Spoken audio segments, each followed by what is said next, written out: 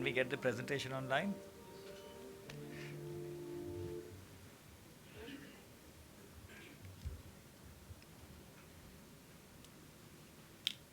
Morning, everybody.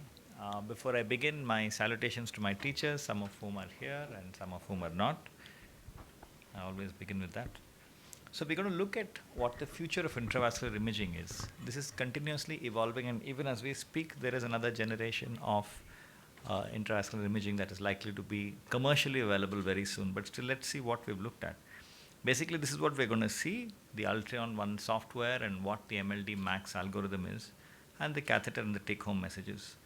Now, whenever anything new comes into um, into the market, basically there are two questions. We have to prove that it's beneficial, and we have to prove that it's easy to use. If it's beneficial and it's easy to use, that is what is going to change the way in which this enters and the way in which it's used and the way in which we adopt this technology. Perceived usefulness, ease of use, these are all management terms, but essentially these are the two questions to be answered. And it has to be beneficial and it has to be easy to use. It also has to be within the resources available. What are the patient outcomes going to be? How the doctor adapts to these, and what is the kind of result that we'll get. So the AI driven automated imaging allows for automated in-depth assessment. Now we know the limitations of coronary angiography and the advantages of IVUS. And we've moved on to the next generation wherein we used imaging and we use AI to categorize a procedure by doing upfront imaging. It tells us more about the morphology. It tells us what we need to do as far as vessel preparation is concerned. It changes what treatment we're going to do in 8%, which is pretty big, almost 1/10 of the cases. It changes the number of stents that we're going to use 1/10 of the time. It changes the stent length, wherein this length is 5 millimeters more than what we had planned on the angiogram. It changes the stent diameter, and this change is only documented when the diameter is more than 0.25 different from what we had planned earlier. It also detects edge dissection, malapposition, and underexpansion. Overall, 88% of the decisions that we make based on angiography alone are likely to be more accurate if we do them with OCT. And this means that nearly every single patient, we are going to change what decisions we make at some stage during the PCI procedure. Now, this is the workflow that we know about. We look for high calcium, and research has shown that the single most important variable that is going to decide the success of our PCI is the presence of significant calcium. That of all the other variables that we have, calcium is the one that maximally impacts. Everything else impacts. Edges have lipid, it's a problem. Our sizing is wrong, it's a problem. But the single biggest regret or the single biggest problem as far as intervention is concerned is the presence and distribution of calcium.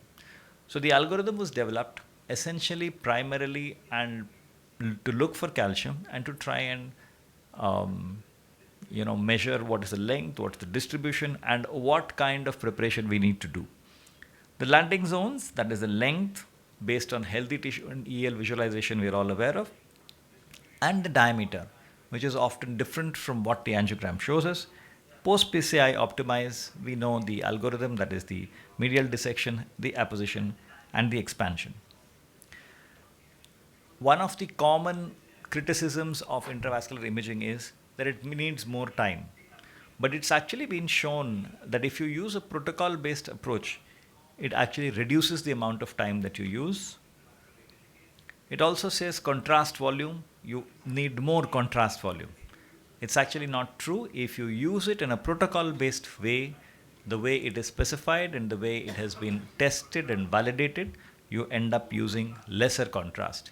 Because you don't need to keep changing the views and see, has it expanded, has it not expanded, do we need to do something else? It's just not required. The rate of additional optimization is also less if one uses upfront imaging, because you know exactly what kind of hardware you need to put in, what size of hardware you need to put in, which part of this particular vessel needs to be prepared better, which part needs to be prepared worse, or which doesn't require preparation at all. So in every way, the need for optimization comes down. Remember, the first imaging generation was when we would do it only for optimization. That means we'd put in the catheter and then see have we done a good job, and that ended up in making us use more balloons, more stents, more procedures. Whereas if you use it up front, everything is lesser. Time is lesser, contrast is lesser, the use of hardware is lesser. And this shows that it reduces the number of balloons used for optimization compared to non-standardized use of OCT. The challenge is to make this part of our daily procedures. Thus, if you prescribe it from the beginning and use it in a protocol base, you reduce your procedural time, you reduce the contrast volume, you reduce the use of additional balloons, additional optimization, and there is an improvement in quality. So, powerful arguments for using it. This is what the Ultreon software is all about. This shows that this algorithm, which has been validated, can easily be applied along with the Ultreon. That means it kind of tells you what the morphology is, it tells you the sizing, it tells you where you need to deploy from. You can just review it. So the calcium is basically detected, and this is the basic algorithm Ultreon, wherein it's detected in orange. Around the cross-sectional view, it shows in the current frame, and the arc is calculated from the central lumen, and the arc is displayed, and the calcium angle is at or above 60 degrees of the circumferential calcium. The maximum thickness of calcium in the current frame is shown by the white triangle that you see. The total angle of calcium is highlighted when the value exceeds user-defined calcium threshold. This is up to you. You can define what your user, you want it to 250, 500, 750, 1000, whatever. You can define that algorithm. And the lumen profile highlights the frames with a total calcium angle that exceeds whatever user-defined threshold, 30 degrees, 45 degrees, 60 degrees, 90 degrees. You can define it, right? And the co-registration allows you to see exactly where the calcium is. This is what it looks like. And you can see for every frame is going to show you the angle and the thickness that you've defined. And you can decide what color you want to use. You can decide how it's going to look like. It will tell you exactly where to prepare how much. You have the toggle with which you can push and pull inside the artery. It will show you this is where it's maximum, this is where it's minimum. This is the kind of balloon you need to use. You know the size, you know the length, you know what type of balloon. You need to use a cutting balloon, or you want to use some calcium modification technique. Everything is very clearly shown. The morphology assessment, where you have no calcium, low calcium, or high calcium, and you can see on the outside the calcium arc is shown outside the vessel wall. The orange that you see, it shows you 210 on the right extreme image. In the middle image, it shows a 60-degree angle with a maximum thickness of 350 microns. So this tells you the thickness and the distribution automatically. Stent length assessment is also done automatically. It automatically measures the lumen and the EL diameters. It scans for the largest luminal area, and if possible, selects the region with intact EL on its own. That means it decides, all right, this is a normal, this is normal, this is the length that we need, this is the diameter here, this is the diameter here. It will automatically make suggestions for you. It will adjust your stent length according to the selected landing zone, and then display it on the luminogram as you see in the bottom half of the frame. So this is what it looks like. It's going to measure it, and it's going to tell you. I'll just allow the video to play for a bit. So we'll go forward because it's a long video. And there is an automatic apposition and expansion detection. And we know what we do. If you have a malapposition, you dilate with a semi-compliant balloon to get good apposition. And for under expansion, you dilate with a non-compliant balloon. And you can see the color coding that is displayed in the bottom half of the screen that shows you where there is under expansion and where there is malapposition. You can see the malapposition in the proximal half of the stent and the under expansion in the distal half of the stent. You just have to optimize it with whatever balloon that you choose, whatever strategy that you choose, and go ahead. This is what the expansion detection, as we showed in the previous slide. This shows you where you need to expand and where you need to optimize. What is about the future? The future, this is something that we are working on in our labs as well. The vessels are interrogated both anatomically as well as physiologically. And at the end, we are likely to get a figure of significant physiology at the end. So this tells you that there is no significant pressure drop. There's no change in flow. We're using pressure as a surrogate for flow. no change in flow at the end of the procedure, which means you can stop. Thus, this software offers a customizable physician profile. You can automatically press the trigger. You can get a 75 millimeter pullback. The calcium threshold for this particular run is set at 180 degrees. The expansion is calculated to a tapered expansion. The threshold is 90%. The application threshold is 0.3.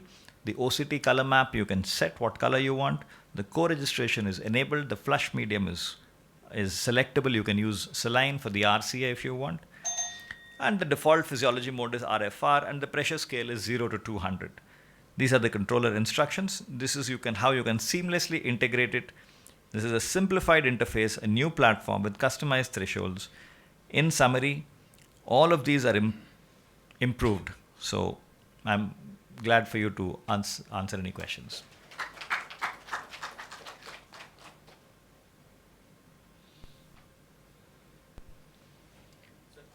Yeah. How well validated these AI algorithms are? Like, how have they validated that whatever calcium detection or angle that the machine or software is giving us, whether it is correct? How did they validate this? So that's a great question. The reason why only calcium has been chosen in this AI is that when all the runs are subjected to multiple readings and you check what the AI shows, the one thing which is most reproducible is calcium detection. The reason why the Ultreon is based on calcium is these two things. Number one, it's calcium that causes problems most of the time. And number two, this is most reliably detected by Ultreon. Like everything else, like an echo window, if you don't have a good window, you don't get a good echo. So you need a decent run to see. But validation as far as calcium detection is concerned is excellent with the Ultreon software. The sizes and lengths, sometimes as interventionists, you have to modify what you get. And with experience, you will learn.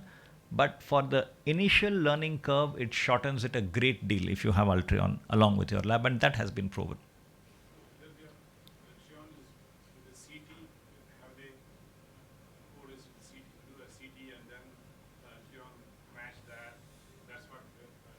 So it's the other way around actually. CT has not been validated for measuring the size.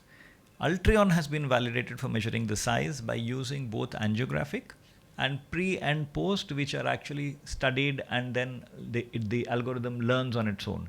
So there is no comparison with anything else. You can't compare it with CT because CT is not validated. We don't know whether the CT measures the size correctly. We do know that angiogram and good imaging are what the sizes are, the gold standard, and it is measured against itself. I mean, that is the software.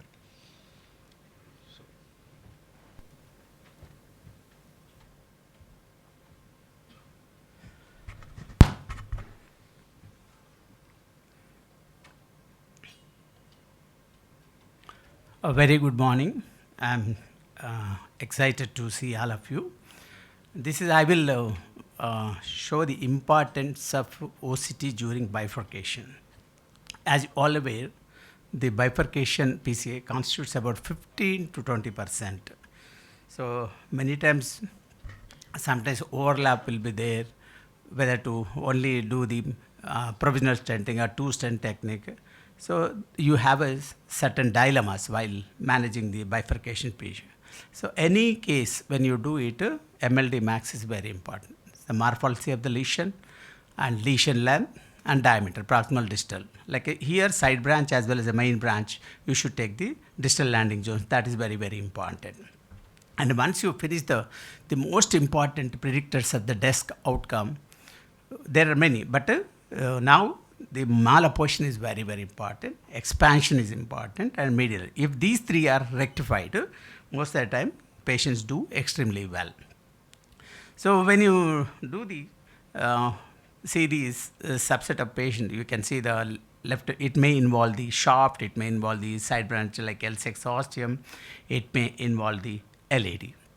So the plaque extension you assess, is it extending from the main vessel to the main branch or main vessel to side branch? Whether you want to go with the provisional or that one, you have to decide. So once you do it, this you can see the a maloportion significant in left main, and you have a huge dissection. Sometimes angiogram will not show all these things. Huge dissection, we did the the V stenting followed by the huge dissection in the left main. You can see the OCT is catheter is going through the side of the stent struts. That can lead to LSD. And you can see here LED stent was done. There is a IMH extending to the distal left main. So OCT throws, sometimes it may you may see on angiogram as a ambiguous lesion. It may be thrombus, it may be spasm. You can't distinguish unless you do the imaging. So here I will show one provisional. You can see here the block is extending from the left main to LAD, and LCX is absolutely fine. So always assess MLD assessment, whether you want to go with the provisional or you want to go to two stent technique. So you can see the longitudinal axis, distal diameter, proximal diameter, and lesion length. So after that, once you implant the stent, before implanting you can see the bifurcation, carina tip angle and bifurcation angle, and you can also measure the distance between the bifurcation point to the carina tip. These are all important factors. If more than, so based upon that, if the bifurcation to CT length, that is if it is less than 1.7, side branch closure is more likely. So again CT angle less than 51, side branch closure is more likely. If the flow divider, this opposite side, if the calcium is more, again closure is. So you can measure all this based upon the OCT. We don't have any features, we didn't have any features of the side branch closure predictors. So then we did the block modification with the cutting balloon. You can see how the block is modified, and subsequently provisional stent was done. So provisional stent, after that we did the part with 4 mm. You see the significant malposition of the LED. Despite using the 4, the vessel is too big. Sometimes you may underestimate. So after that we used 4.5 NC to rectify it. So again, one of the important point is whether are you crossing proximal strut or distal strut. When you do the provisional stent, you should cross the distal struts. See here it's crossed to the proximal strut. If you are doing the DK crash, you can go with the proximal strut. Provisional, you go with the distal strut. So that is the importance of the imaging. And you scroll the images where you can assess on OCT, are you going to the proximal strut or distal strut. That is a very important point. You can also use OCT for balloon sizing. You can use the part balloon, watt length, diameter, and at the same time the part, SAT, and dot. So distal optimization, side branch optimization, you can measure. Here you see the entire left main, you can see very, very clearly. Of course, this is not possible in all cases, but you can decide on the table. So once implanted stent, you can see the expansion now nicely. If max criteria are fulfilled, you can finish the procedure. Opposed well, expanded well, and there is no medial edge dissection. So this is a case where you see the angio, there are overlap, early diagonal, L6, just you can't see exactly the origin of the diagonal. So when you have that ambiguous lesions, there you can see very clearly LAD, L6, it's almost like a trifurcation. See the longitudinal axis, if you see D1 is there, LCX, and when you are doing the crushing technique, what length also it decides. Also, never oversize. If you oversize the balloon, perforation, dissection, undersize, under expansion. So always precise sizing is very, very important. So we thought of doing the DK crush and this crushing of the stent. Once you do the crushing, OCT shows to what length of the crush segment you can see very clearly. You can see the crush is adequate or not also, you can see very clearly. Here we have measured the crush length. This is about 3 mm. It's not encroached onto L6. That is also important. Suppose if you are encroaching onto the L6, re-stenosis rate is more. So you can precisely measure the length on the OCT, and based upon that what length you want to do. This is the final casing, and this is the once you finish, then you can see is it stent is optimized or not. That is, expansion is there, apposition is there. There should not be any significant medial lesion. That means the patient is going to have a good result. So this is the final result. You can see nicely expanded areas. You can see the expansion distal is 6.4 and proximally 9.4. After that, you can see the side branch ostia is clear of stent starts or not. If there is minimal kissing is required or not, based upon that you can decide. And this is a case where we did the left main to LAD. You can see very clear, once stented, the intramural hematoma extending to the L6 ostium. So angiographically, it looks like a lesion, but is it spasm or is it because thrombus or flock shaped? You can't distinguish unless you do the OCT. It clearly shows. And this is a case where the patient underwent, we did 2 years prior to the index procedure, T-stenting, classical angina, treadmill positive. 2 years later, it was totally occluded. So we thought of doing the OCT guided DEB for this patient, DEB kissing. This we did about nearly 7 years back. That time only we used DEB for side branch. You can see the side branch, one stent is there. In between there is a gap. Distally one more stent. So unstented portion between stents. So what we did, this initially we did kissing, open, and middle portion was stented, and the distal portion was DEB was done, and proximal L6 as well as the LAD was kissed with a DEB. But despite that, you can see the ostial L6 is 2.49 without scoring. So, but angiographically it's not showing that much. But when we did the 2.4, very likely patient is going to have a restenosis rate. Then subsequently we did scoring, we got the 5 square mm. In the bottom you can see very clearly L6 ostium opened very well.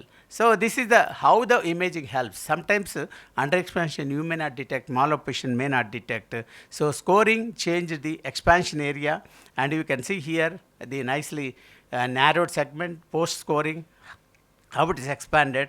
Almost nearly 6 years, absolutely patient is asymptomatic. That means one of the most important determinant is under expansion. This is a left main where we did the V-stenting. Angiogram is, you see bottom, absolutely looking fine. But when we did the OCT, very horrible dissection. If you leave them, patient can suddenly collapse. That's the reason the importance of imaging in reducing the MACE rate. That is very important. This is the case where we did LAD stenting. You can see the LSD because it's extended proximally, and the stent, the OCT went through the side of the stent and caused the LSD. LSD has with a significant MACE rate. If you see the OCT, over-covered stent starts at the proximal. In the absence of overlapping, if you have that picture, always suspect the LSD. LSD is very, very high, with a very high MACE rate, and don't underestimate, but use confirm, particularly when you do the ostial stent of the right coronary, LMCR, LAD, when branching OSTR you are doing. So the under expansion is most of the time is underestimated, almost seen in 34% of patients with LM bifurcations. So under expansion of two stent technique more often as with that's the reason adequate kissing, adequate pot, all these side pot side, all these things are very, very important. So as of now I have done almost 150 left main OCTs. Actually these are we did about 200 left main OCTs, but the only thing is these patients are with 2 runs, with good runs without any artifacts. So we are publishing a study, we are analyzing the data. So almost 150, though we have done 200, but in 200 patients, some are with 1 run, some patients are with artifacts. So we exclude all those patients. So about Medina 0017, 01027, 011119, and 10111 and 1110. You see the 111 complex PCA involving the main branch, main vessel, side branch, almost 36. So total number of provisional cases 79, and 2 stents were implanted in 36. DK crush was 19, and Colate 1, mini crush 7, T-tap. Almost now we forgot all of the text, only DK crush. Last almost I did last 90 cases are only DK crush. Only few cases like a 5% are T-stent or Colate like that, but majority we insist for DK crush based upon the recent data. So this is a simple diagram where it shows when you see the OCT, always assess the distribution of the plaque. Is it a lipid or is it calcium or a fibrous plaque? What is the severity of the calcium induction? If angiographic haziness is a thrombus or dissection or these things should be distinguished and assess the luminal areas along the entire the bifurcation like LMCA, LAD distal landing zone, LCX distal landing zone, and this is very important. Plaque burden you assess, and is it focal or diffuse lesion? So this is a simple diagram where it is very useful. And final to conclude, it's a very because of the high resolution images, relatively easy learning. So you can compare to IVS, though now HD IVS have a wonderful images. OCT definitely like a Eastman color picture, and better bifurcation assessment. You can assess CT angle, bifurcation BP to CT tip length, CT tip. These are all very important. Plaque burden bifurcation, calcium plaque opposite the flow divider, whether link-free struts across the side branch ostia, whether wire is abluminal or true lumen, that also you can detect. You can assess the crush and better and fast assessment of MLD max with angiocore registration, and better assessment of LSD, better assessment of stent fracture and integrated stent. Compared to IVAS, OCT can show stent fracture, particularly 3D OCT, more clearly, better assessment of calcium. So to conclude, I'm very happy to say that we are releasing my OCT book in NIC. Almost 200 books will be released on NIC, and July end we are going to release about 1,500 to 2,000 patients. This is about 200 patients data, including latest scientific review entire in one portal where you have A to Z about the OCT during intravascular, during PCA. Thank you one and all for paying the attention.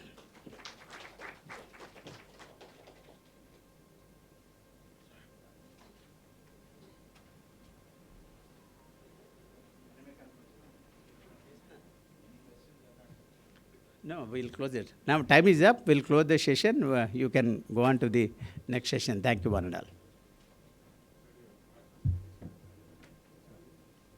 After those wonderful talks, we'll go to the CD session now.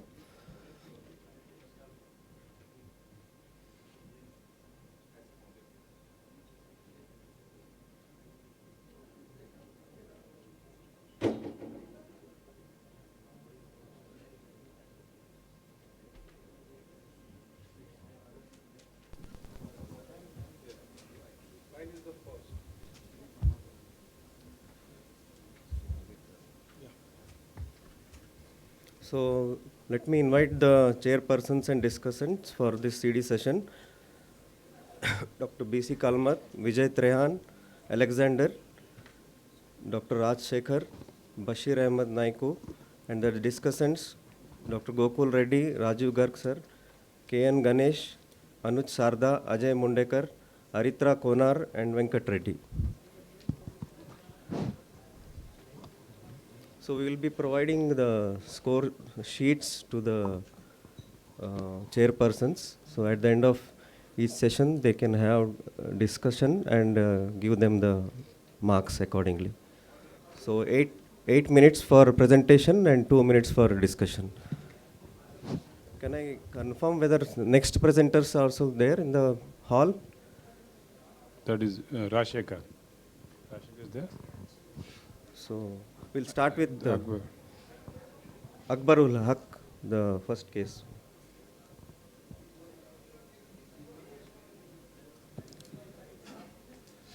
Good morning, chairpersons, friends and colleagues. Today I am going to present a case of opening a CTO in an octogenarian with mild aortic stenosis. The patient was an 82-year-old male who came with chest pain, perspiration, and dyspnea at rest. Basically, he was in pulmonary edema. Overnight, he was treated for the same. Morning echo done revealed mild aortic stenosis with an ejection fraction of 45%. LAD territory was hypokinetic. Creatinine and TROPS were normal. So in view of the history and findings, we proceeded with an angiogram. The angiogram revealed 100% occluded LAD with tram track calcification. The JCTO score was 2, one for the length and other for calcium. There was a small discrete lesion in the ramus, 80%, and circ showed a tubular 90% lesion. The osteum RCA was calcified and the PDA showed a calcified 90% discrete lesion. In view of failure and LAD presenting, I thought of total revascularization and CTO approach to LAD followed by stage PTCA to the other vessels. My initial strategy was antegrade wiring technique. So I proceeded initially with a 7 French guide, but it was difficult to cannulate the guide and the guide was too unstable. So I decided to take a long sheath. Long sheath was unavailable in the lab. So I took a IVC filter 8 French sheath, and through that I cannulated with an EBU 3.5 and kept a wire in the ramus for support.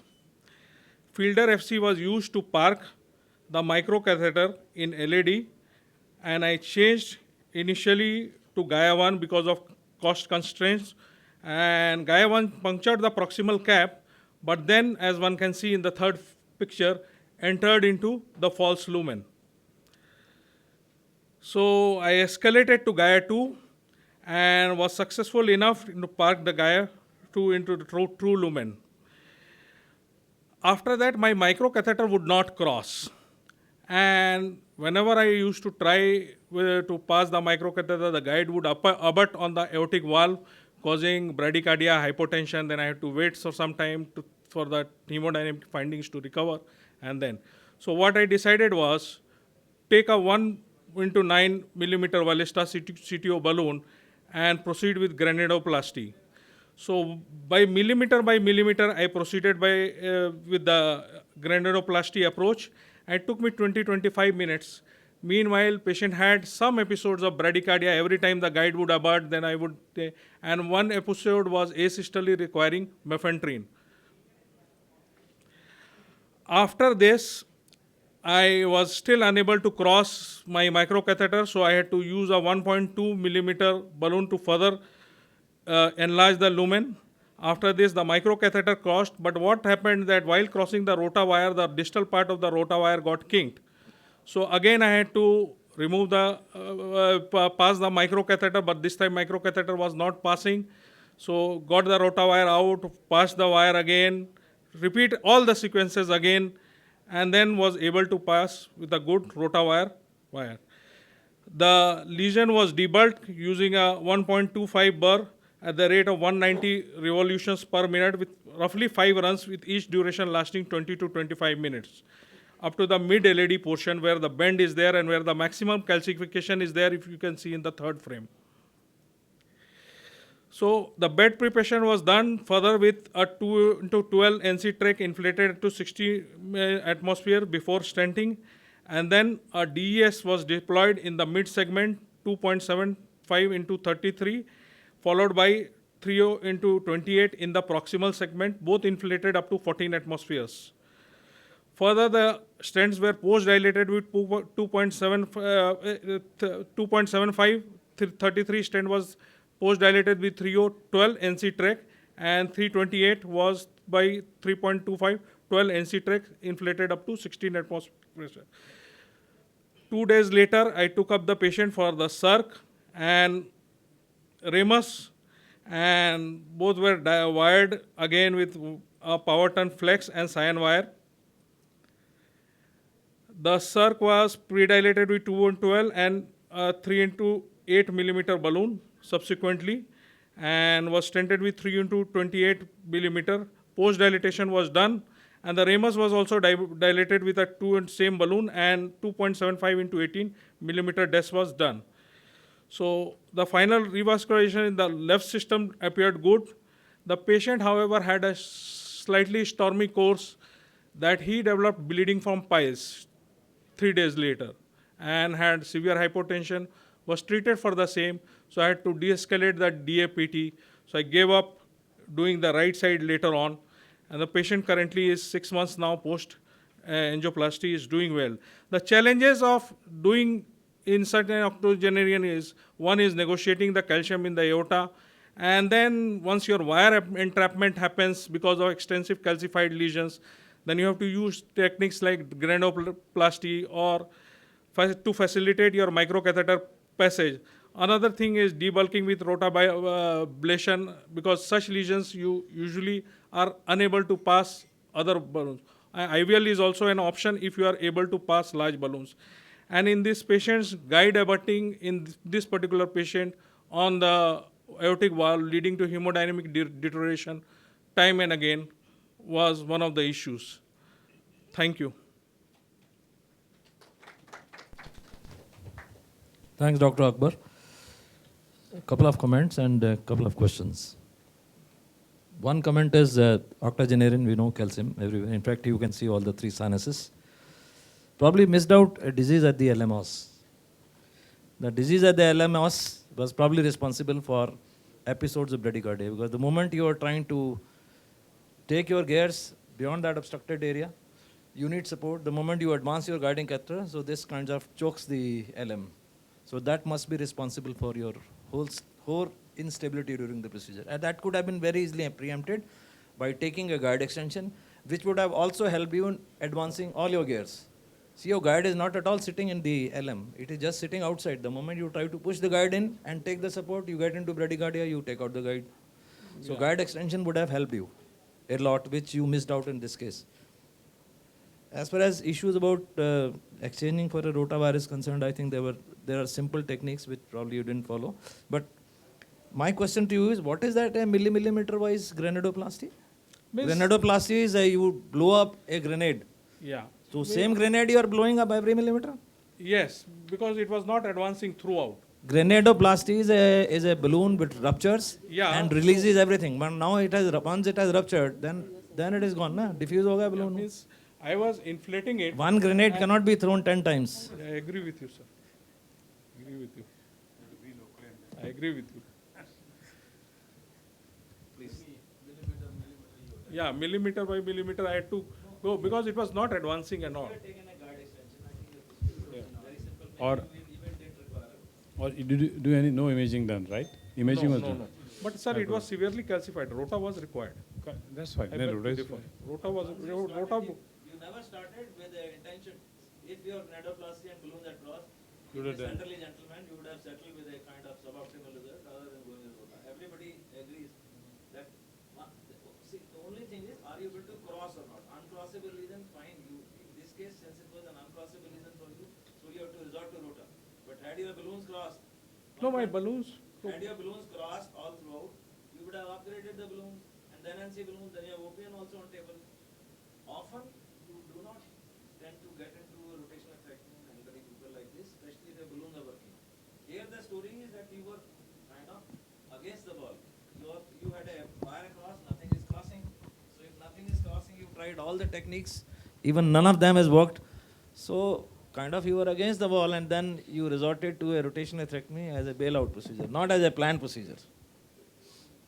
Initially, we are seeing the tram track calcification and the difficulty in advancing the balloon. Difficulty in advancing, that's what I'm saying. Yeah. There it comes as a bailout. 25 seconds of budding with a 1.2. No, I think that was probably not well said. He also said he ablated for 25 minutes. That was a... No, he said minutes, but then let's not catch those words. And those 20-25 seconds, I think, was a kind of some clerical error. 4-5 runs. So, but at the same time, from old school of thought, these small bursts in distal locations, not at that high speed.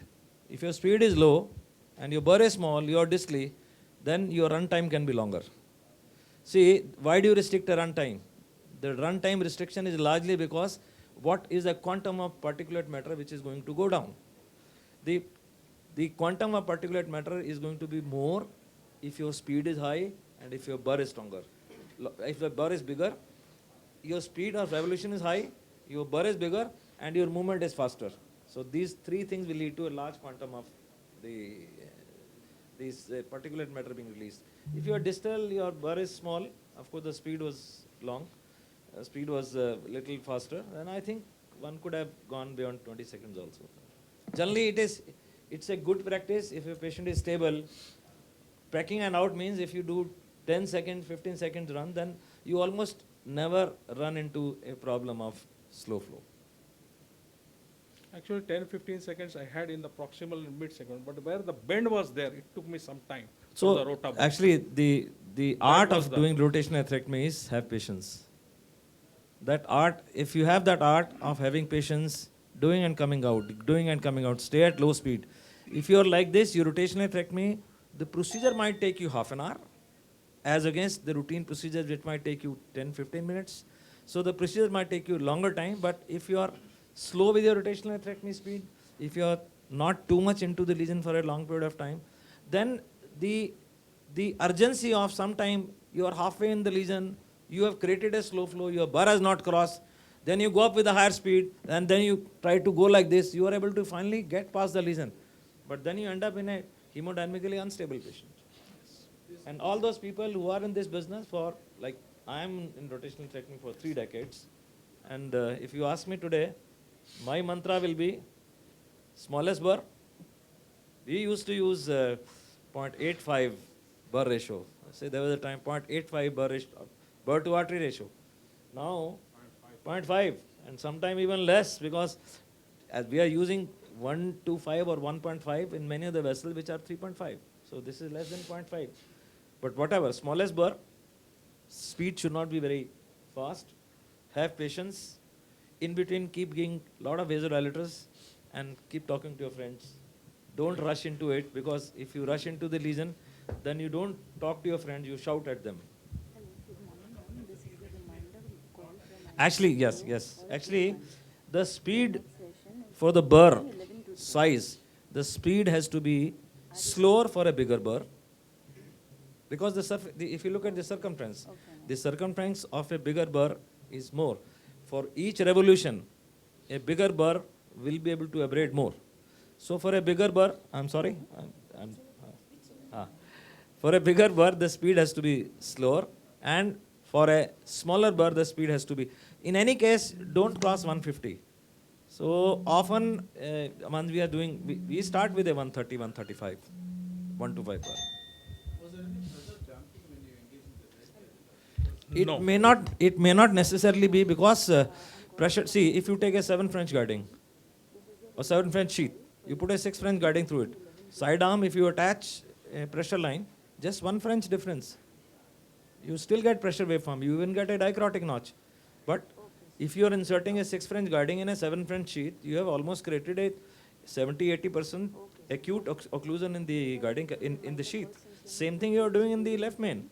If your guiding catheter is 7 French and your os is a little above 7 French, it's, let's say the os is kind of 8 or 9 French, so you might still keep getting reasonable pressure.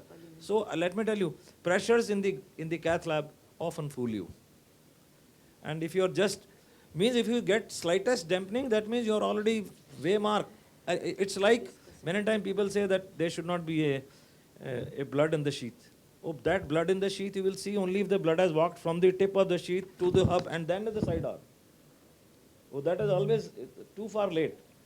That often once you withdraw anything out of a sheath, the blood will come at the tip. And this is a common source of thrombi being short into the circulation. So same thing here. Don't get fooled by the pressures. In fact, like the other day I was saying that you can have a whole long length of a guiding catheter filled with a long thrombus, and you are happy because the pressure is okay. And then after some time, initially the shots were weaker, so the thrombus were only in the guide itself. Now you want to take a good shot, you take a good shot, or you just wash the catheter with saline, and then you choke the circulation and you pay the price.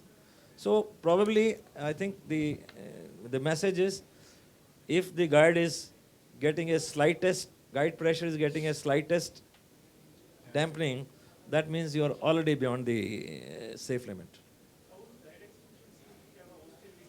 No, the guide extension will be smaller. Na? So rather than a guide choking, see, it's like 7 French sheath and a 5 French guiding. So you have more space. One. Second thing is, guide extension is more effective because you are able to go, in this case, you could have gone close to the lesion. And I'm sure such cases, if you take guide extension, then your balloons work. No. See, again, the art of doing angioplasty is not just staying like this. You're taking a balloon, take your guide extension with the balloon and try to do it. If it has gone in, pull out the guide extension, inflate the. Don't keep the guide extension in when the balloon has gone in.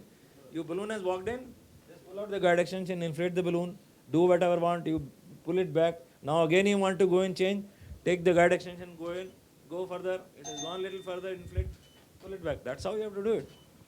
Like this is what we do with the guidings also. Sir, one thing I want to ask, that suppose your balloon was having difficulty, you would have gone with a guide extension. Now your balloon is crossing, making some headway. Would you have pulled the guide extension up to the tip of balloon again and then inflated again? Yeah. And That gone out is- till dissecting it? Yeah, that is what. Yeah. Other one small thing, Dr. is what they forget is that when you are doing a mid lesion rota, the wire support has to be very deep. Otherwise, Deep, I think there was no issue. Then you could have taken a support by throwing an anchor into the LED interceptor or the other branches.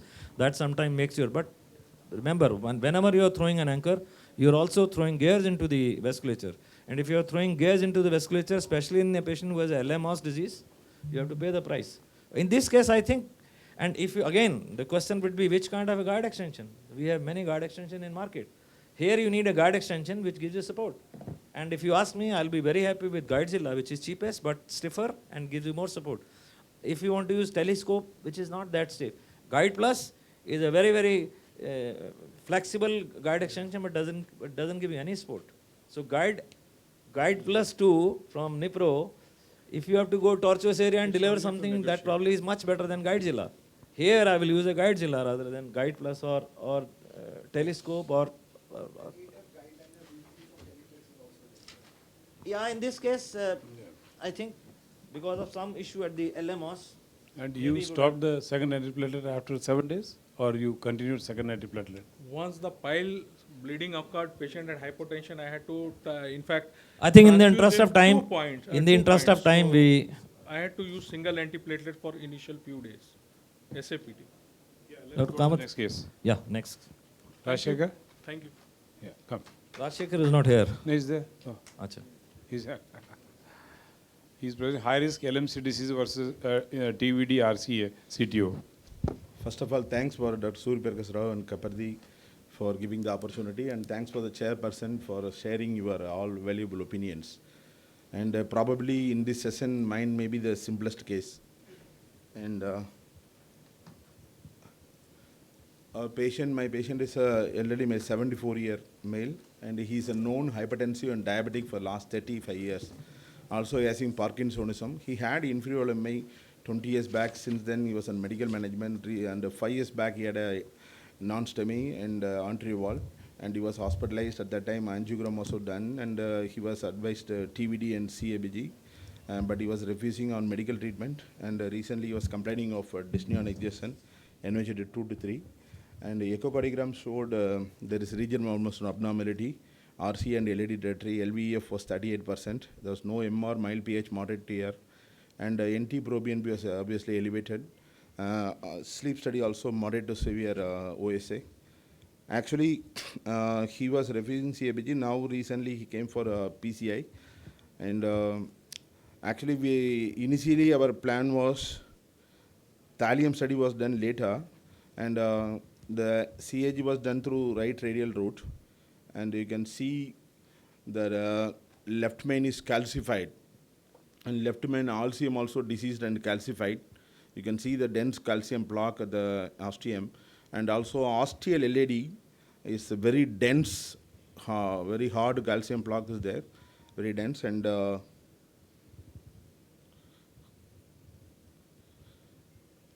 LAD is diseased up to mid to distal LAD. And also, the RAM is also ostial to proximal disease 90%. Circumflex actually literally borderline mild disease only.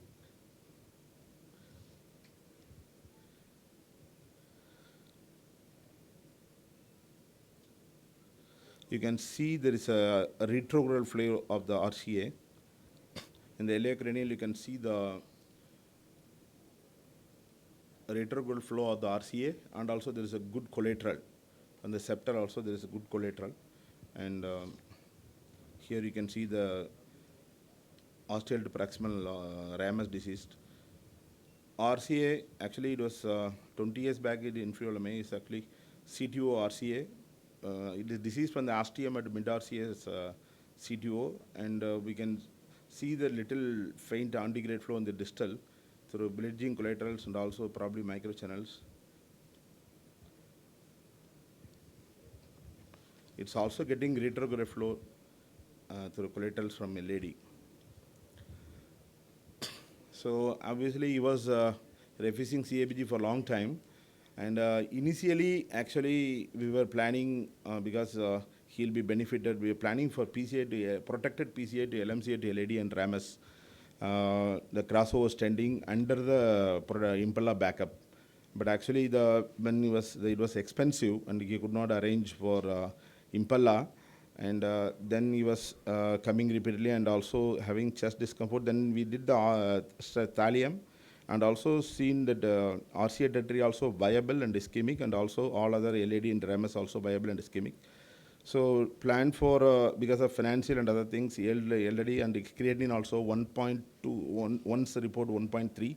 So we plan to do staged PCI and plan to open up because actually doing a left main intervention in a patient with a right coronary total cutoff CTO is a little outcome maybe poor. So first try to open the CTO RCA, and patient actually in the previous angiogram he had mild hematoma in the other hospital. So he wanted only radial route. Initially I thought I was dual injection only, but he wanted only radial route. Okay, actually in this patient I want to tell another thing is he was a father of some director sales in a software company, and he was about to go to London on that day, and he was telling no complications and all this pressure was there. So actually, although we can, so in this patient I wanted to avoid all the complications rather than the success rate I told only 60%.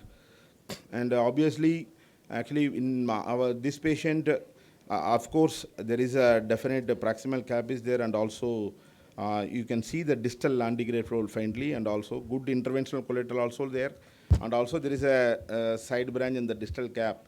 But even then, it's both a good case for retrograde and antegrade. But anyhow, I wanted to do antegrade first, and JR right guiding catheter, and actually we kept all the CTO wires, Miracle, CrossFit series, everything ready. But first I tried, I thought there will be some micro channel, and let us using the fine cross catheter, and also first let us go into the side branch, so that I wanted to avoid all the complications. So it went into the side branch, acute marginal branch. And the thing is, actually With always 60% bidding, I think you had already de-stressed yourself. Once you say 60% success, then there hardly any stress on you. Today, Indian team is under stress because they have to fight Pakistan, who America se India ki team ko stress hai. I am very transparent and frank in telling. I told only 60% because I just wanted to So with avoid 60% complications. bidding, I think no stress, no stress. Because I just don't want to do all the things and invade complications in this patient particularly. So actually, after going to the branch, and then I am the true lumen. Then with the microcatheter, I carefully negotiated into the PS distal cap and distal RCA, and it is gone. And after that, I exchanged as per the protocol to run through floppy wire. After that, the thing is done already. And after that, actually, I have to dilate the entire vessel. It's calcified vessel. I used 1 millimeter sequential dilatation thermo balloon, and then 1.5 into 12 millimeter. I used then 2 into 10 Wolverine cutting balloon, and then 2.5 15 Maverick balloon, and 2.75 10 again Wolverine cutting balloon. It was actually I wanted to use IOS, but at that time finance was ready, but we could not get we waited for the IOS, but could not arrange IOS. Anyhow, IOS would have been better, and but I could see the calcification and use the cutting balloon. And distally, I used 2.75. But I think you are inviting a trouble because no complication. Look at your wire in the first. Wire tip. Yeah, this is. This is showing the distal. only thing which can go wrong in such cases. You would be Yeah, able this- to cross easily, but your distal wire tip can create complications. This is Not in a very safe position. a run through floppy. Whichever. Floppy was also.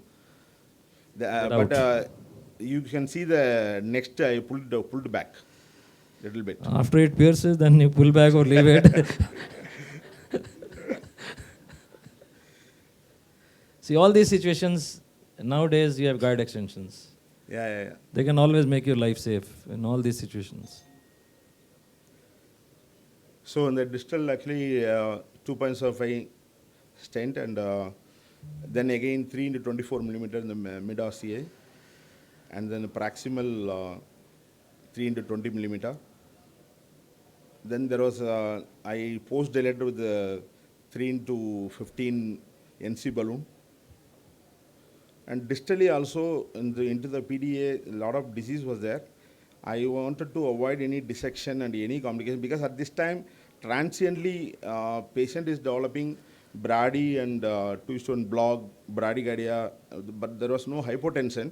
Every time I was disengaged the catheter also, and I gave NTG. And so I wanted to avoid complications. Anyhow, the distally I dilated with the 1.5 millimeter balloon.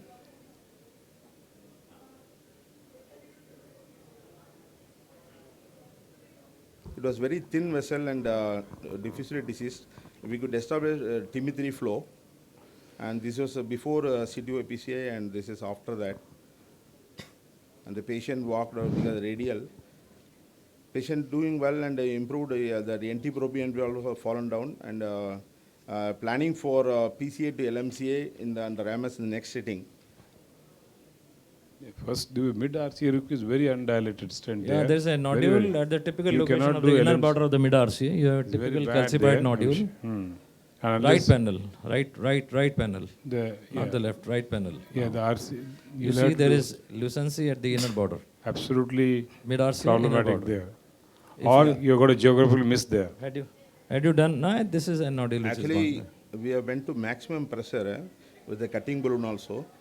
And gone. Cutting balloon will not do anything here. You either use OPN or use Or IVL. It's IVL there. I mean, before you do left main, even the please distal part interrogate also the disease, RCA. we plan to do a check angio in the next time.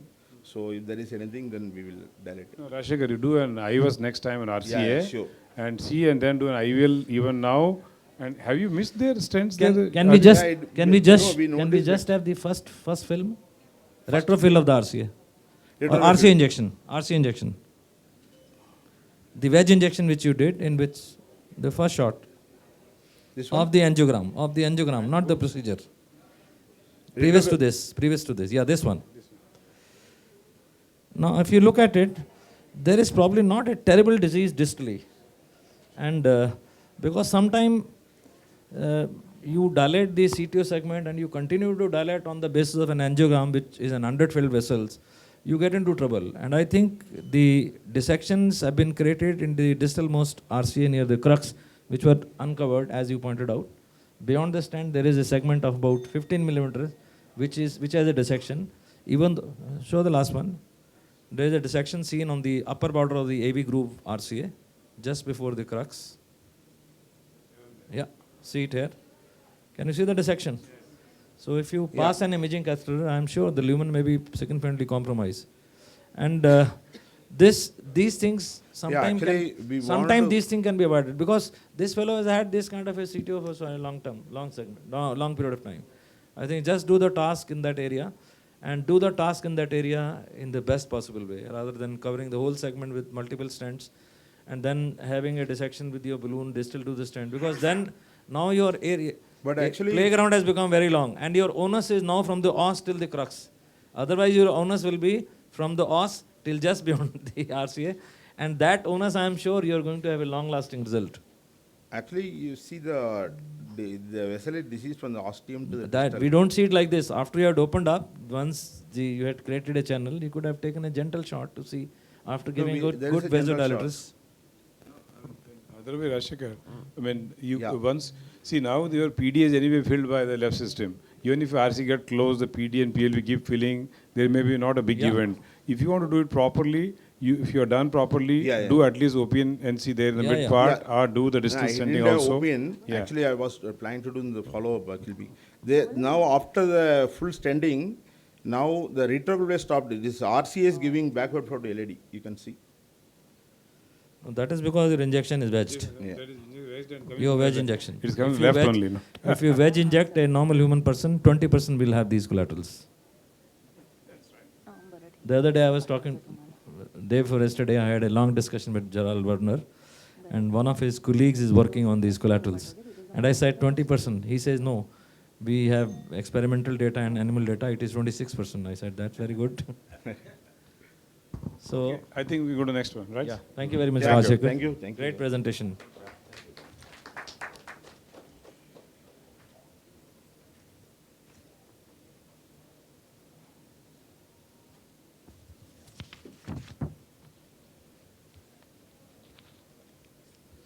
Next presenter? Yeah. Pankaj? Good morning, all of you, chairperson and my colleagues. So I'll be presenting one case where, though looks like simple, but there were two problems. One is there is a long CTO of circumflex and osteal LMCA. So he's a 56-year-old male, and he had progressive breathlessness on exertion for last 8 months. Echo shows mild LV dysfunction and regional wall motion abnormality. He never had any acute coronary syndrome in the past, and he is diabetic and hypertensive. There is a mildly elevated NT-proBNP and started on optimal medical therapy. So in view of LV dysfunction and symptoms, we thought of doing angiography to rule out coronary artery disease.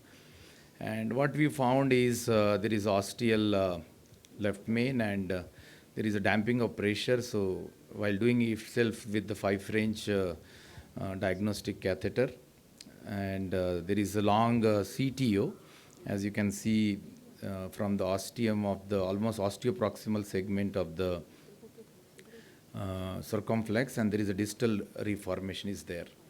So the challenge is doing a PCI, either first CTO or the first of osteal LMCA.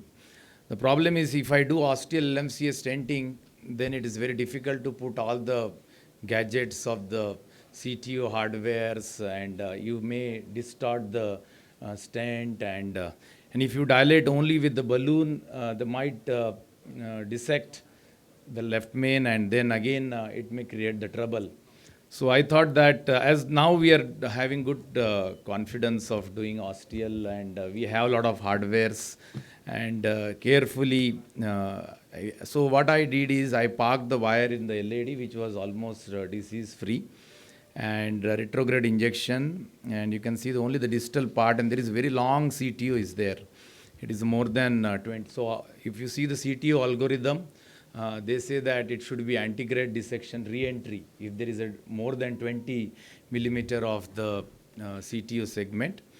And so I kept the catheter in the ostium, little in the sinus, and so that if I give pressure on the wire, the guide can ricochet, and there is no damping of the pressure. So my plan was to open the CTO first. So this is a long CTO and osteal to the distal segment of LCX, and so I used Corsair. So that Corsair is little, rather than using some kind of fine cross or microcatheters like Caravelle and all, but the Corsair has good, it is a braided catheter. So it works like a mini guide extension catheter sometimes, and even if your guide is little outside, if you park well your Corsair inside, you can have exchanges of wire very well. And then gradually I upgraded my wires. It was going straight, creating a lot of resistances. So I escalated and de-escalated my wires to Gaia 2 next, 3, then cyan black, and then ultimately I could cross my Corsair down, and you can see in the true lumen. So every time it was going, it is like a straight road. and I was wondering how it is entering, and it was creating only the difficulties were some kind of resistance, but it never deviated actually. It never went into any other pathways and into the false track or something like that. So gradually, with the wire escalation and de-escalation, such a long route of from osteoproximal to the distal segment, I was just changing wires and gradually going with the slowly with, and I could torque my Corsair very well, and then the things became very easy. I changed it to the routine workhorse wire, and then pre-dilated and put the long stent from osteoproximal to the distal segment, and to my surprise, there are no other obtuse marginals are there. And so then I did an OCT to see whether any osteal LMCA requires any stent. So you can see the whole of the LMCA was almost normal without any much atherosclerotic disease except for the narrowing at the ostium, and it was causing the damping of pressure. So already there are 2 wires are there. So I just went with 4.5. It was showing the left main and ostial, just precise placement of the stent, which we do on, and then post dilatation, and then final result. So take home intervention of 2 complex lesion subset, CTO and osteal LMC is always challenging. And few years back, these kind of cases were subjected for surgical revascularization. But with the advent of new hardwares, imaging and proper planning, this could be helpful to revascularize this patient percutaneously without any problem. Thank you.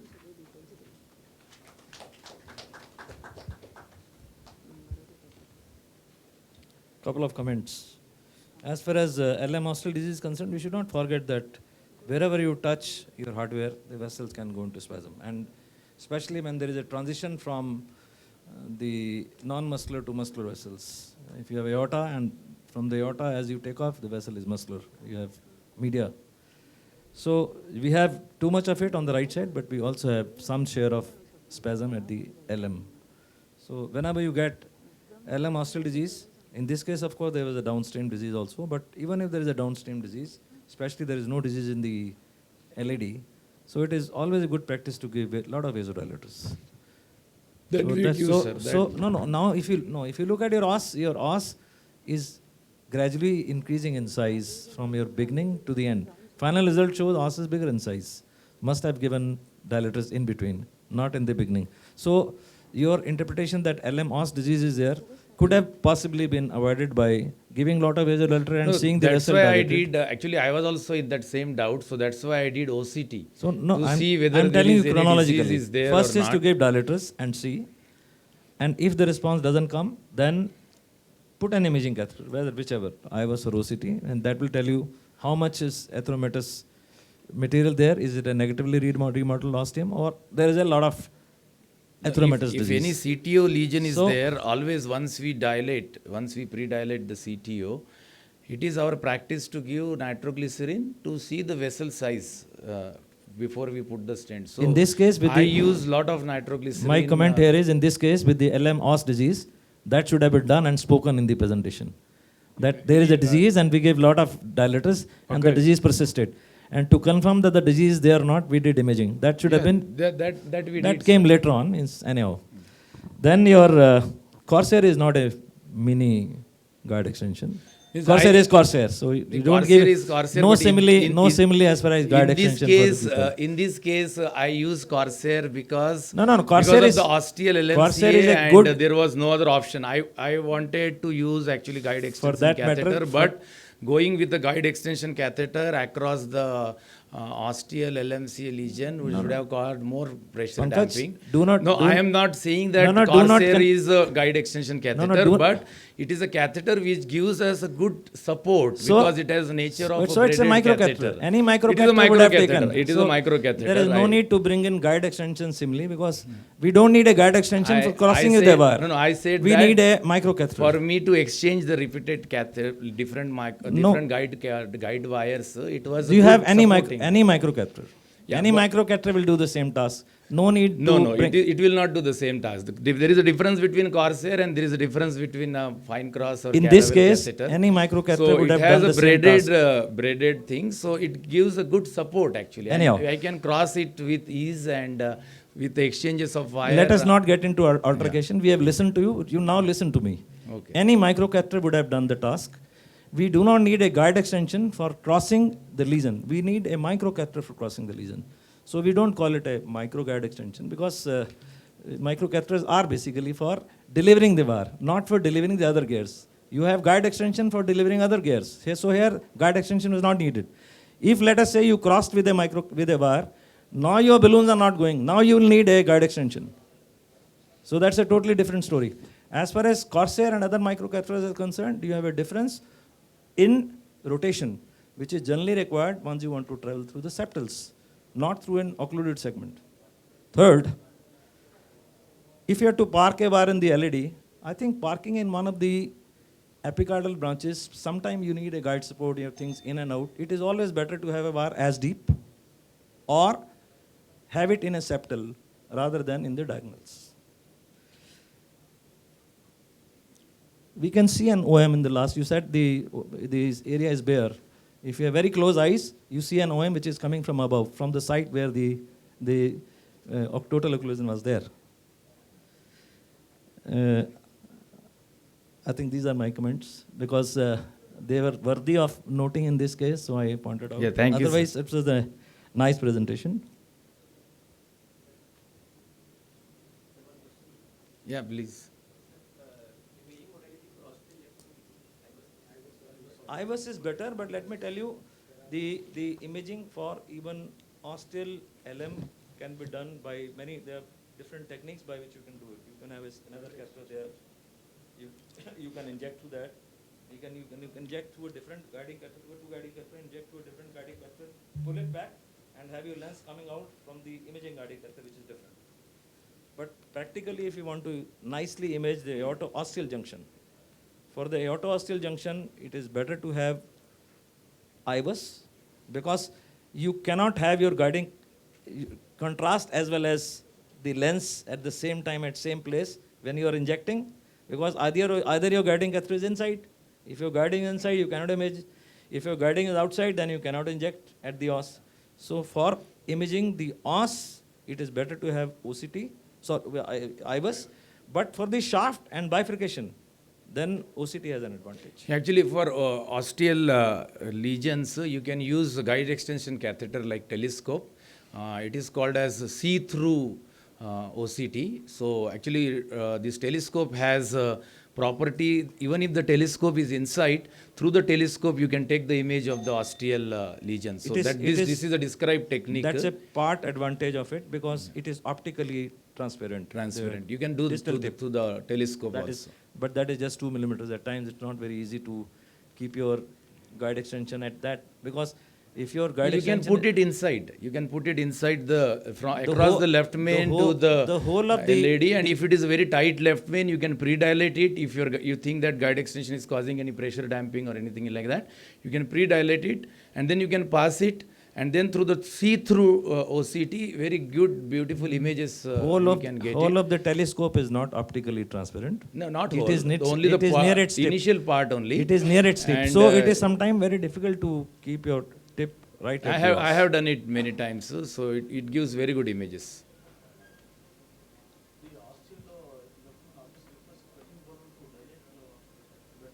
No, if see we have a lot of experience in using cutting balloons at the LMOS, but finally if you have too much of calcified material, then cutting balloons really don't work. They will work if there is no calcium or there is mild calcium. So But we have been using them with a lot of success. But once you have a significant calcium at the LMOS, then these cutting balloons don't work. Right, Reddy. Even if you think there is no calcium and there is hardly any lesion, you can get away with a NC balloon. Still using a cutting balloon is No, important there the because only thing is there's the elastic cost. The required. cost is there. Even in calcified areas, even if sometime heavily calcified areas also cutting balloons can work. But if you have no calcium, then cutting balloons gives you great result. If you have significant calcium, then usually we can use rotation hysterectomy first, followed by cutting balloon, because rota will be at the max 175 or 2 millimeter. So even if you cut with a rotational hysterectomy with a 4.55 millimeter left main, so it is better to do kind of a rota first and then a cutting balloon of 4 millimeter size. Yeah, let's go to Ramanand. Good morning to all, respected chairperson. This is the case which usually I want to present, or also not why I want to present. Later I will tell you why. This is 47-year male, history of angina class 2 from last 1 year, and his TMT was positive. Echo show inferior valve hypokinetic, ejection fraction 50%. He was planned for CAG and revascularization. See right coronary angiogram, so proximal critical 99% stenosis in the proximal segment, followed by little common normal healthy zone. After that, there is long CTO of RCA, and distal segment is filled by intracoronary collateral. This is collateral which is filling distal RCA also. And left coronary angiogram, so normal left system, and this CTO segment, distal RCA, PDA, PLV also filling by left coronary system. So what is planned in this case? Either anterior wire escalation, ADR or retrograde. Usually when we are not a dedicated CTO operator, we always prefer to go for anterior wire escalation or followed by ADR. Retrograde usually we are not doing. So initially attempt plan to cross antegradely with anterior wire escalation, but there is a severe tight stenosis in the proximal segment of RCA. So with very difficulty, wire is crossed with anterior severe critical 99% stenosis, and after that nothing gone. And then we switched to the microcatheter assisted crossing of the CTO lesion. You see microcatheter, and after that anterior wire escalation was not successful. Initially I tried with pilot 50, 150 and 200, and actually further wire escalation was not done or deferred in this case because 3 reasons. There is angle at the entry point of CTO, ambiguous nature of the CTO segment, and distal RCA was seen, but there is tendency that anterior wire escalation might be failed. So then I decided to switch to the knuckle wire technique with subintimal technique. This diagram, so if we put the wire with a straight tip, usually balloon ruptured, but this is and if we put the thumb like knuckle system, wire usually not ruptured. So for safety, I always go for knuckle wire technique to cross the CTO segment with micro catheter supported. This is the look with knuckle system. Whole of the distal wire go into distal segment of RCA. Next. Unfortunately, this thing happened. Antegrade injection was initially I was not planned. I planned to retrograde, but I thought this case was not so tough. So I will finish integrately. Antegrade injection was taken, and that's to see the wire. And you see there is large dissection and distal wire in the false lumen, both angiographically and sensation in the heart, in the hand. So this wire is in the false lumen. Next, what is the option after such thing happened in cath lab? Wire-based re-entry, already this is type of star on contrast assisted star, but this is already failed in this case. Second is last, actually consistency and of this success rate is very less, and so this is not further tried. So device-based re-entry, a Stengri balloon or dual lumen catheter. A Stengri balloon is so costly. So practically it is not feasible in my case. IVAS guided re-entry, most of the time it is only theoretical and there is success rate is very less. So we choose the simple balloon based re-entry that is called AFR, anterior fenestration and re-entry. Basically this technique was described in 2018 by Antonio Colombo and Lorenzo Agehini that say put the balloon of size ratio of the RT 1:1 and create dilation and create multiple fenestration in the intima. So I thought why not I should try in this case, because after that I only option either left the case for investment as a simple investment procedure or this should be applied. So this is a 3 millimeter balloon put at the nearly distal cap, thereby dilated at 12 atmosphere. And after this thing, when second wire attempt, and it was easily crossed, and the subintima through this side. This time wire through angiographically it is look like in the intima, and there is sensation of the wire also feel that it very easily go, and wire also feel in the distal RCA. So this is that show that we are in the distal 2 lumen, and there is no confusion while through via angiographically also, or while sensation in the hand also. After 2 stent, they deployed in the RCA, and this is the result. And prior to discharge, 2 days, I taken the angiography. This is the distal RCA, filling via both, but still filling via also intracoronary collateral. So conclusion is antegrade wire escalation is best and simple technique in any CTO procedure. In this case, antegrade wire escalation technique failed due to long lesion and plan shift to subintimal technique. Many methods applied for re-entry, device-based methods are very costly and not available due to cost concern. AFR, which recently came in highlight after 2018, is used in such case, and it is simple and not any cost concern in type of bailout procedure. Antegrade fenestration and re-entry, a new control subintimal technique for clinical total occlusion revascularization. It by Lorenzo Agehini, Maurelino Colino, and Santino Mitamo, published by in catheterization and cardiovascular intervention. Thank you. Thank you, Dr. Prasad. Well, AFR has been described now, but a lot of us have been doing Yeah. Yeah, at least hundreds of cases. Yeah, actually, A couple of things. See, those mistakes should never be done. Yeah. Like even Pankaj did inject through the microcatheter. That should never be done. If your microcatheter is right or wrong, if it is right, you will get contrast showing the distal vessel. If it is wrong, it will just make things worse. Never ever inject through your antegrade system the moment you are beyond the proximal cap.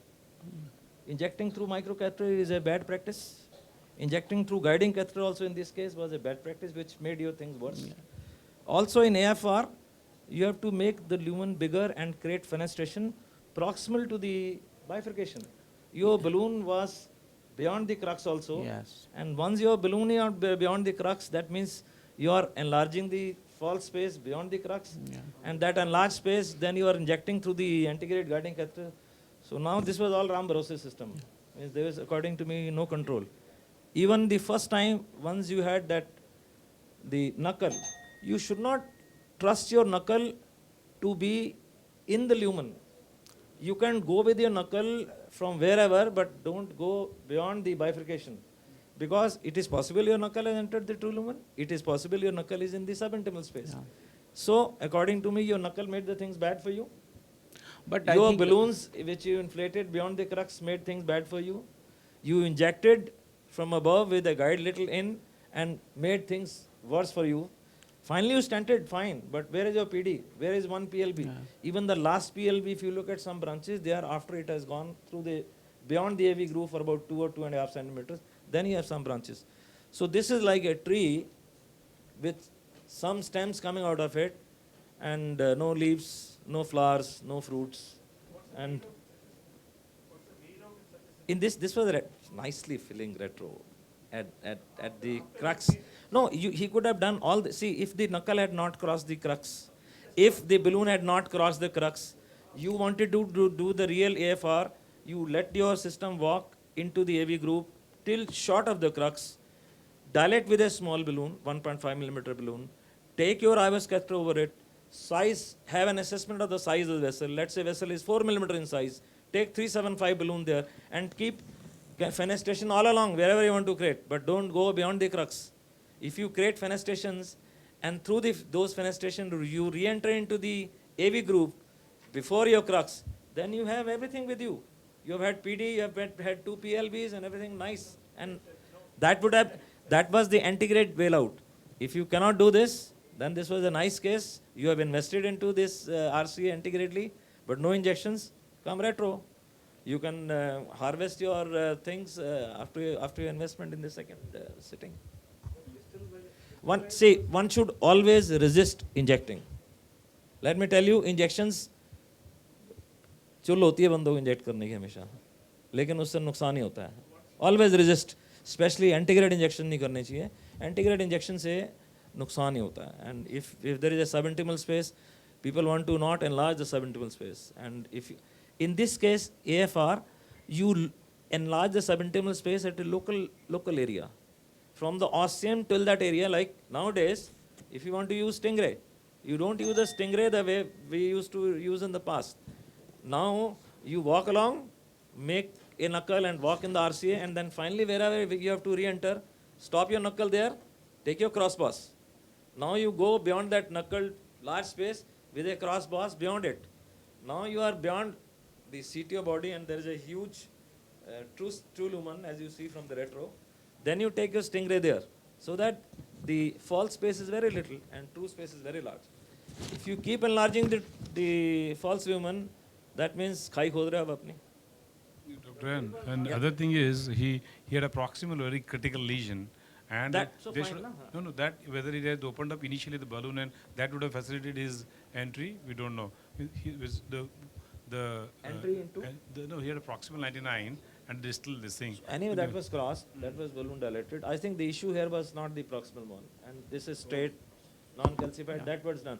Issue here was to talk about AFR. Yeah. AFR is now being talked about in the conferences after Antony and two of his colleagues. In 2018 after. Sir. But many of my presentations in Doing CTOs, prior. we had been doing AFR. Yeah, prior. And the Guru Mantra of AFR is that you walk from your guiding through the disease segment with only small little false space and small little balloon, that is 1.5 millimeters, very small balloon, so that your gears can pass. Yeah. Now you go beyond the CTO body, into the distal, beyond the distal cap, into the healthy segment. Now, rich people will take your stingrays there. Yeah. They will take stingrays there. You do not have stingrays, so what you can do is you can walk in that false space and you have wires of your choice. You can, rather than taking a stingray wire, you can have stato, you can have hornet, you can have infiltrack, whichever wire, give a bigger angle and search for the view in which you find the lumen is on the other side and you can pierce back. Yeah. I think this should be done by very experienced people. But for lesser experienced people, this AFR has become a very simple technique in which you don't have to take sharp and strong wires. You go beyond the CTO body, have an idea about the size of the vessel, blow up a balloon which is almost to the size of the vessel, which you will have a good idea about if you have done an IVUS. If you can take a cutting balloon there, then you can even cut the intima there. Now once the intima is cut there, you have created fenestration. And you have not created a big large space higher up.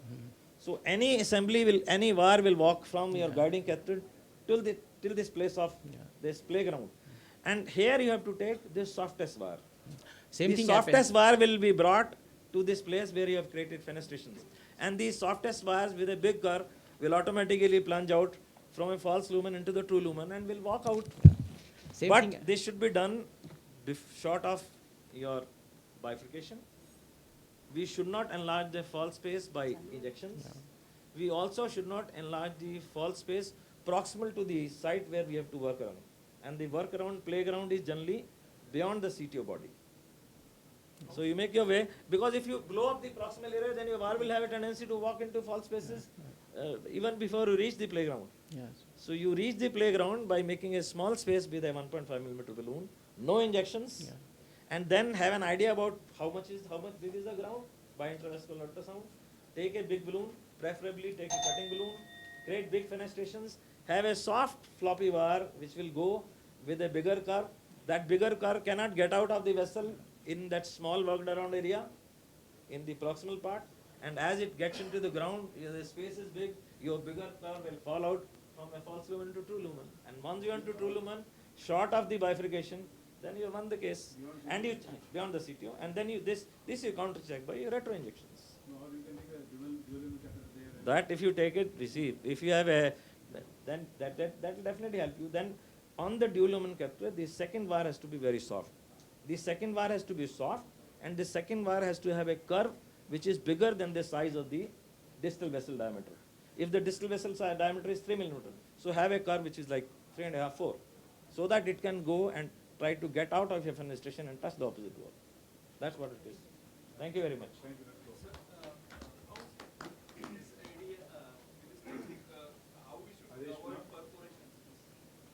How should be? Why dilatation of balloon?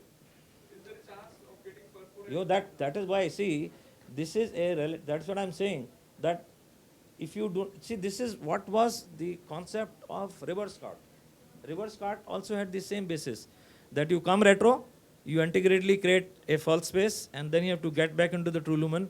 Previously, we used to create a big false space and a very thin subintimal, very thin intima, so that your soft wires can get back. But then we realized that if you take a bigger balloon, we can sometimes rupture the vessels. Many of the big people ruptured vessels even during live transmissions, including Bill Lombardi. So then they started that rather than blowing up the vessel without any vision, take an ultrasound and then blow up it to the size. Even then they started to have perforation of the vessel, because vessel size assessment after you enlarge a subintimal space is always wrong. Your subintimal space will enlarge in such a way so that your assessment by IVS will be 4.5, 5 millimeter. Actually, the vessel size may be 3 millimeter. Just now there was a case where they were doing a Carlino, and the Carlino showed the vessel about 6 millimeter in diameter. You were there now. So once you disrupt a vessel, even imaging can wrongly give you a false assessment of big size. So if you have a false assessment of big size and accordingly you take a big balloon there, then you will rupture the vessel itself. So then came the contemporary reverse cart. In the contemporary reverse cart, the fundamental was you assess if the, let's say, proximal vessel is 3.5 millimeter diameter, then you just inflate a 2 or 2.5 millimeter balloon. And now you go with a reverse, in the reverse cart, take a microcatheter and take penetrating wires. And these penetrating wires will be able to penetrate through a bigger subintima without injury, and that is usually helped by, you have inflated a balloon in the false space, you have a wire through a microcatheter coming retro, have an angle, it's a sharp wire, you direct it towards the balloon, you inflate the balloon and push the wire. As the balloon is deflated, the wire will get into the true lumen. So that's how the concept has evolved. Good morning, esteemed faculty. My case is 69-year-old male, known diabetic and hypertensive, history of angina on exertion and TMT positive. Patient was symptomatic despite GDMT, and there was a history of unstable angina, and patient had a history of acute LVF. Echo shows hereditary hypokinesia with ejection fraction of 30%, and serum creatinine was 1.5 milligram percent. So this was the angiogram, which showed that there is a ostial LAD CTO and CTO in the LCX, and J score for the LAD CTO was 2, lesion length was more than 20 mm, and it has a tapered tip, and there was slight calcification in the ostial CTO, ostial LAD CTO. So plan was to go for antegrade approach, and with 7 French guide, we tried to, and fine cross microcatheter, we tried to engage the microcatheter into LAD and penetrate the CTO.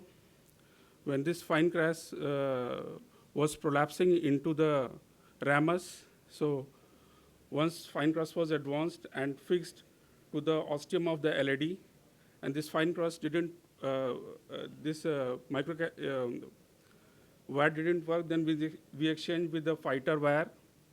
Fighter did some progress, but was unable to penetrate the proximal cap. So we again exchanged fighter with Ultimate Bros 3. Ultimate Bros 3 went into CTO body, but was not, we were not able to cross the body of the CTO with Ultimate Bros 3. So it was exchanged with the Gaia 3, and Gaia 3 penetrated the distal cap, and we landed in 2 lumen distally.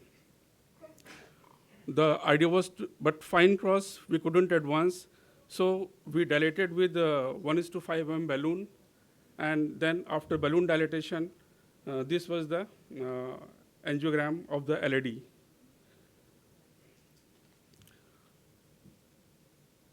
Then plan was to do this wiring in LCX.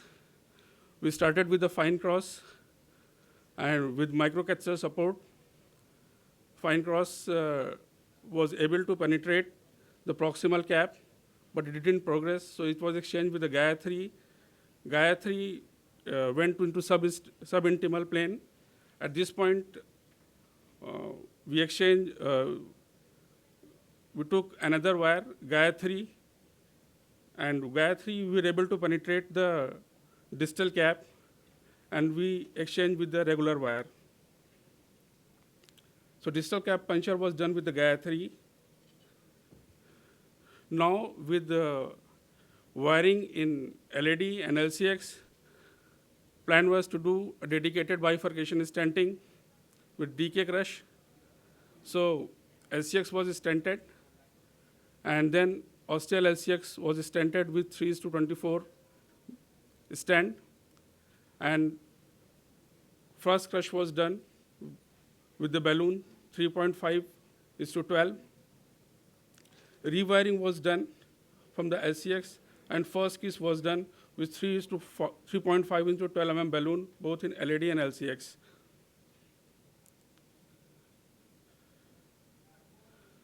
Then LM2 LED was stented with 3.5:38 mm stent, and final kiss was done with 3.5:12 mm balloon, and we did pot with 5:6 mm balloon, and the final result was TME3 flow with mild pinching of the ramus. So stumpless ostial CTO along with LCX CTO in left dominant system in elderly ACS with severe LV dysfunction with nephropathy is a real chip. Without imaging modality and LV assist device like Impella, it becomes more challenging. Bifurcation stenting with DK crush is a preferred strategy for considering long-term outcome, and meticulous CTO analysis and an operator skill can lead to successful outcome. Thank you.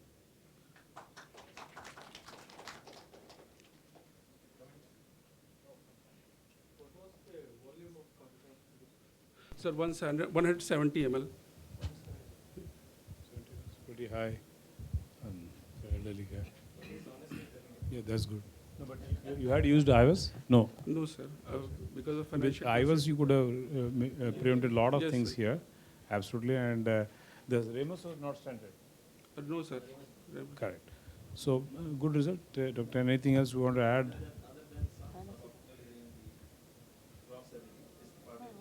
Yes. Because you do not have imaging of content. In fact, if you do not have imaging, then even at 3.5 millimeters, stent would have been bigger because you don't know this. Exactly. Yes. That would have not possible. I would have taken two stents, one in the distal LV, it would have been smaller in size, 3 millimeters, and the other stent in cross LV, whatever, 3.5 or so, because you have to go to the large size. Yes, sir. So, because 3.5 would have been bigger, or as you did it also, don't inflate it too big, because you didn't inflate it too big. So Yes, sir. your distal part of the stent expanded very well, proximal did not expand. Sometimes it is, in the absence of imaging, sometimes it is better to just leave it, because even that under-expanded area, if you compare with the distal musculature, is still reasonably good. But it is preferable to have imaging in such a case. And but other than imaging, I would have definitely taken a control for that area as to what it is. And you know what is that area. Sometimes you leave a tip of the wire in that area which is underexpanded. You close your valve and take your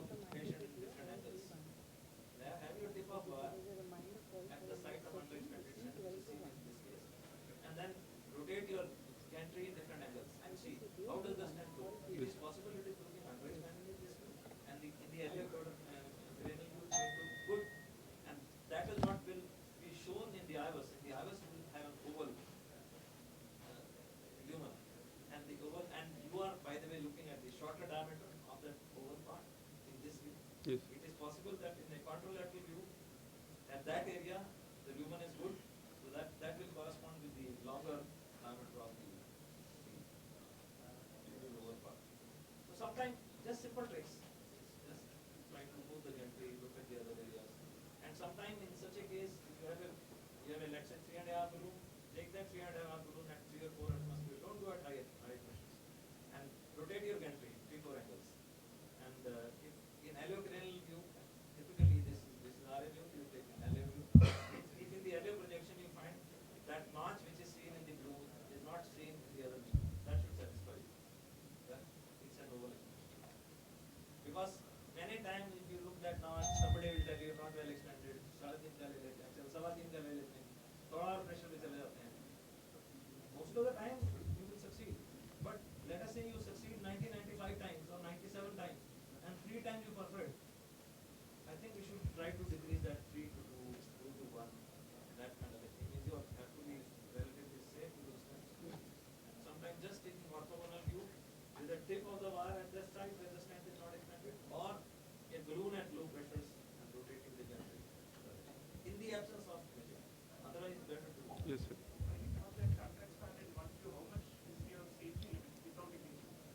So I see what I try to do is all that underexpanded strength, I'll try to look at the vessel downstream. If not an underexpanded vessel and a downstream vessel at the apex. But if sub 10-15 millimeter down, if your vessel is relatively smaller in diameter compared to this underexpanded area. So finally this area has to feed that area.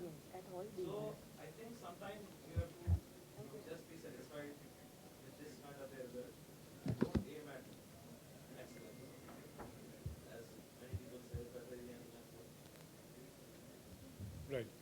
Do you have Gopi? Arun Gopi, FFR in donor vessel CTO-PCI. So, respected Chair, this is not a case presentation, it's just a talk actually on a relatively controversial area, that is assessment of FFR of coronary physiology in CTO-PCI. So we understand the unique physiology of coronary artery, the flow dynamics predominantly in diastole, and the seemingly changes in the flow dynamics that happen with increasing stenosis. With all the modalities that are available with us, including the instantaneous wire-free ratios, the CFR, the assessment of microcirculatory resistance, still at the moment in practical aspects, FFR continues to be the gold standard for physiological assessment of stenosis. In CTO, compared with coronary lesions of intermediate stenosis, for which we understand the utility of FFR, CTOs and coronary lesions of intermediate stenosis have totally different physiologies. In fact, in CTOs, the competitive flow from collaterals and the altered microcirculatory system actually have important factors to be considered. In fact, there's also a physiology in the hibernating but viable myocardium that tends to have a different hyperemic response. In addition, once you recanalize the CTOs, there's a lot of anatomical and functional collateral changes that happen, including the collateral regression. And subsequently, you also see a significant enlargement in the luminal diameter because of the restoration of blood flow and change in the vasomotor too. In fact, there is some amount of role of assessment of physiology in understanding why some patients don't respond or don't have symptom relief despite having good epicardial opening up of vessels, or rather good macrovascular changes after CTO-PCI, but still there's a lot more in the microvascular system that leads on to the lack of symptom relief. And that has been well studied by a lot of groups. They have in fact found that after CTO-PCI, almost 55% have significant microvascular dysfunction, and this is independent of regional wall motion function. In fact, further dwelling into this, they have found that the basal microvascular resistance is reduced in a recanalized CTO in the immediate aftermath of a PCI compared to the unobstructed reference vessel. However, the hyperemic microvascular resistance appears to be preserved. On the other hand, on follow-up, we also find that the microvascular dysfunction actually recovers. In fact, the recanalization of CTO is followed by hibernation of the vascular wall at the distal coronary segment. The distal vessel, in fact, increases in diameter in the absence of posterior remodeling, and in spite of percent endothelial dysfunction, there's a growth in the vessel size, and that leads on to an improvement in the microvascular dysfunction. And that's why you see seemingly on follow-up, there's a significant improvement in the flow as well as the coronary physiology. And this was a systematic study where they did FFR pre-PCI and post-CTO-PCI, and then repeated the FFR 4 months down after the CTO-PCI, and they found a significant improvement in the flow reserves on follow-up. If you see the study, almost more than 90% of patients had a residual FFR of less than 0.9 at the end of CTO-PCI. In fact, almost 1/3 has had residual FFR of less than 0.8 immediately after CTO-PCI. But if you see them on follow-up, 4 months after CTO-PCI, there was a significant increase in the distal vessel size, regression of the collateral circulation, and significant proportion had a FFR which was more than 0.9, but still almost 40% had FFR still less than 0.9 at the end of even 4 months. Now coming to important question, what is the scenario of assessment of intermediate lesion in a collateral donor artery? Is there an effect of CTO-PCI on the collateral or donor artery territory? So if you look at the donor vessel assessment, we understand that suppose you are dealing with a multi-vessel disease, you are dealing with an LMCA distal intermediate lesion with an RCA proximal CTO.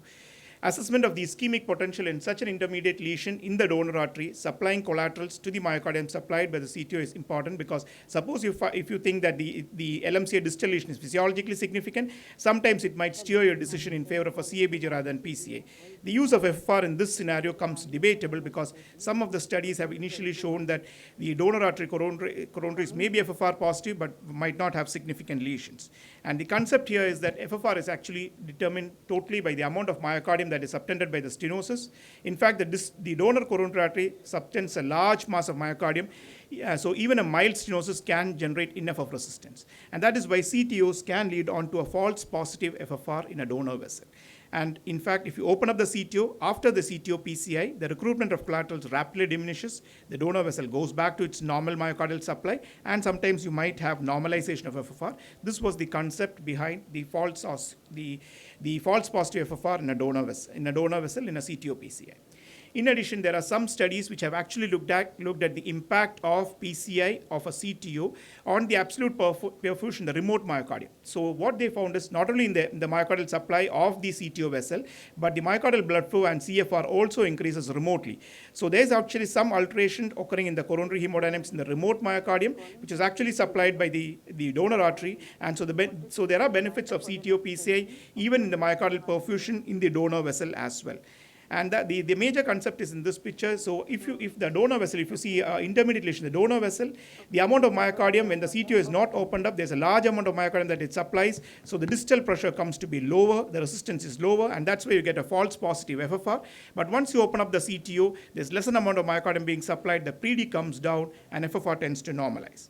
But when you put this into data, individually, you'll find a lot of case reports which says that there's a normalization of FFR. In fact, some of the case reports have reported an FFR of increase of more than 0.09 to even 0.1 after CTO-PCI.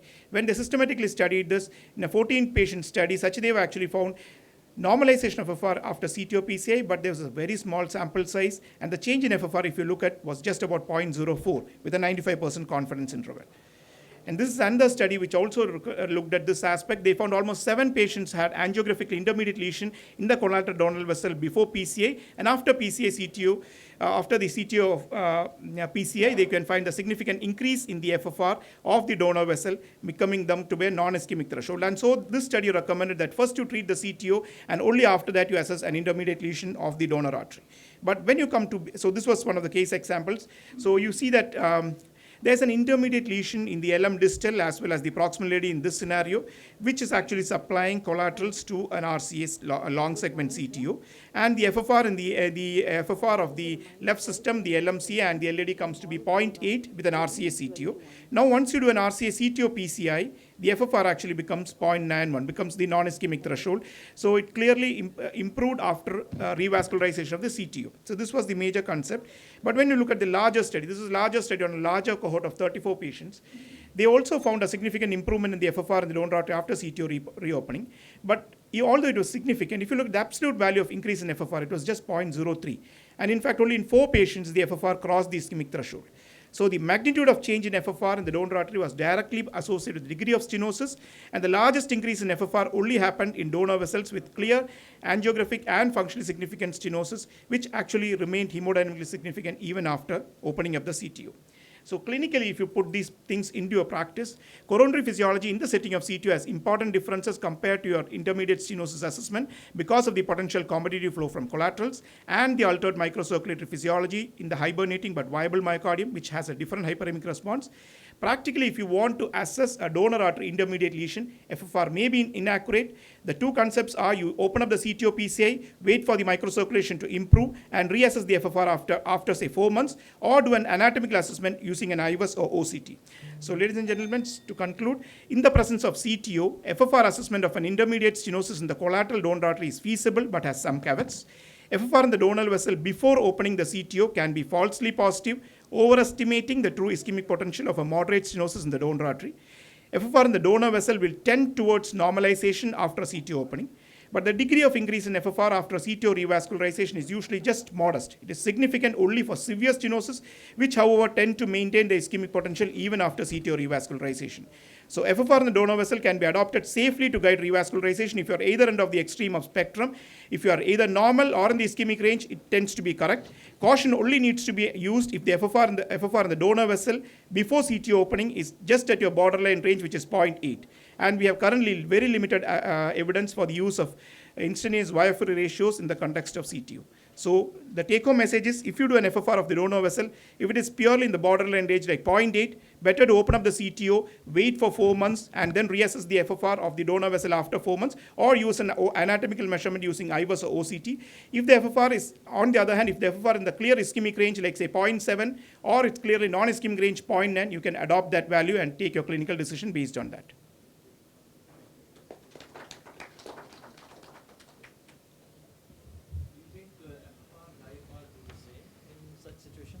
This is one.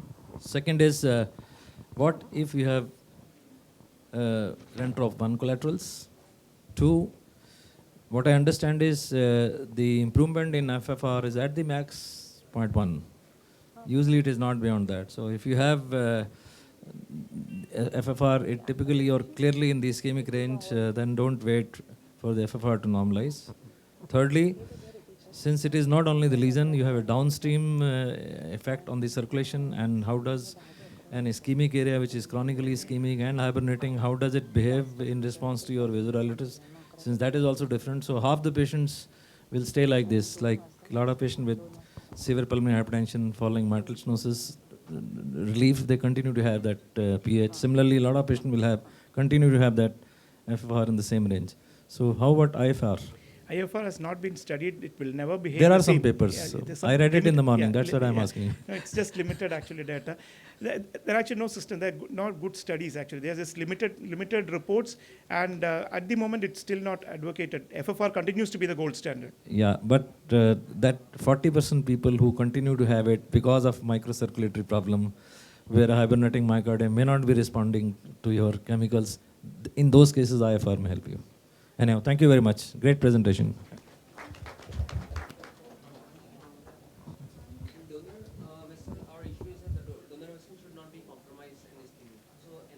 No, not that. The other issue is that many times you have a kind of 70% lesion in the LED. You are not very sure. You want to be sure, you just try to do an FFR, and you find your FFR is coming as again like 0.78. So 70% lesion, FFR 0.78 will prompt you to stent that area, stent that vessel. But if it's a hyperdominant right coronary artery which was getting collateralized from your left, like he very nicely showed, borderline lesion in the LM, also borderline lesion in the LAD, that many of these cases might, like if you have to stent, do an IVUS. If you don't want to stent, do FFR. But even in CTOs, even if you do FFR again might be falsely positive. So it is better that you don't do anything to this donor vessel, unless you have a, let's say, you want to get through a septal beyond a bend, then of course forget about FFR, because then your lot of kinking will be there, a lot of ischemia will be there, stent that vessel. That story is different. But otherwise, if there is some borderline lesion in a straight segment, and you can easily walk through that straight segment with your microcatheters and wires, then don't get lured by a positive FFR, 70% lesion and 0.78 FFR, so let me stent it. No. Because if this was giving huge collateral, like Rentrop 3 collaterals, hyperdominant RCA, then invariably you will find this 0.78 will walk to 0.88. And once it is 0.8 and your 0.88 and 88 and your patient is kind of asymptomatic, then just rely on medical therapy. See, NEERS is not telling you about the hemodynamic significance. NEERS is only telling you whether how much is a fat. And in fact, NEERS is telling you even in so-called non-thick fast, where you have a lot of fat beyond a calcium. It's not a thick fast, but still you have a lot of fat beyond a calcium. Because beyond a calcium, that fat can get out of that plaque at the edges of the calcium. That's how you have vulnerability at the edges of the calcium. So NEERS tells you about the character of the plaque. It doesn't tell you about the hemodynamics. To my mind, I don't think NEER will add anything. Perfect PCA is still not validated well. Vulnerability-based testing is still need, you need lot more data. No, you can do vulnerable, you can kind of stent these vessels with inclisiran. they can do it in all your LED, LCX, RCN and as well as cerebral vessels. So you have to rely on medical therapy rather than spot stenting kind of things. So thank you to my colleagues and to all the audience.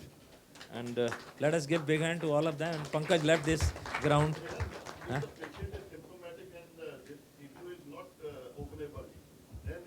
Surgical. Huh? Certainly. This point is absolutely very well. This point is very valid that in case you are not able to open the CTO, then this so-called borderline lesion is not a borderline lesion. You open it because you are not able, either you send this patient for surgery, or if you are not or patient doesn't go for surgery and large territory of RC is ischemic, then you are justified to do stenting in this LD. In fact, that is such an important thing that we miss in most of the international conferences. Improving hemoglobin does do a great job as far as symptomatic benefit is concerned. Thanks to all of you. But Pankaj is not here. Never inject through a microcatheter. The way he injected in that distal OM, if he was subintimal, he would have lost everything. Never inject. Backflow means? No, if you have created a big space, that you will have a back. See, microcatheters don't backflow like this. You can only suck out. If you have created a big subintimal hematoma, you will suck out. But after all, करते नहीं हैं उसमें CTO के अंदर स्टॉ करते हो तुम, तो you will suck out some. See, fundamental is once you have gone beyond your antegrade cap, first is a proximal cap, then I think it is preferable not to inject antegrade. Go retro injection only.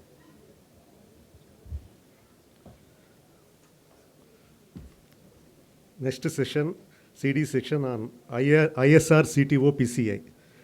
Chairpersons Nirmal Kumar, Dr. B.G. Govind, N.K. Panigrahi, Ezilan J, N.K. Mahesh. I am also inviting Dr. Pawan Poddar, Deepak Kameta, A. Srinivas Raju, Karthik Natarajan.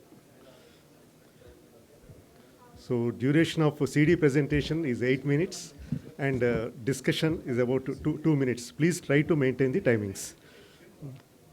Already we are running late.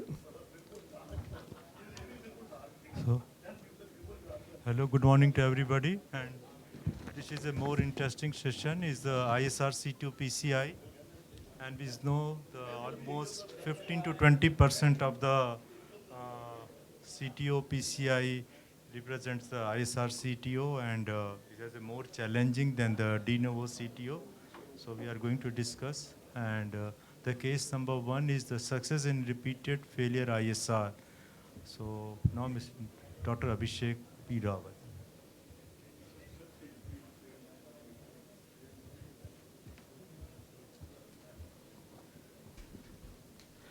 Yeah, good morning everybody. Myself Dr. Abhishek Rawal, and today we will discuss regarding my case of successful PCI in repeated ISR in an RCA, which was repeatedly failed at some centers.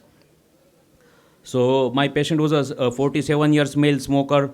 He has received an PTCA to RCA in 2012 with bare metal stent 3.5 by 18 for inferior MI 2012. Then after 1 year at some center he consulted and developed ISR. So for that PTSA to RCA was done after a year of primary procedure in 2013. At that time Endeavor Sprint 3x24 was put. So this was some undersized stent as compared to the previous one. However, he did well for several years. After approximately 8 to 10 years, he again presented to me with effort angina, several episodes of rest angina. Ejection fraction was 40% with inferior and infralateral hypokinesia. There was a RCA ISR, which was probably for quite long, as the history was for several years at that time. Approximately 2 to 3 years history of effort angina was there. At that time, there were several bridging collaterals as well as grade 2 collaterals from LAD. So, looking to the theory, this was a Mehran pattern 4, it was totally occluded. The ISR was just near the proximal edge and protruding beyond the distal edge. So, it was a Sakiguchi pattern B. And it was a CTO and 2 layers were stent, so Volksman type 4 or 5. So it was a reattempt CTO. So this was attempted at this repeat ISR was attempted at another center. So it is a reattempt. So this was the high JCTO score. So PTC to RCA in this CTO was attempted at another place several days back. It was attempted with 6F Judkins right, Fielder XT. Fielder XT crossed somewhat up to the mid or mid to distal RC. However, balloon did not cross. So I started with 6F Emplar's left one, as I felt that the 6F JR given poor support in that case at that center. So 6F JL, 6F AL1 was used. Then the field, I again attempted with Fielder XT as it was previously passed at some another center. However, I could not cross with Fielder XT with fine cross. So I took Gaia 2 with help of fine cross, and it crossed up to the distal RCA with several minutes of attempt. So this was wire crossing. Then due to total occlusion, first I pre-dilated with 1/8 and 2/12 balloons. After this initial somewhat pre-dilatation, the imaging was done. Unfortunately, it was quite big, so I didn't retrieve the pre-imaging films. So at the lesion site, even after pre-dilatation, the lumen area was 1.8 square. And as we are already knowing from the history that it was the undersized stent. So looking to the intimal hyperplasia, I went ahead with a Wolverine cutting balloon 3/10 Then mid to distal RCA was stented with 3/32 sirolimus eluting stent. That was the from distal edge to the distal RCA, and post dilatation was performed at 16 atmospheric pressures with same balloon, and proximal RCA was stented. There is also disease near the crux extending up to the PDA, and PLV was slightly narrow in caliber as compared to PDA. So I wired PDA, and then distal RCA to PDA was stented with overlapping 2/19 stents at high pressure and post dilated it. Then the osteoproximal to mid RCA was stented with 3/48 sirolimus eluting stents at 16 atmospheric pressure. Then after that, mid RCA stent was post dilated with 3.25 balloon at high pressures, and proximal RCA stent was post dilated with 4/12 NC balloon at high pressures. So first stent was 3.5, then 3. I again put a 3.5 stent and dilated with 4 balloon. Then the post imaging was performed. So it showed that there was a good area in mid RCA of more than 10, and proximal RCA previously stented area was more than 14 millimeter squares with good stent apposition. These are the file and angiograms.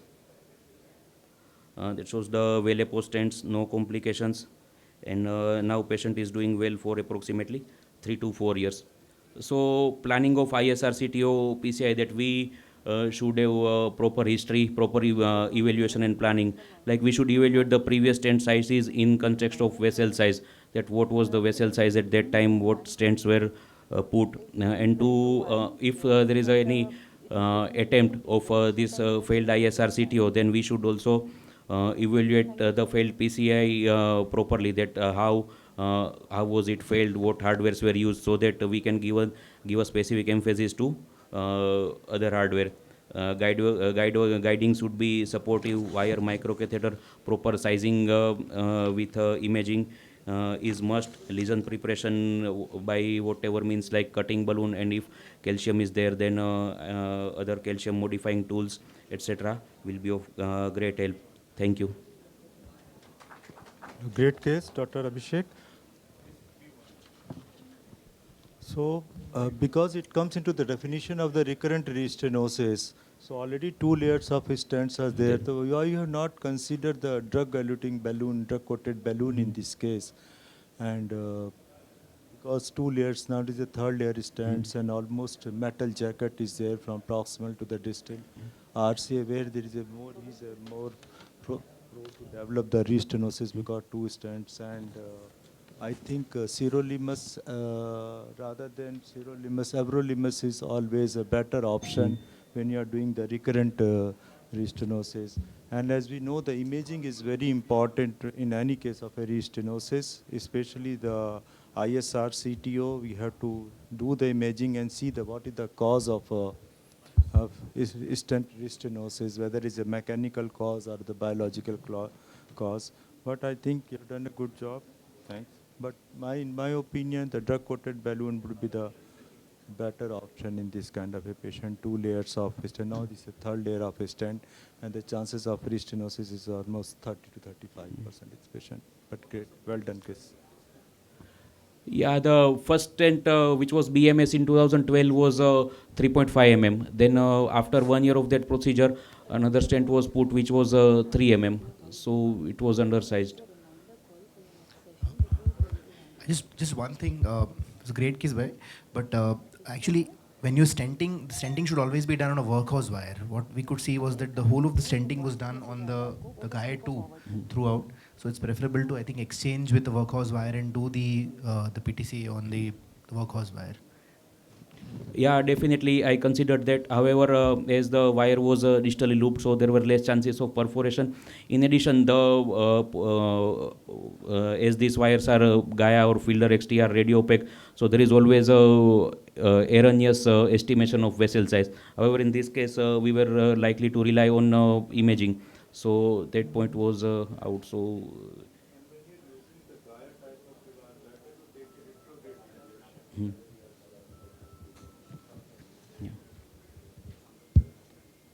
Thank you, Dr. Abhishek. Yeah, thank you. Dr. Adil.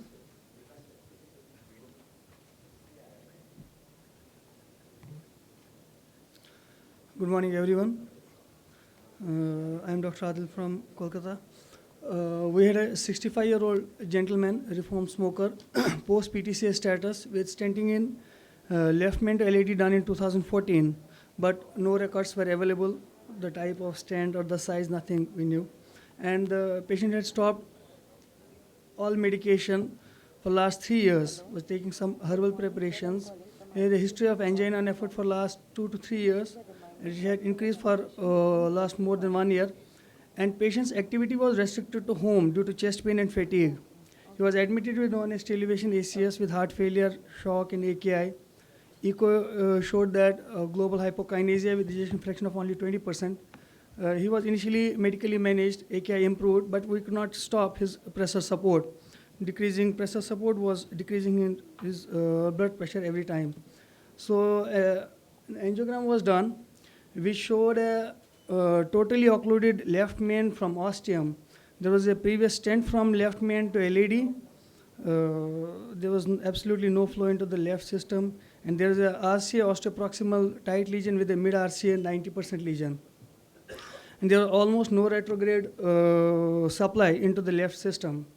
So we offered the patient to go for immediate bypass surgery, but the patient refused, and his son was categorically he refused bypass, and we were left with no other option to go for PTCA.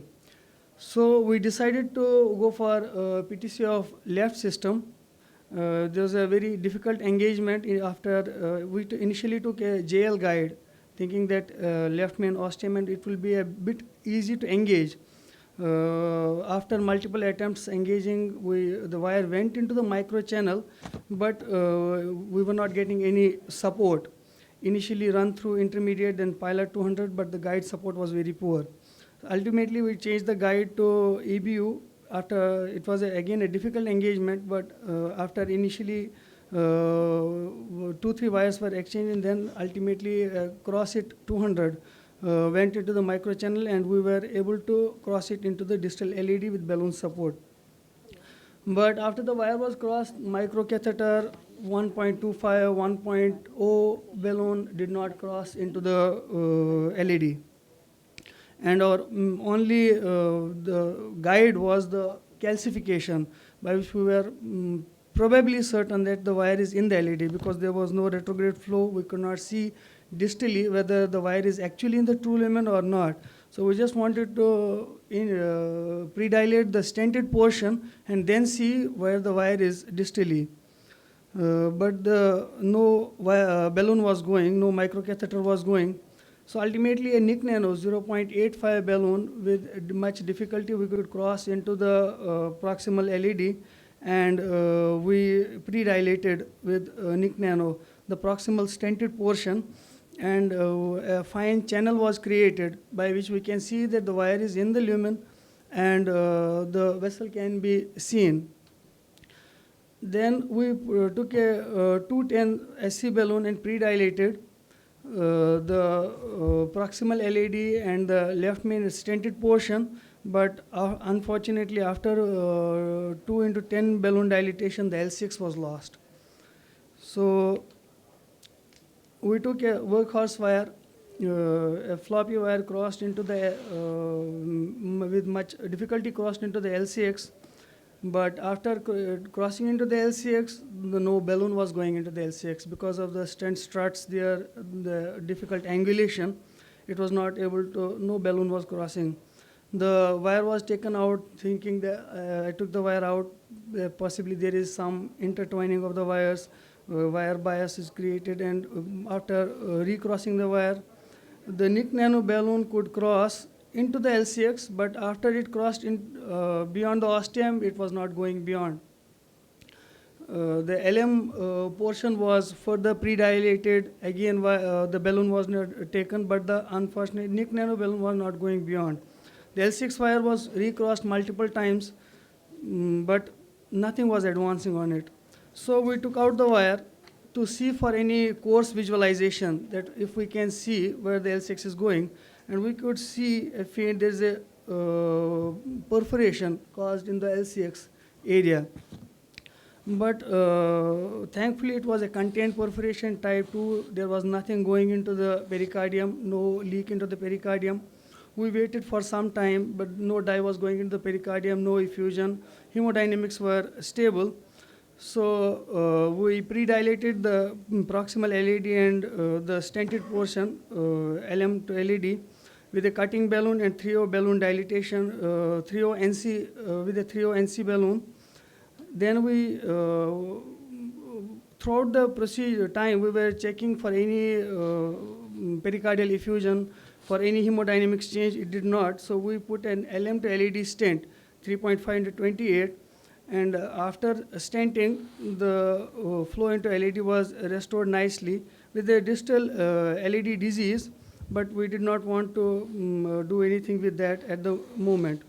So we post-dilated the LED stent with 3.5 into 10 NC balloon, and the LM was post-dilated with 4.5 into 6 with ostial flaring, and this was the final result. And after 3 weeks, we did a check angio and we did a PTCA of RCA.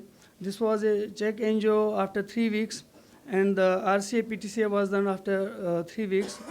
And we could see there is some retrograde filling now into the distal LCX from the PLV branch.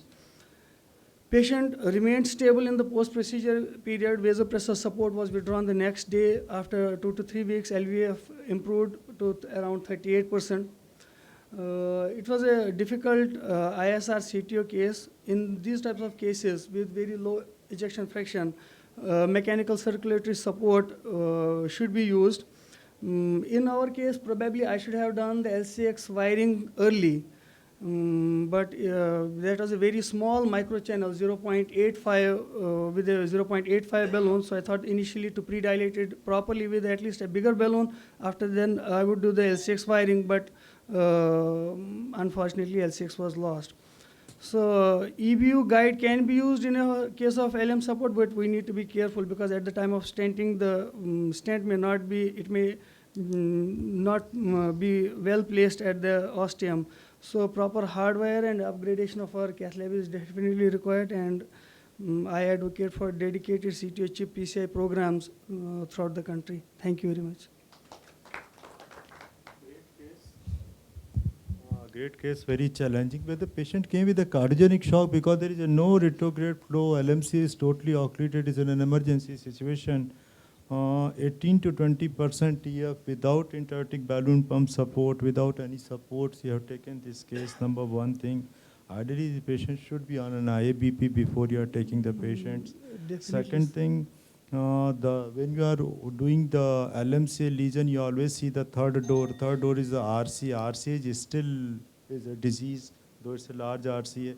Second thing, once you have patient has a very poor compliance with the drug and is more believe in the alternative medicines rather than, and even then you are again attempting the LMCA stents. And third thing, because without imaging, you are again doing because you don't know what is the previous stents. And patient has a circumflex perforation and again stenting because now the patient is an LMCA stents, you have to give the blood thinners, high dose of heparin, and still the perforation of the circumflex is there. I think better you have done the drug-coated cutting balloon with the drug-coated balloon for the time being, and just wait for some time, let the patients to improve, and just keep a watch for the circumflex perforation. If there is a no tamponade, nothing, then you can bring the patient again after 40 or 72 hours and can do the procedure also. Because in this case, lot of compromise in the safety of the patients, what I feel. I agree, Dr. Nirmal. I'm not pushing you. I agree that you are working in a resource-limited setting, perhaps. So I understand your limitations, but then not particularly related to your case as such, but the way we counsel also makes a lot of difference. This case, we do not know what is the viability of the myocardium. Of course, the LV ejection fraction has improved. So whether is it because of the RCA or because of LAD, we do not know. What was the LAD territory viability prior? Probably a proper counseling would have made a different result, but yeah, go ahead. So we counseled the patient's son for I know, almost I'm 1 not hour. saying this particular case, but I'm telling on the overall this thing, because many of the times we understand. We also don't want to send the patient for surgery for various reasons. Maybe the surgical results may not be good. You may not rely on your surgical team. There may be hundreds of other reasons, but I'm telling on an overall comment, not particularly related to this case. But yes, as Dr. Nirmal pointed out, did we end up positive or negative at the end of it is the big question. And what happens in future, whether your first wire and your ballooning was subintimal, I do not know. I mean, substent, not subintimal, whether the wire went substent, and was that the reason why the LCX got knocked off? Just postulates, we don't have imaging, so we are just firing shots in the dark. Actually, we don't have imaging available. Yeah, sir, with the help of stent boost, only we were able to see that it's going through the into the L6, it's going through the stent, it's not sub-stent. But the problem was the imaging we don't have available. Did this patient come with cardiogenic shock, or it was an elective case which was taken? It came with cardiogenic shock. Otherwise, in elective setting, If there are collaterals from the RCA, were there collaterals from the RCA to the LAD, or there were no collaterals? There were no collaterals. Then how do you say the LAD territory is viable? How do you judge whether the LAD territory is viable? Because of chest pain. Patient has been having persistent chest pain is chest okay. pain. So if there are no collaterals, I think RCA should have been fixed first. Viability should have been done. And if you are using a hard wire and you are reaching up to the distal LAD and you are dilating without looking at the retrograde injection, I think because the retrograde wire, I mean the antegrade wire, all these wires can go anywhere.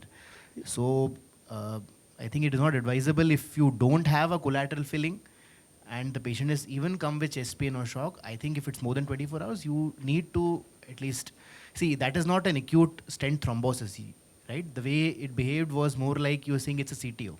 So if it's a CTO, then there has to be collaterals from the RCA to the LAD. So if there are no collaterals, then how do you judge the viability of that myocardium? If the myocardium is not viable and you're using any, and even if suppose it's viable, then how you're trying to pass a very stiff wire down the LAD or the stent, then you balloon dilate without confirming the position of the... We dilated the stented portion and looking through via the orthogonal views that whether we are inside the stent or not, or we are outside the stent. That was the only guide. Dr. Purohit, and we have not pre-dilated beyond the stented area. Okay. Yeah, thank you. I think bilateral injection should have been taken. Yeah, and, I appreciate both the it was a very speakers. calcified LED. So I think just putting a stent without preparation, without imaging, the durability of the result is it's questionable.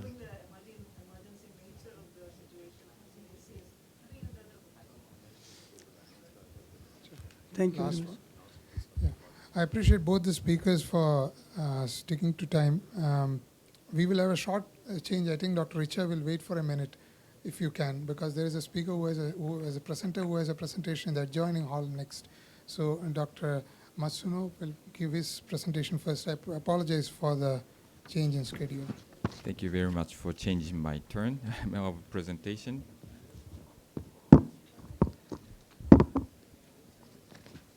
It's a great honor to talk about such a bit different topic in this session theme.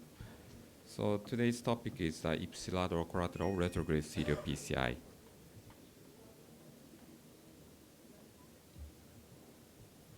Okay, this is my disclosure. As you know, retrograde approach via ipsilateral collaterals are not so rare, common. The ipsilateral collaterals in CDO are common in the left coronary artery system and can be detected in 30% of RCA. The frequency of ipsilateral retrograde serial PCI varies among the studies, but it accounts for 4.3 to 28% of the retrograde cases. Interestingly, the target CTO vessel is the most frequently circumflex, followed by LAD and RCA, which is much different from the distribution of the contralateral retrograde serial PCI. Generally, the RCA CTO is the most common. And additionally, the retrograde CTO PCI via ipsilateral collateral is reported to be more complex compared to the retrograde cases via other retrograde conduits. This slide shows the anatomic distribution of ipsilateral collaterals. There are several variations both in right and left coronary systems, but most importantly, 71 to 76% of the ipsilateral collaterals are fragile epicardial one. This is a very important point. Regarding procedural aspects of the retrograde serial PCI, dual injection is less commonly performed because the distal lumen is mostly well visualized without contralateral injection, and the size of guiding catheter used for the initial approach is larger than 7 French in 90% of cases. The success rates of ipsilateral collaterals crossing is reported to be 49 to 81%, a bit lower than the other collaterals, probably due to the steep angle or the tortuosity of the channel. Regarding wire crossing technique, the most dominant crossing technique is the retrograde wire crossing followed by reverse cut. And we sometimes need alternative externalization technique, a tip-in or rendezvous. And the ping-pong technique in which the two guiding catheters are engaged to the same coronary ostium is applied in 20 to 71% of the cases. In terms of the clinical outcomes, the success rates of the ipsilateral collateral retrograde CDO PCI is generally favorable, but procedural complications of incidences of the procedural complications has been reported higher than other collaterals. For example, the channel perforation, rupture, or the tamponade, or the thrombosis or the dissection of the donor vessels. This slide shows my preference. I prefer generally the 8 French short guide because the larger lumen eliminates the friction between the antegrade and retrograde microcatheter within the guiding catheter, and short guide enhances, facilitates wire externalization even after the retrograde microcatheter was advanced over long epicardial collateral. My first choice guide wire is SO3, and my first choice microcatheter is Jizai. This is a Japanese domestic one from Terumo, a lower profile and flexible one, followed by Caravelle and Corsair Pro XS. Personally, I prefer standard externalization using RG3, but if the channel is thin and steep angle, I avoid standard externalization and perform alternative techniques such as a tip-in or the rendezvous. A ping-pong technique is considered where the trapping technique is required, and 6 French or 7 French guide is selected for the second guiding. In the remaining time, I'd like to show you 3 cases. The first case is the circumflex CTO. The occlusion length is very, very short, but this case was firstly attempted by another operator and failed, so this is the reattempt CTO. There was a contralateral collateral from the PLV to the distal circumflex, very difficult channel. I first tried tracking of this epicardial collateral from the PLV, but it was unsuccessful, so I moved on to the ipsilateral collateral from the ramus artery to the PL branch of the circumflex.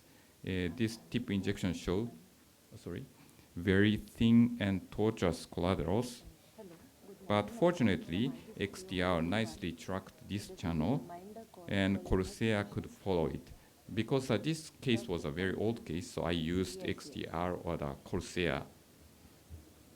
And after retrograde wiring with Gaia first, finally reverse cut was successful, and the retrograde wire was advanced to within the antegrade guide, and Corsair follow it. So I performed the wire externalization using RG3.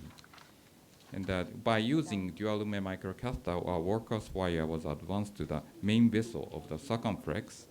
And after retracting RG3 within the posterolateral branch, I implanted 2 stents for the occlusion. And I checked channel injury, and you can see some minor hematoma of the collateral channel, but it was okay. So this is final angiography showed an acceptable result. The next case is a long LAD CTO. In this case, you can see some ipsilateral collateral from circumflex posterolateral branch to apical LAD, this one. In this case, I started from the retrograde approach, and tip injection through Corsair revealed tortuous channel, but this channel was successfully crossed with wire and microcatheter, and this is tip injection through retrograde Corsair. It clearly visualized distal cap, and reverse cut was finally successful. In this case, a ping-pong technique was applied. The retrograde wire was advanced to within the second guide, and by balloon trapping, retrograde Corsair was smoothly advanced to the second guide, and wire externalization was established.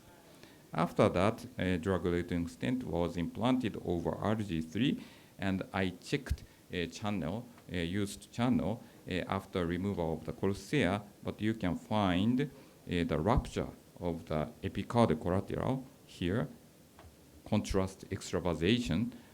Fortunately, the patient status was stable, so I immediately advanced a retrograde Corsair to seal the ruptured site.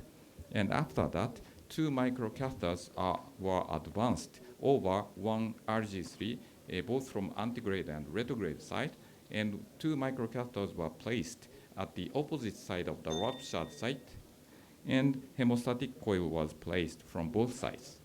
And final angiograph showed a perfect result. And the last case is RCA CTO with poor quality distal vessels. And in this case, the situation of the left coronary artery was terrible, and the LAD was occluded at the ostium, and circumflex ostium had subtotal occlusion.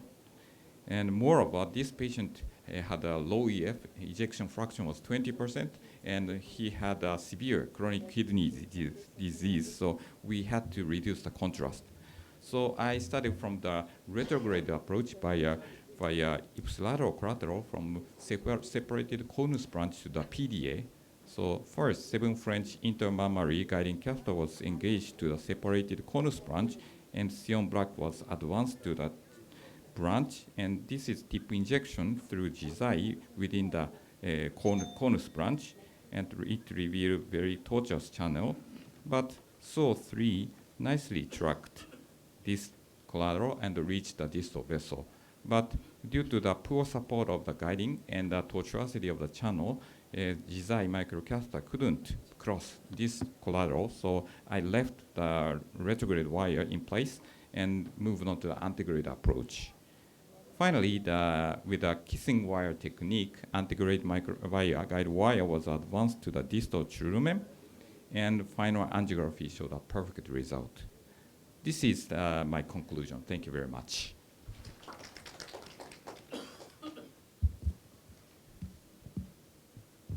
Rajiv. Thanks. This actually is sort of out of this thing from the session here, but nice to hear nevertheless. We had a nice session if whoever has listened about collateral damages half an hour ago in the main hall. You want to add anything more? Like epicardial collaterals are generally worse off when we do than a septal collateral. Yeah, great point.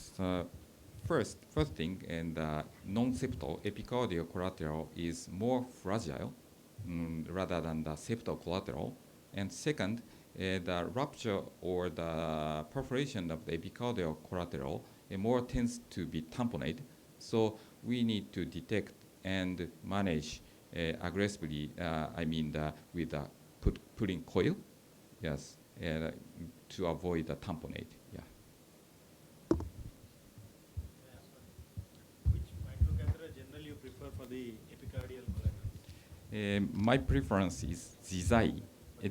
Yes, not available, sorry. So other than that, I prefer the Caravelle or Corsair Pro XS. I think the Corsair Pro XS is now available in India. So the flexible and low profile one would be better.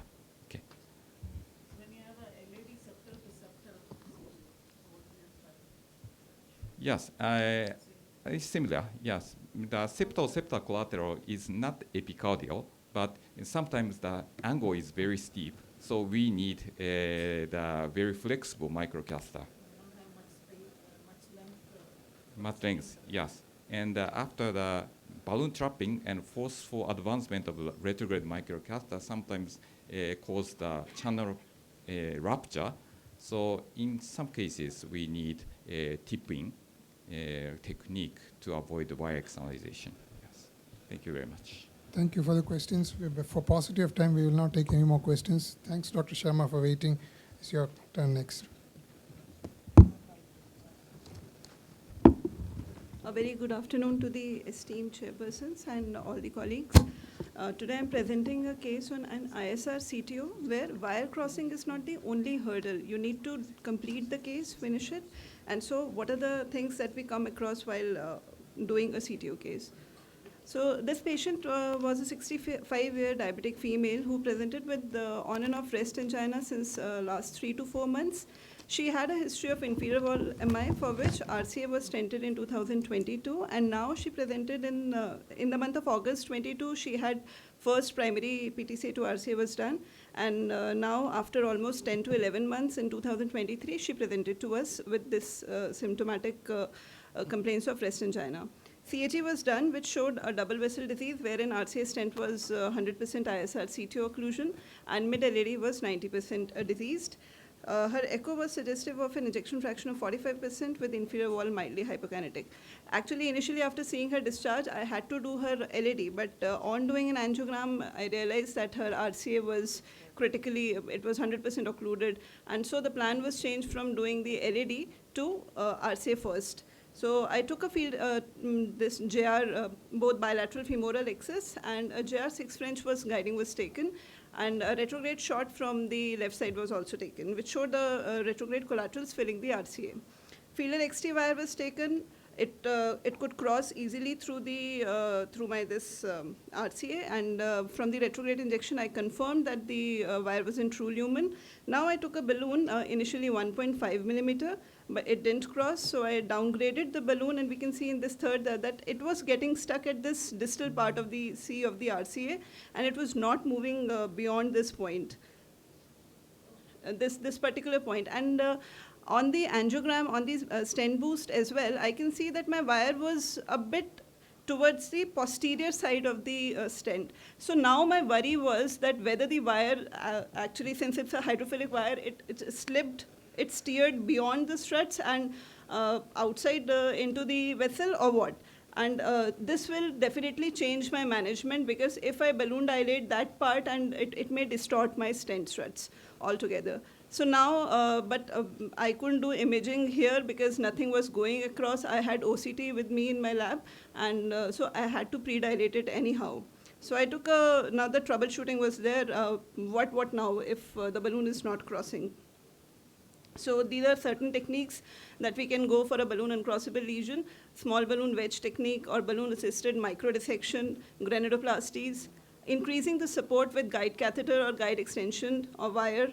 Lastly, atherectomy or laser. Laser not available with us. So the two options were left: atherectomy, rotablation, or using a guide extension catheter. So I took a guide extension catheter, took a 2O balloon, and with the help of inchworm technique, I just dilated the balloon and slided the guide catheter extension just after deflating the balloon. We can see in all this, and at this very point of C, again, the guide catheter was not moving, but at one point of time, by doing this again and again, my guide catheter finally extension catheter finally could go beyond, and the balloon also could be passed beyond this point. Thereafter, the sequential dilatations were done with the 2O balloon, 1.25 semi-compliant balloon, all throughout, and this was the flow which was achieved after the pre-dilatation. Now I took my OCT catheter just to see that what was the reason as to why at that particular point my my balloon was not going, catheter was not going somehow. What is the reason beyond that? So this was the OCT run. And step by step, as we can see that this was the neointimal hyperplasia which was seen. It was a dense neointimal hyperplasia, fibrotic plaque. Now at this very point, we can see that a calcium nodule has started to come inside. And the stent is pretty underexpanded here. Abovewards, again, there is a lot of neointimal hyperplasia all throughout the stent. We can come back at this 0.22 image, 0.22 second point again, and appreciate that this particular point is the calcific nodule that we can appreciate it here. And that is why my balloon, my catheter, guide extension catheter, nothing was going beyond it. So the etiology now is pretty clear, and the wire was all across into the true lumen. We can see throughout that my wire never went out of the stent strut, and so I was pretty sure now that yes, my stent struts are not distorted with the balloon dilatation. So the mechanism of ISR here was neointimal hyperplasia, a non-eruptive calcified nodule which we could see at 2 to 6 o'clock position, and 2 layers of stent in mid-RCA were very well seen. So it was a mixed etiology, including both mechanical, under expansion at the calcification site, and biological factors, including neointimal hyperplasia and calcific nodule.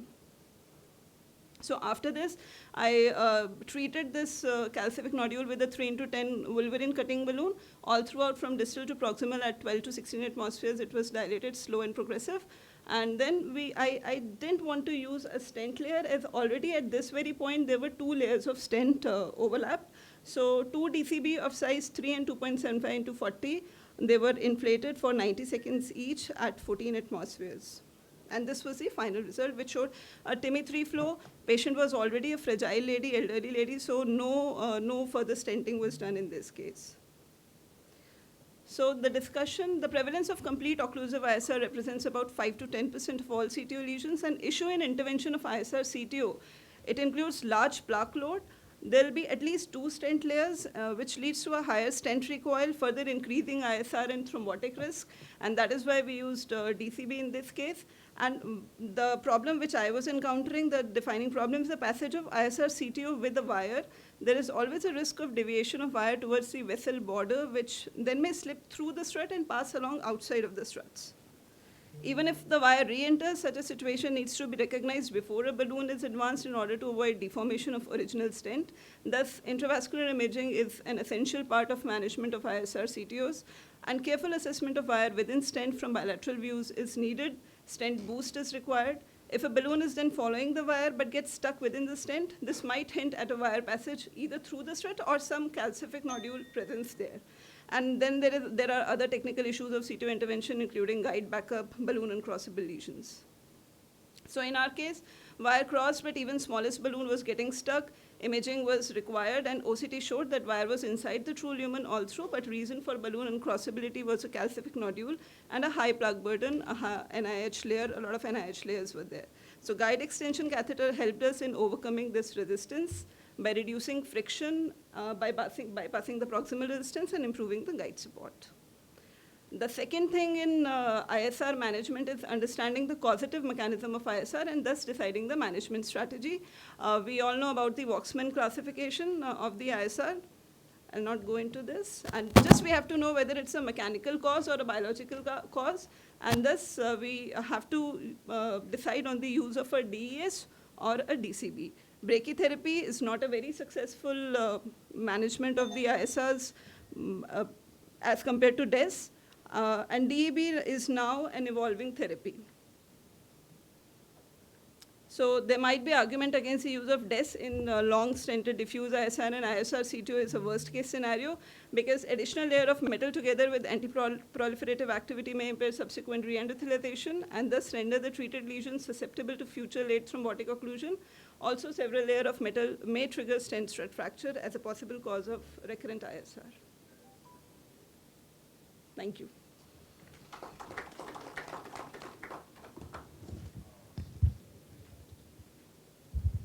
I think generally such a delayed restenosis is very unlikely that your wire will go beyond the stent. Most likely it will be something like a calcific nodule or some other mechanism because of which it's not crossing. There are reports of late malapposition. Most of these things occur when either you are going through the struts near the ostia or some late malapposition where it might occur, but very unlikely that in a diffuse ISR your wire will go beyond the stent. But I think it was beautifully demonstrated. The calcific nodule, that was beautifully demonstrated, and it is well known nowadays within the stent development of new calcific nodule. Did you do imaging just before you did your DEB, after you modified after the with the DEB, cutting sir, balloon? After DEB, you're saying? No, just before DEB, like usually after your lesion preparation. It took a lot of time for me and patient was getting unstable. Yes, so I just wanted to see the reason initially. That's why I took a shot of OCT, but then didn't do the imaging. It and would have been a good learning to see how the to calcific cracks, nodule. yes. Second thing, you must select the. So cutting balloon, it would have been a best choice, sir, but cost are the constraint, and cutting balloon, it does help in cutting because it is in only one quadrant. It is not involving the 360 degree or 270 degree. 170 degree cutting balloon does help. We have seen in a lot of cases.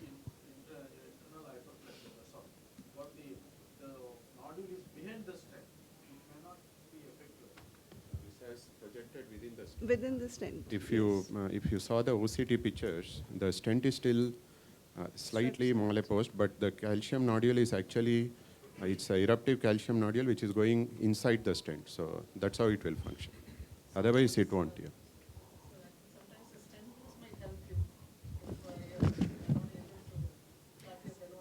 Ma'am, I couldn't see the calcium on stent boost, unfortunately. So, and OCT I had to do because the other thing.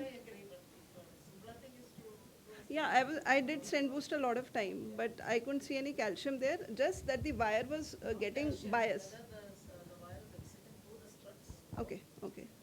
Wire bias was definitely there. We could see in the Cines also, it was going on the posterior aspect of the stent, the wire. The bias was there.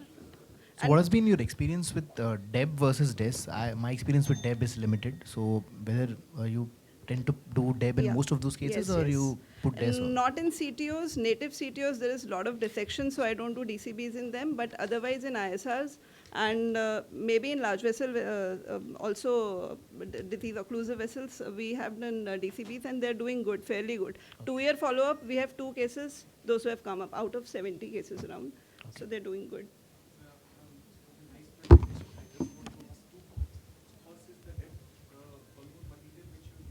It was a paclitaxel. Yeah. Hello.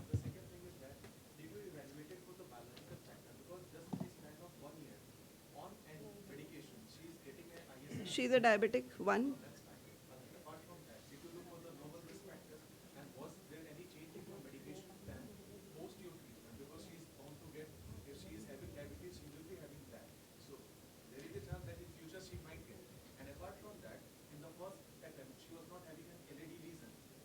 She was having an LED lesion in the first attempt. Yeah. No. She was having LED at that time and she was planned for a stage, but she came later after an year only. Patient didn't come for follow-up. Only for first few months they came and she refused for another procedure after 1 year.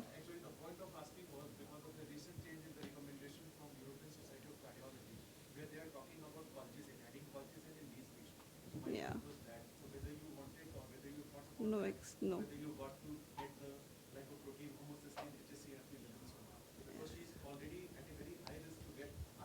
Again, true. Yeah, we should be evaluating those. Just 2 quick comments here.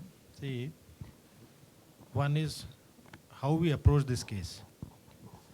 When you have such a long CTO, the choice of guide catheter should not be GR, it should be AL. Yes. It should be 7 French AL.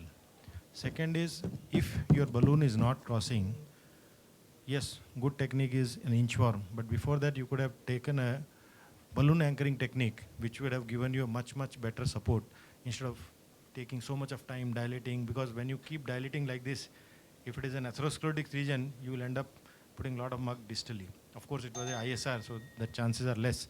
But many times before going for that, we suggest that you go for a balloon anchoring, which will give you a much better support and you will be able to cross it. Yes. Many times we have seen that we have taken a guide extension deep inside, but still the balloon doesn't cross.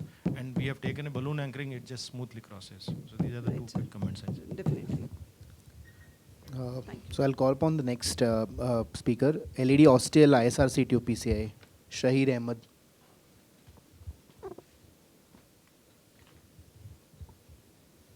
Is he here?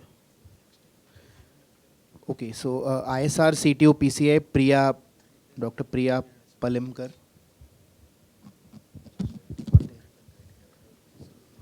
Okay.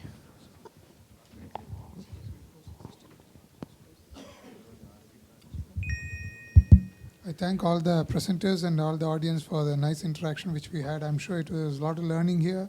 It's always learning more and less of teaching in these meetings. Thank you so much. Thanks, chairpersons. Thanks for guest chairperson, Dr. Rajiv. And thanks for the comments of Madam and Dr. Purohit. Thank you, Thank you. chairpersons. There is a mild change in the program because of the overwhelming response. We would like to shift the CD sessions into Hall B2. There we have a better sitting capacity. So the next planned antegrade but finished retrograde will take place in B2. We will be directing all the speakers to B2. Those sessions, B2 sessions will be made into B1. Thank you.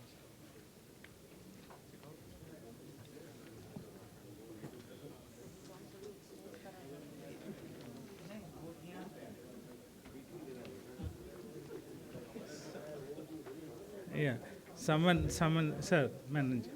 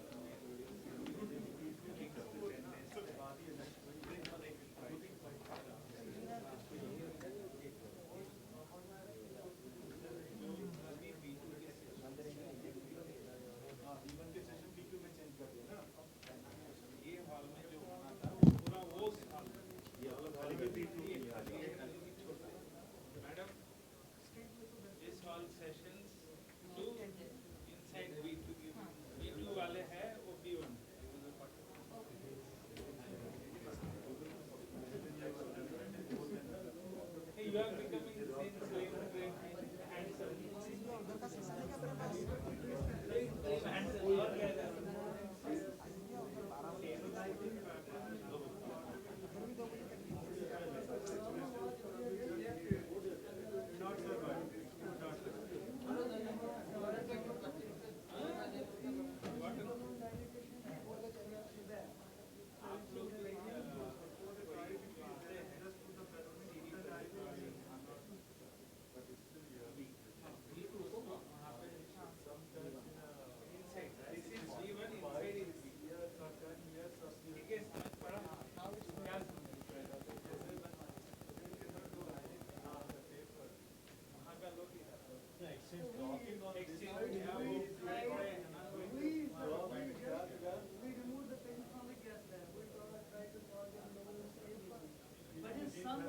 But his son was like, sir, you tell me, if I take him to his surgeon, will the surgeon accept this patient?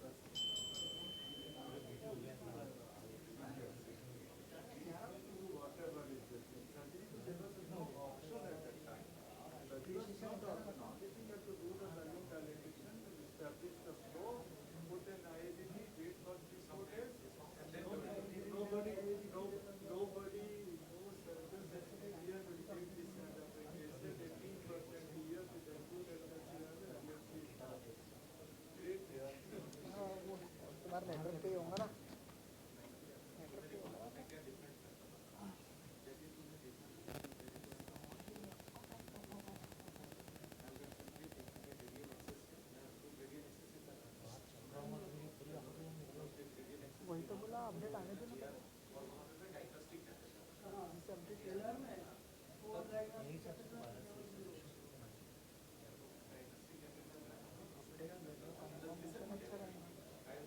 बोलो बोल रहे थे ना कल का देख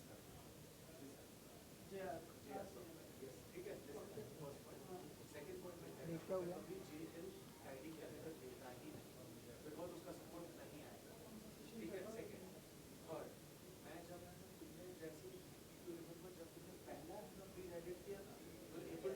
इसका picture कुछ मिलेगा कैसे क्या पिक्चर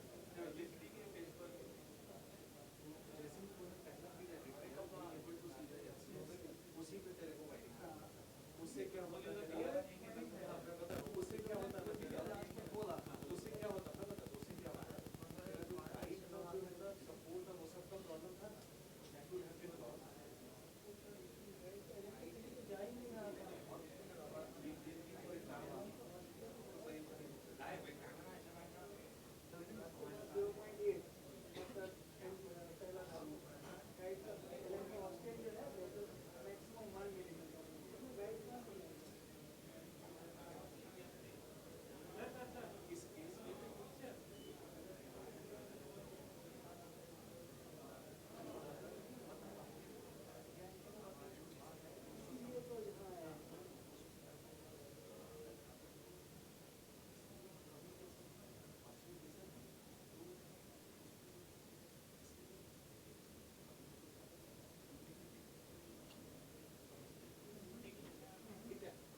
उसमें तो बाहर डाल दिया अब तो टिक को बाहर निकाल दिया ठीक है जो भी प्रॉक्सिमल दे रहा था इंजेक्शन उससे जब तू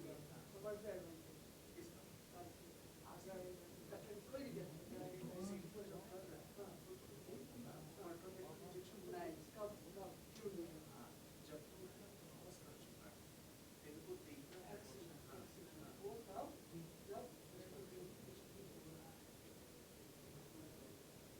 once there is no feeling retrograde, once there is absolutely no feeling. अगर कोई तुरंत इंजेक्शन लेगा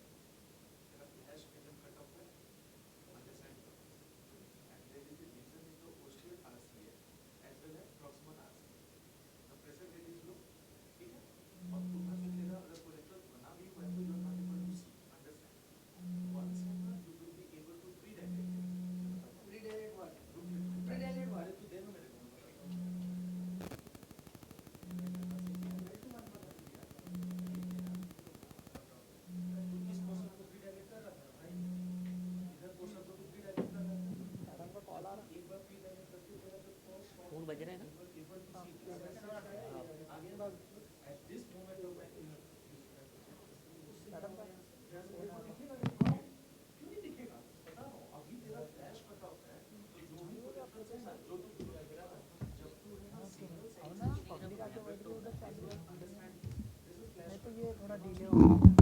अब जब तुमने इधर से लिया, you will take a dual injection. कुछ नहीं होगा। ये बहुत धीरे होगा, वो नहीं होगा।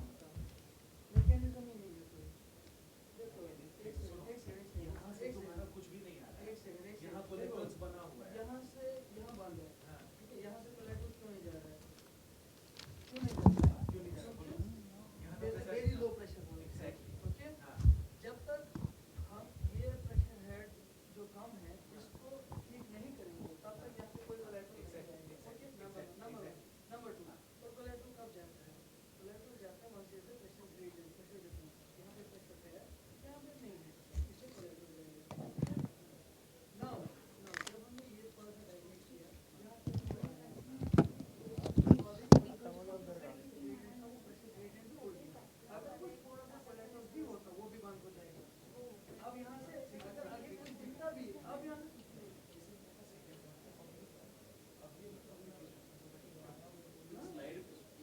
स्लाइड पे जस्ट लिख दो hall B1 session shifted to hall B2 please attend that. कहां पर एक लिख सकते हैं। या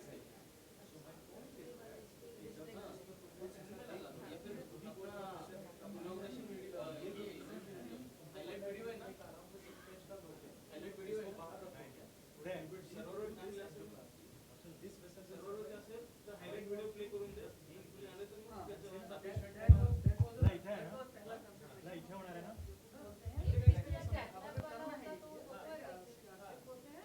अरे कॅटलॅग टेक्निशियन वाला ना, टेक्निशियन वाला ना, येतील 1 वाजता. पेशेंट का अर्धा तास आहे.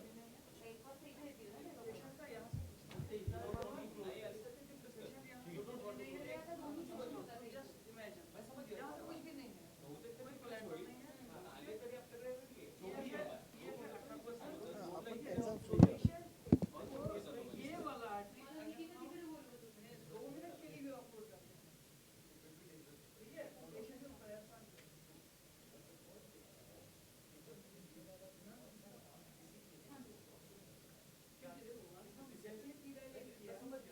we can dissect it also.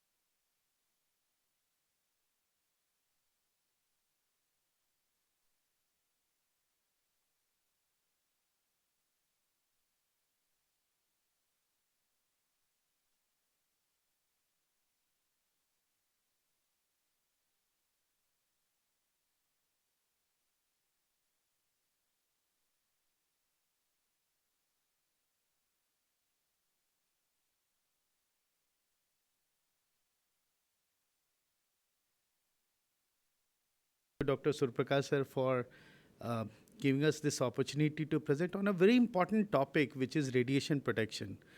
And as per me, as per us, this is relevant to definitely for all the allied staff, because you are there in all the cases, supporting doctors, supporting the operators for performing those complex surgeries.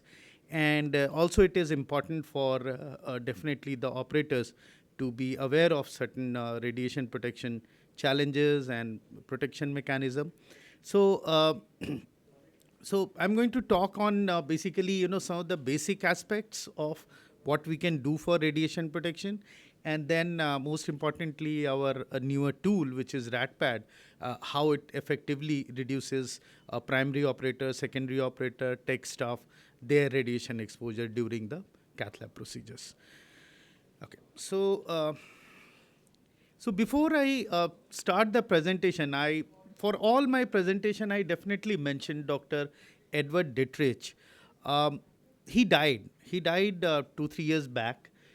He was founder and medical director of Arizona Heart Foundation. He actually developed a tumor during his vascular surgery journey. He made a video and he uploaded on YouTube for everyone to kind of go through that, understand what he has gone through. He actually mentioned many things in the video, and I'm not going to play the video, but a couple of lines which really caught my eyes. He said, I think I felt that this radiation cannot hurt me. I felt indestructible, but I didn't know what I'm talking about. So what he's trying to say is that, in the urge and in his effort to kind of improve patient outcome, the radiation part and the effect of radiation on the caregiver part is something probably he missed, and that's what he mentioned. The challenge is, we all know radiation is something which cannot be seen, and that's why probably it got ignored. So yes, so next couple of slides, let's talk about some of the stuff. ORCIF is an organization which basically works for radiation safety for cath lab or radiology or any stakeholder who works in the radiation arena. Now, what they have said in last couple of years, between 1980 and 2014, so it's like almost 35 years, there is a 6-fold increase in radiation. And most of it has come is on the account of the intervention procedures which are done in cath lab or radiology lab or neurointervention lab. So this basically says the magnitude of the problem we are dealing with. This is a basic stuff, but I just want to kind of talk about this. So we know, the radiation comes from the source, which is below the table, goes up. And the moment it leaves the source, it gets started scattering. It crosses the body, goes to the image intensifier. But a majority of the radiation gets scattered. And it is this scattered radiation which affects you as a allied staff and operators, primary operator, secondary operator, or whoever is there in the lab basically. So with this understanding, we move ahead and we talk about primary radiation, which goes to the beam, and the scattered radiation basically. This is one picture which basically describes the distribution of radiation during the procedure. So if you see the inner circle is like dark red, and this is where the impact or the exposure of radiation is maximum. As you go farther away, towards right side, away from the main beam, the effect start getting lesser. In fact, there's a data which suggests that if you are, let's say, wherever you are standing, if your radiation exposure is 100 units, if you move one step, the radiation exposure comes down by almost 75%. So exposure becomes almost 1/4. So that is the importance of proximity to the beam is what. It's important to know because when you are working in the cath lab, you have to keep watching where you are standing and what you can do in terms of changing your position so that your exposure becomes less. That's what this slide says. Well known, these are some of the complications. This is one study which has kind of tabulated what are some of the problems which you as a cath lab stakeholder can counter over a period of time. So, orthopedics problem, cataract, hypertension, hypercholesterolemia, cancer. These are some of the common known adverse effect of radiation, and it has been studied. And again, these things are known to us, but what happens, in these kind of sessions, we get reminded of it, and probably once we get reminded of it, probably we work towards protecting ourselves. So that's the whole idea. This is another study came in American Journal of Cardiology in 2013, little old study, but it says the left side is more exposed. This is twice the normal, on the other side. And this study, they actually, took a data of almost a couple of interventionists. 31 were found to be having tumor, and 86% of them were having a left-sided brain tumor. And that's what basically it says, that left-sided is more exposed. These are some new clinical data published by ORSIF, like premature vascular aging and some other complication. There are more. If you keep digging, you'll keep getting more and more data which talks about the magnitude of the problem. And the point is, all these things will manifest not in a short run, over a period of time. So it is typically known that 10 years is the latency period, biolatency period for these effects to come. This is again a different, study which said that, there was a survey done amongst all cath lab and, radiology lab stakeholders. What was found that, and this was a survey-based, questionnaire-based survey, what was found that in general, the understanding around radiation and the protection mechanism is suboptimal. The kind of knowledge or awareness which should have been there, it's not there. So what we are saying, one side we say that there is a problem, there's a significant problem, and another side we say that we are not aware of it. So that's something which is really worry and scary, and let's see, some of the prevention tools or protection tools which we have. Now, if I talk about principles of radiation protection, I think justification, which is like, what is the benefit of using radiation? Can I avoid? Optimization, can I limit or can I lower the dose exposure? And dose limits, what are the dose limits? Personal dose limit, during peri-procedure, what is the dose limit? Those are some of the dose limits which we should be aware of. Now, if I talk about optimization, what is the underlying principle? It is ALARA, as low as reasonably achievable. And why reasonably? Because you are in the business, you are in the profession of, conferring patient care through a fluoro-based procedure or through X-ray-based procedure, where X-ray exposure will happen.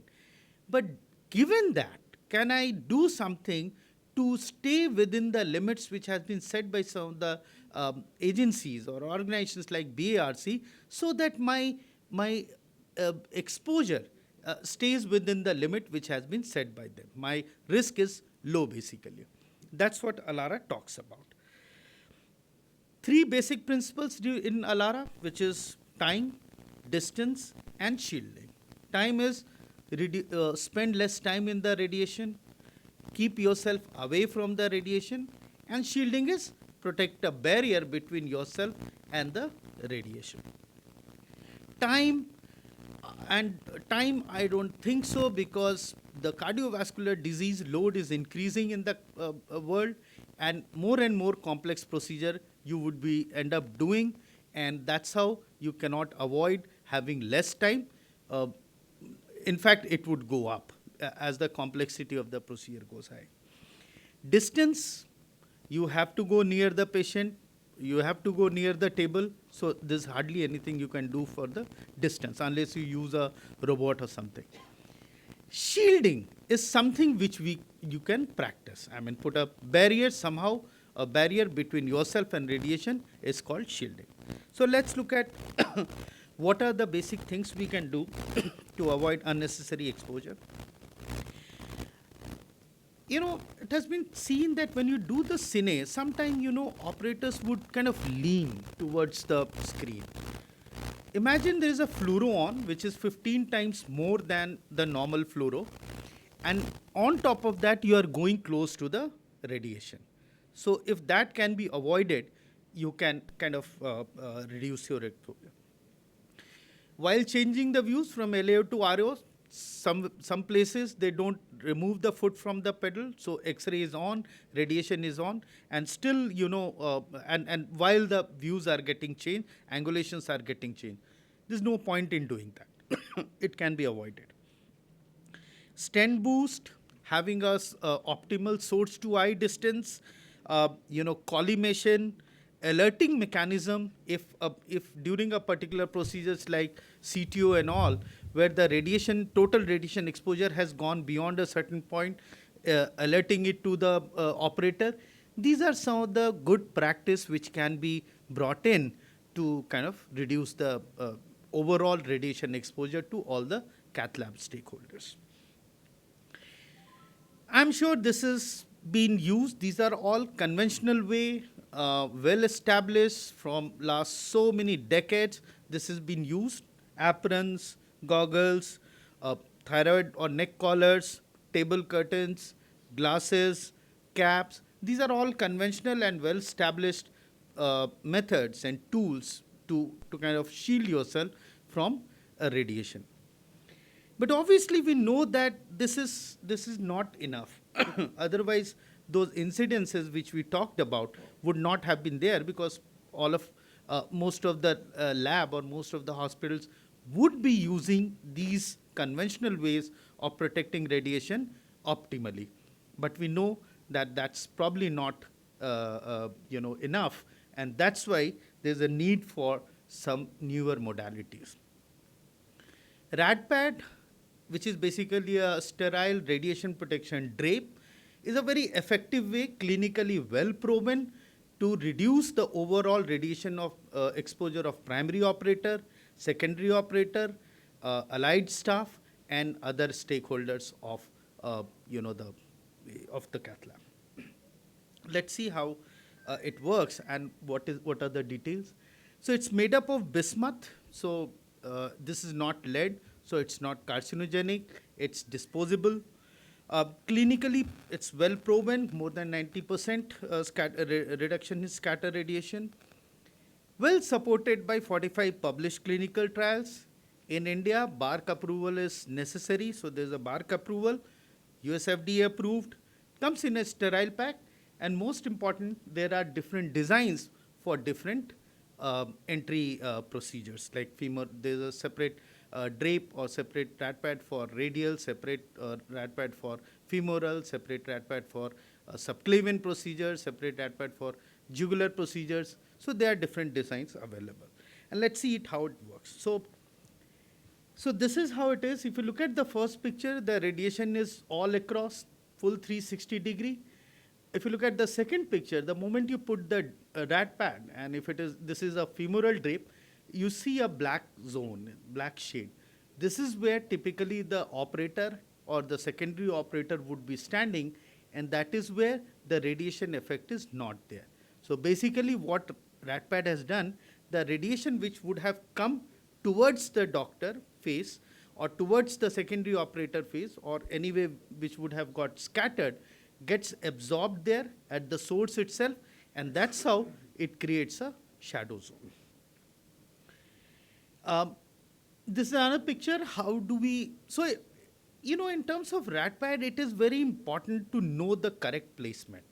Because if you are not placing it correctly, and if RadPad is coming in the main beam, it will become counterproductive. Why? Because it will increase the DAP, and rather the cath lab would be emitting more radiation, which is counterproductive. So right placement, to know how it is to be placed, it's very important. So the yellow circle which you see, that's the beam. The first person is the primary operator.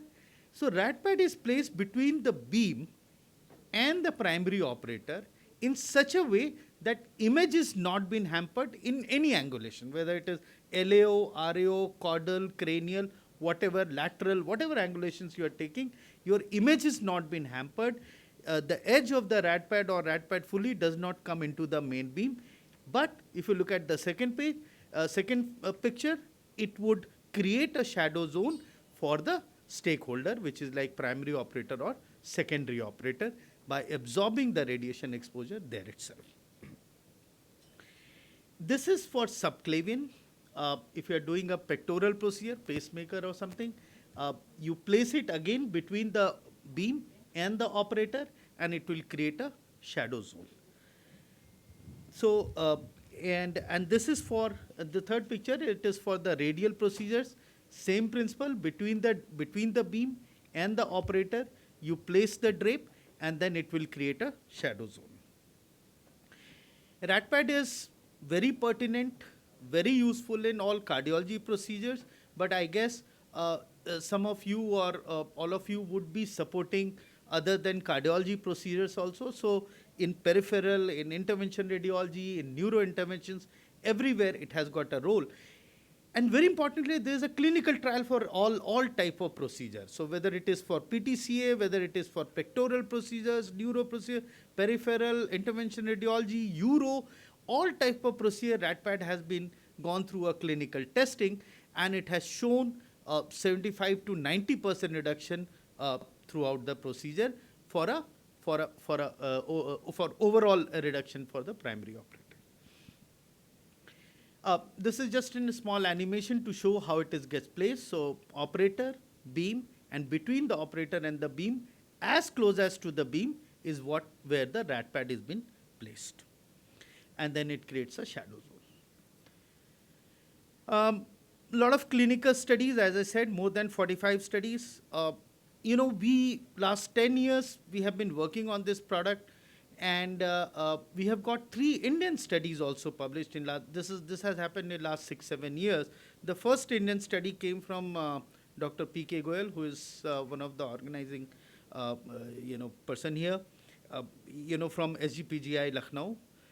Second, it came from RNR Hospital, again a very large size study of 137 patients from Gangaram. So couple of studies we have got from India published, and all have shown 75 to 80% reduction in scatter radiation exposure to primary operator, secondary operator. And recently, there was a study done in Safdarjung Hospital. Now, I cannot divulge the report because it is yet under publication, but it's very encouraging is what I can say, and I'll stop because that study is yet to publish. So what I'm trying to say, theoretically and practically, clinically, it makes sense for all the stakeholders of the cath lab. Even ACC has recommended, American Cardiology College of Cardiology, they have recommended RADPAD for US to reimburse, for our cardiac procedures. Couple of questions which arises whether RADPAD is safe for patients or not. So one way, on one side, we are protecting the operators, we are protecting the cath lab stakeholders, but are we subjecting the patient to a higher radiation? So it has been tested. And what was found that it is very much safe for the patient also. There is no increased radiation dose to patient. Then the question comes, how do we dispose? As I said, this is safe for disposal. The IFU itself says that it is eco-friendly and it can be disposed like your normal drape or normal gown, etc. So you don't need to deploy any special protocol to dispose it. What are the certifications we have to prove this or to claim this? Pollution Control Board of India, there is a certification here. US also, there is a clearance here. And this is the IFU. If you see on the right upper corner, you see a picture of a leaf and which says eco-friendly. So it is a clear-cut declaration that this is eco-friendly and it can be disposed like a standard normal a drape or gown basically. So this is, and it's mentioned in the IFU also that it has to be disposed that way. Very important tool I really wanted to bring with RADPAD, without RADPAD, whatever, bring the practice of dosimetry. We as a company or entire team all across the country, we all are equipped with this dosimeter. We can bring into your lab. You can use it for multiple purpose. You can just say that bring the dosimeter, I want to evaluate what is my dose exposure in a month or for 15 days, because that will tell me on a yearly basis how much dose I am likely to get. And that probably will tell you that what are the things you need to do to kind of reduce it. If you are well within the limit, that's good news. But this is very important because this is a digital dosimeter and it gives you the dose then and there itself. Where we use, the reason we got this dosimeter initially was to prove the RADPAD efficacy in lab. So, the procedures were done with and without RADPAD to kind of give you a comparison that how much RADPAD, reduces exposure to the primary operator or secondary operator. So that's the primary purpose, but RADPAD, and then we found that dosimeters have got a extended usage also. This is a simple poster which basically is a guideline. We kind of provide it to cath lab to keep it somewhere in the lab, paste it. It gives you a guidance how to do the optimal placement, and also acts as a reminder for you to use in the cases, because all said and done, RADPAD is not a mandatory product. The procedure will not stop. It's not like balloon or stent where the procedure will not happen if you don't have any of these. Procedure can happen, but then this also acts as a reminder. So my last two slides, this is the summary. Most importantly, this is the point which you, overall communication, if I say, advice and guidance, if I say, be aware of the risk. Don't turn your face from the risk which you are working in. And then once you're aware of this, once you are sensitive about it, avoid unnecessary exposure. So reduce the radiation generation itself. Use the right personal protective equipment, use the right apron. Apron itself is a whole lot of topic which needs to be discussed probably at a different platform, but use the right personal protective equipment, which is like apron, thyroid collar, cap, goggles, all those things. Follow ALARA as low as reasonably achievable. Use all possible measures to reduce exposure. And please understand, even a baby step, any level of protection is a good protection. So don't think that, I work in such a high fluoro procedure. What if I reduce my dose for 10 minutes or for a small reduction? No, any reduction is a good reduction. Last, I really want to thank you all, the allied staff, allied tech community, to basically, you are ensuring safe practice in the cath lab. And I think you understand your responsibility, because when a procedure is happening, you are in control of the equipment. You are in control mostly, how much is the radiation, by and large. I'm not saying for 100%, but still a lot of things which are there in your control. And you are the one who also sensitize the operators about the radiation exposure. So I thank you for optimizing radiation exposure in the lab.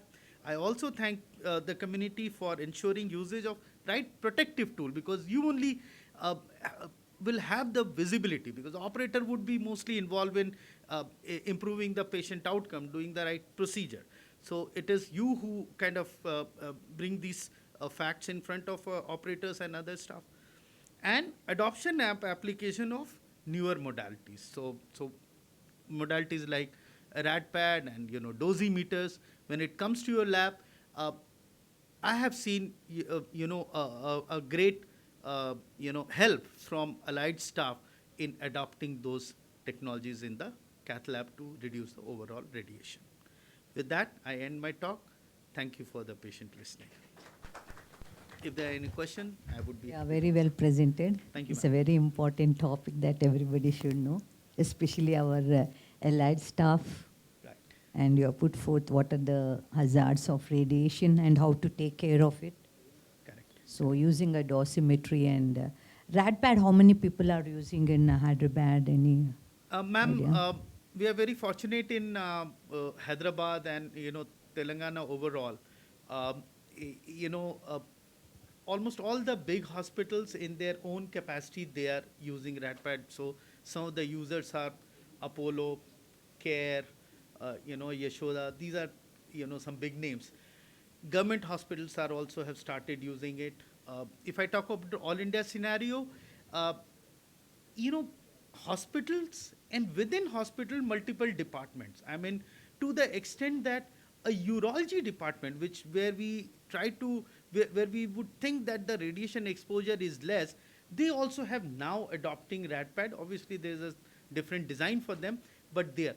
So overall, I would say in last 7 years, we thank you, the operators and tech community, that you allowed us to get this, tool to the lab or to the hospital. So it's slowly kind of getting What is the adopted. cost of that coming around? Ma'am, roughly the tool would be costing around, this RADPAD would be somewhere around 4,500 to 5,000 rupees. So, hospital as per their own, protocol, they are using either for all cases or selective procedures.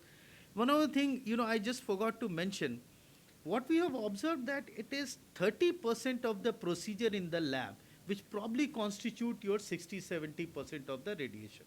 I mean, if you are doing CTOs, 2 CTOs would be probably equal to 5-6 normal plastic. So even if you use in those CTOs and reduce the radiation, it's a good achievement is what I would say. Yeah, that's true. We are always worried about the patient's outcome.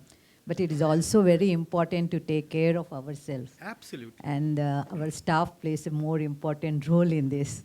There's a charioteer, they're running the chariot, like, Lord Krishna's doing for Arjuna. Huh? The same thing, they are very important for us. Absolutely. And you are there for all the cases. Operators would be probably, Right. So, how many people are using RADPADs in their centers? It's only one hand. So are you using for all the procedures like angiograms and PTCS, or only for the PTCS, that to selected case, as you rightly said? Right. Maybe a procedure like a CTO, which takes a longer time for the procedure or something like that.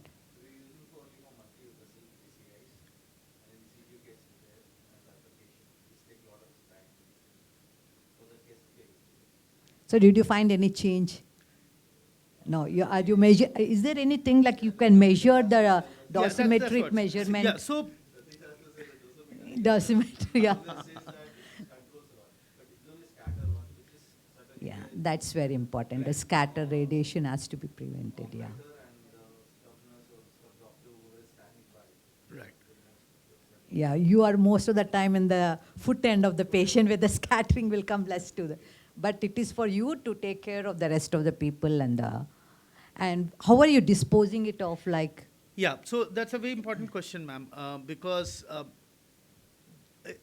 as per the hazmat disposal, policy by Pollution Control Board of India, something like lead aprons or product which has got vinyl, rubber, these things cannot be sent for biomedical waste disposal like a normal biomedical waste, because it has to be chemically neutralized. There is a special protocol, which is a cost-intense protocol. I mean, there's a cost involved in it, and then it has to be done.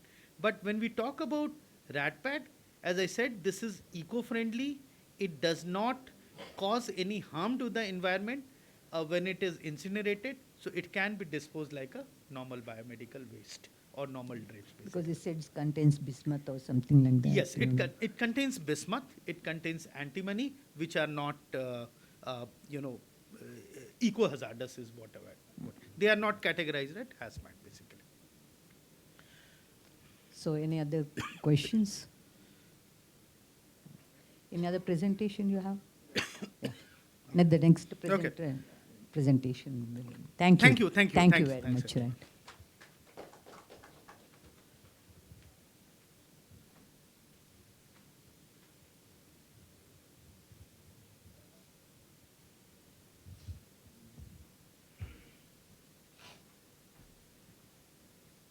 Good afternoon, all. Hello. Hello. Can you hear me? Good afternoon, all. My name is Ashim. I am from Asahi Intech. So I'm not carrying any presentation, but I think it's more of interactive session is more important. If you have any questions, if you have any doubts, if you have any queries, you can ask me. I will give you the answer. This is the best platform to discuss with you guys, because you guys are always busy. We are also busy. So we travel. You also travel. So, so this is a good platform. So coming back to Asahi Intech, I represent the Asahi Intech company for South Asia. My name is Ashim, and we have a good basket of products for intervention product lineup. You know the lineups already, starting with the Xion Blue, and then we have a Xion, then we have a Fielder series, Fielder FC, Fielder XT, Fielder XTA, Fielder XTR. Then we have a Gaia series, and I will come one by one. How many minutes we have, madam?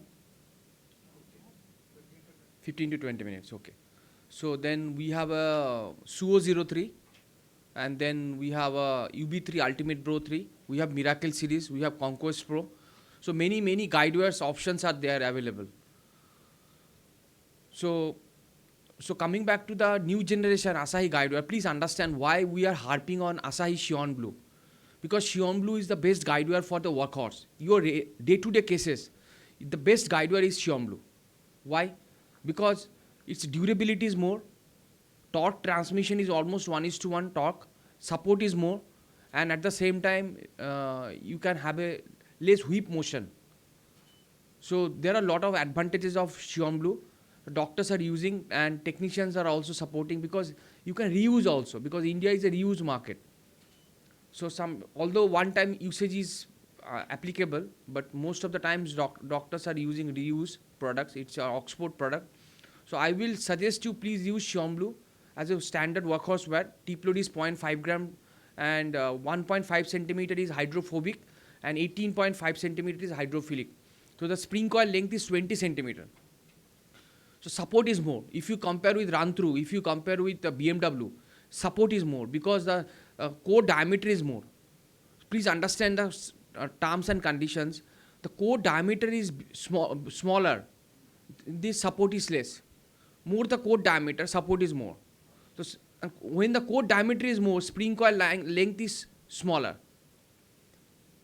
So I need to draw something, then only you can understand. But basically, please understand one message, that if the core diameter is bigger, support is more. Very simple. And or the spring coil length is more, support is less. Correct? Can I hold the phone? Nisha. Yeah.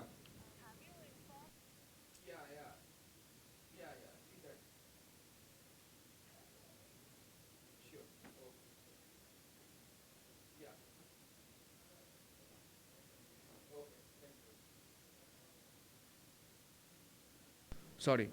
So then the same technology, Xiontech technology has come back in Asahi. You know, why reuse is more compared to other competitors? Because the technology, like Toyota is very good, BMW is very good, Mercedes is good. Why? Because of the technology. So similarly, in intervention market, guidewire market, the guidewire quality is very important. If you see the Asahi, today's ijcto is basically based on Asahi. Every cases you see Asahi get being used, not other company products. Why? Because it's most trusted. Guidewire is most trusted by Asahi Intech Company Limited. The most quality products. We have almost 30 to 35 guidewires in our baskets. So all the products based on the same technology called Xiontech technology. Like we have a Xion Black. Xion Black tip load is 0.8 gram. We have a Xion, plain Xion. It is hydrophilic. Tip load is 0.7 gram. Similarly, we have an Ultimate Pro 3. You need to understand the each product's efficacies. Which guidewire have been used in which lesion. It's not how to escalate the wire. Escalation process also you need to understand. let's say for example, you are starting the CTO with a Xion blue. And after that, let's say for example, there is no stamp. Which guide wire you will use? And if there is some stamp, which guide wire you will use? So these are the concepts which you need to understand. And you can suggest to the operator or the doctor. We have a newly launched Gaia series. You know Gaia. Gaia first, Gaia second, Gaia third. Tip load is 1.7 gram, 3.5 gram and 4.5 gram. Then we have launched Gaia Next recently. Support is more, penetration force is more, Gaia Next. Tip load is 2 gram, 4 gram and 6 gram, Gaia Next. So Gaia has a huge changes in the market. After launching of Gaia, there is a plethora of changes in the market. People are opting for Gaia series and Gaia Next also now. So I will suggest you for CTO cases, use Gaia. Gaia second is most common. And for non-CTO, we have a Xion Black, we have a Fielder XT-A, Fielder XT-R. Fielder XT is a CTO primary wear with tip load is 1 gram.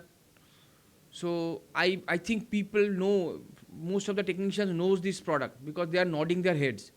That means they understood the products. We have a microcatheter called Caravelle. Do you know the Caravelle? So Caravelle is available in 135 and 150 centimeter. Entry profile is 1.4 French and distal is 1.8 French. So I will request to all of you guys, please use Caravelle. Caravelle is the best microcatheter at this moment with a low price. But if you would like to go for a better torque transmission, if you want to torque the microcatheter, if you want to get more support, if you want to go for septal, then Corsair Pro is the best, or Corsair Pro XS. Corsair and Corsair Pro, plain Corsair is not available. Corsair Pro and Corsair Pro XS is available. So Corsair Pro has a more support compared to Corsair Pro XS because the distal is 2.6. Corsair Pro XS is distal is 2.1 gram, 1 French. So that is the major difference between the Corsair Pro XS and Corsair Pro. Suo 03, there is a guide wire called Suo. It is only for the epicardial channel or septal channel surfing. Don't go for use for antegrade much. Some doctors use for tortuous regions for Suo 03 antegrade. That is fine. It's enough. But officially it has been used because of the antegrade, not for antegrade, retrograde. Suo 03. Just 0.3 gram tip load. It is just for channel surfing. So we have a Fielder XT series, Fielder XT, Fielder XT-A, Fielder XT-R. We have a Gladius series. Recently one more guide wire have been launched in India.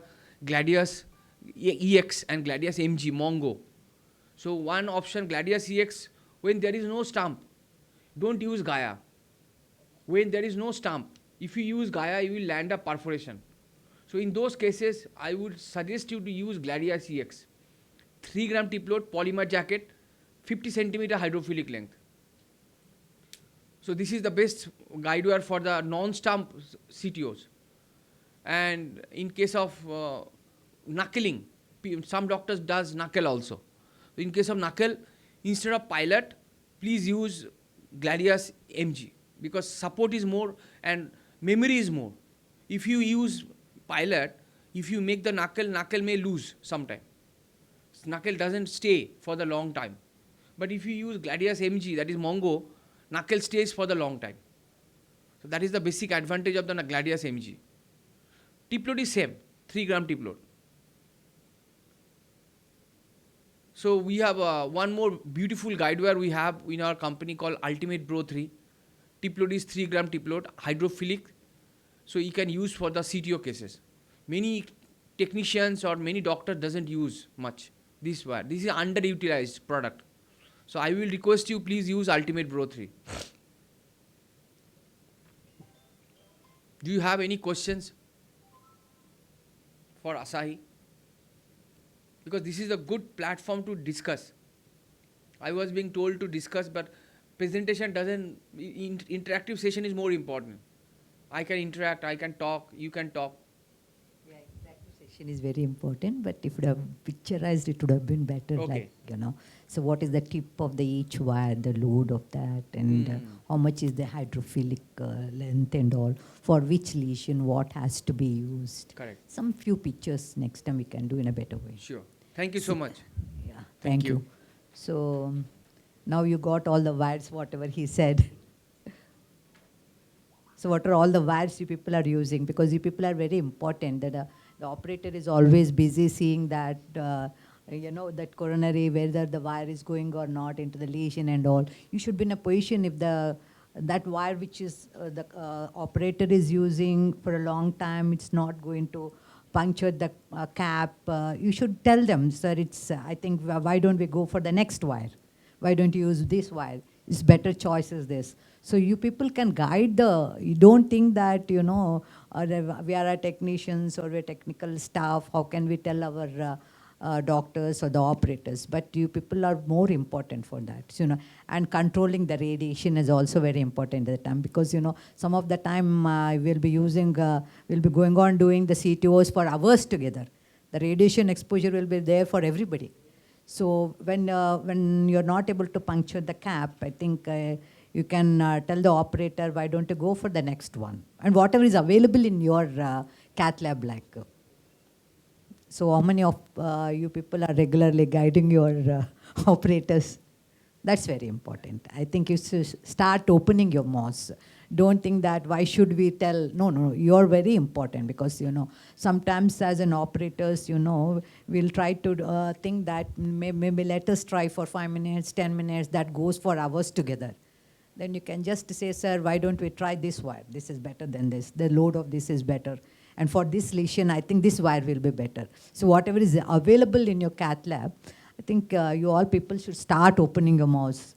And especially when you see the view there, and sometimes, some of the complications which occurs because of the wires, you are the better people to catch it immediately. Sir, I think something is going on there. Just let us stop there. So I think all interactive sessions should be there, even in day-to-day in our cath lab. That's also very important. So how was this session? And Surya Prakash sir was very much interested in getting all the staff, allied staff, and some interactive interaction should be there. And what are the newer things, whatever is coming into the market, and everybody is supposed to know that. That's also very important. So how was this class? It was useful for you, or? Yeah. Yeah, that's also important. We have some next speaker also who can.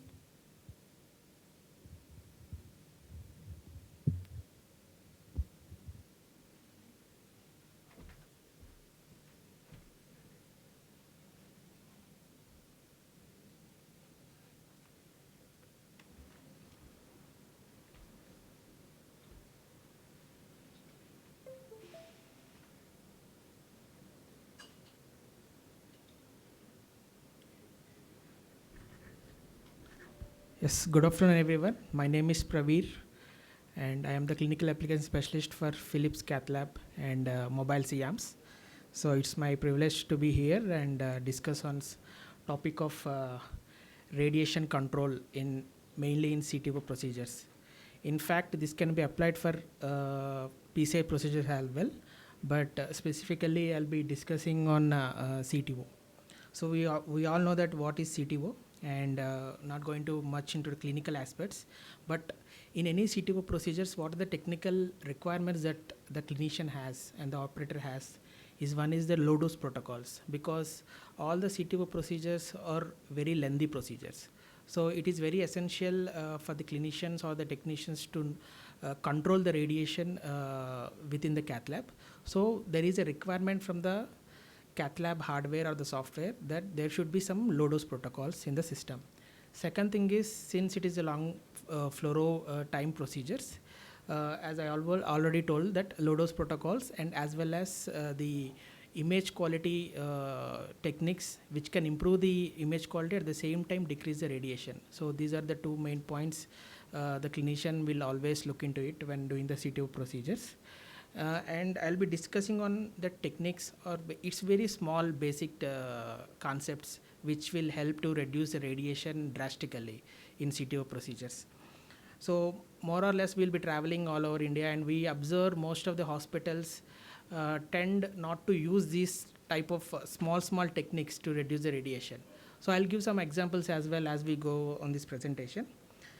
So as I was mentioning, how to achieve the low dose protocol. So one is a pulsed fluoroscopy. So whatever fluoroscopy that we are using in cath lab is always pulsed.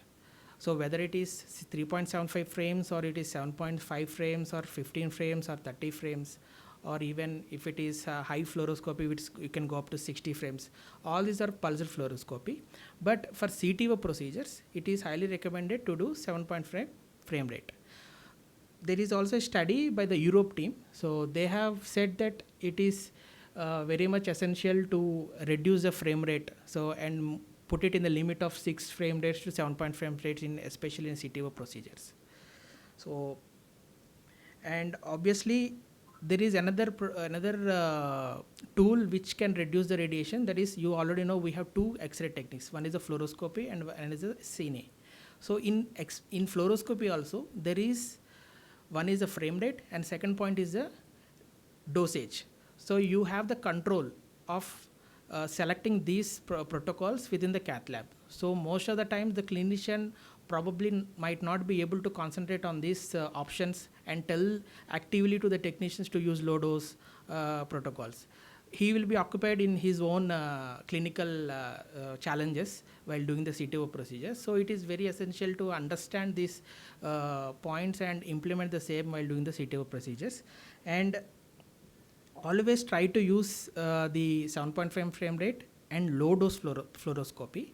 And whenever the clinician doesn't have the clinical data that he is actually looking into it, then probably you can increase the dosage to normal and again come back to low. So the switching of these low and normal or high fluoroscopy dosage settings makes a very vast difference in reducing the radiation within the cath lab. And all these techniques are, all the protocols are there at your fingertips. So you can just change the dosage of the fluoroscopy which is using, and also the cine dosage also there is options most of the cath labs. So I represent Philips. So Philips cath lab has option to decrease the fluoroscopy and also to decrease the dosage of fluoroscopy and dosage of cine. So it is very essential, or probably in Siemens and GE also all the CM should be able to have this option. So I highly recommend that you start with low dose fluoroscopy, low dose cine, and whenever it is required, the clinician is feeling that the image quality is not good, you can shift to normal and again come back to low fluoroscopy. So all the catheter guidance or the wire guidance, so everything can be done in the low fluoroscopy. And whenever it is highly required, or you are going to the steeper angulations where the thickness of the patient is increasing and you feel that the image quality is not good, then you can go to normal. And again, when you are changing the angulation of the CM, again come back to low. So it is very much important that we need to shift these protocols within the procedure according to the angulation of the CM and according to the image quality that the clinician is looking for. So these are the techniques to reduce radiation, and one by one point we can discuss, and you can also come up with any comments or any suggestions, or so it could be an interactive session. So one thing is the use low dose, use always lower detector zoom. So when you talk about 10-inch or 12-inch or 20-inch, we have different magnifications of the detector. So it is highly recommended to use the lower magnification level always, because whenever you are increasing the magnification of the detector or increasing the zooming of the detector, the radiation will increase almost 3 times.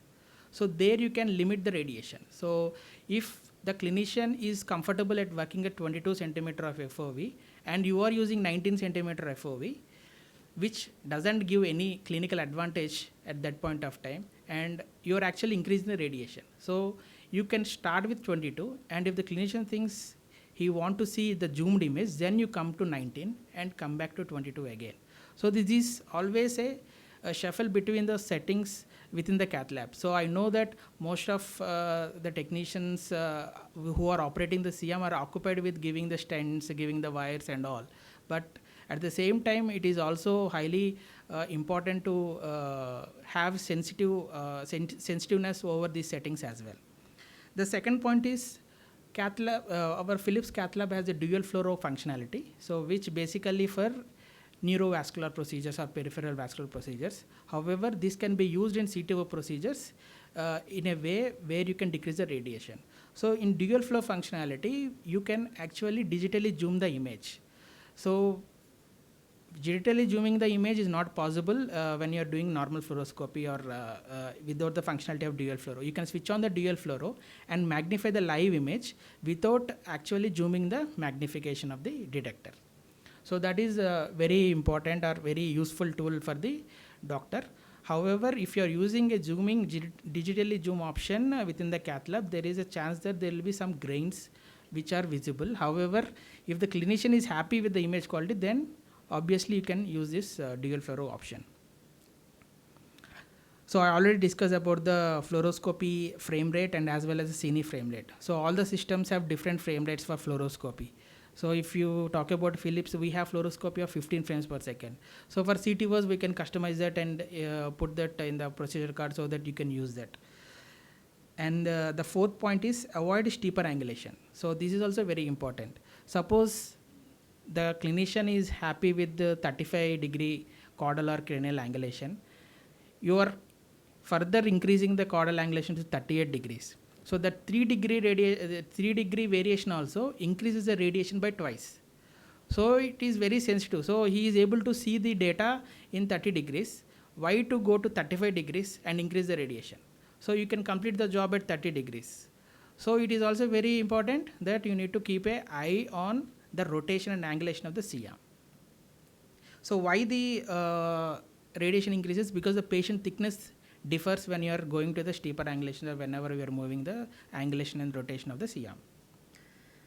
And then you have always, this is a basic tip that we have, that you need to use column emission properly, and you use hard column emission and also the soft column emission, so that to increase the decrease the radiation and always increase the image quality.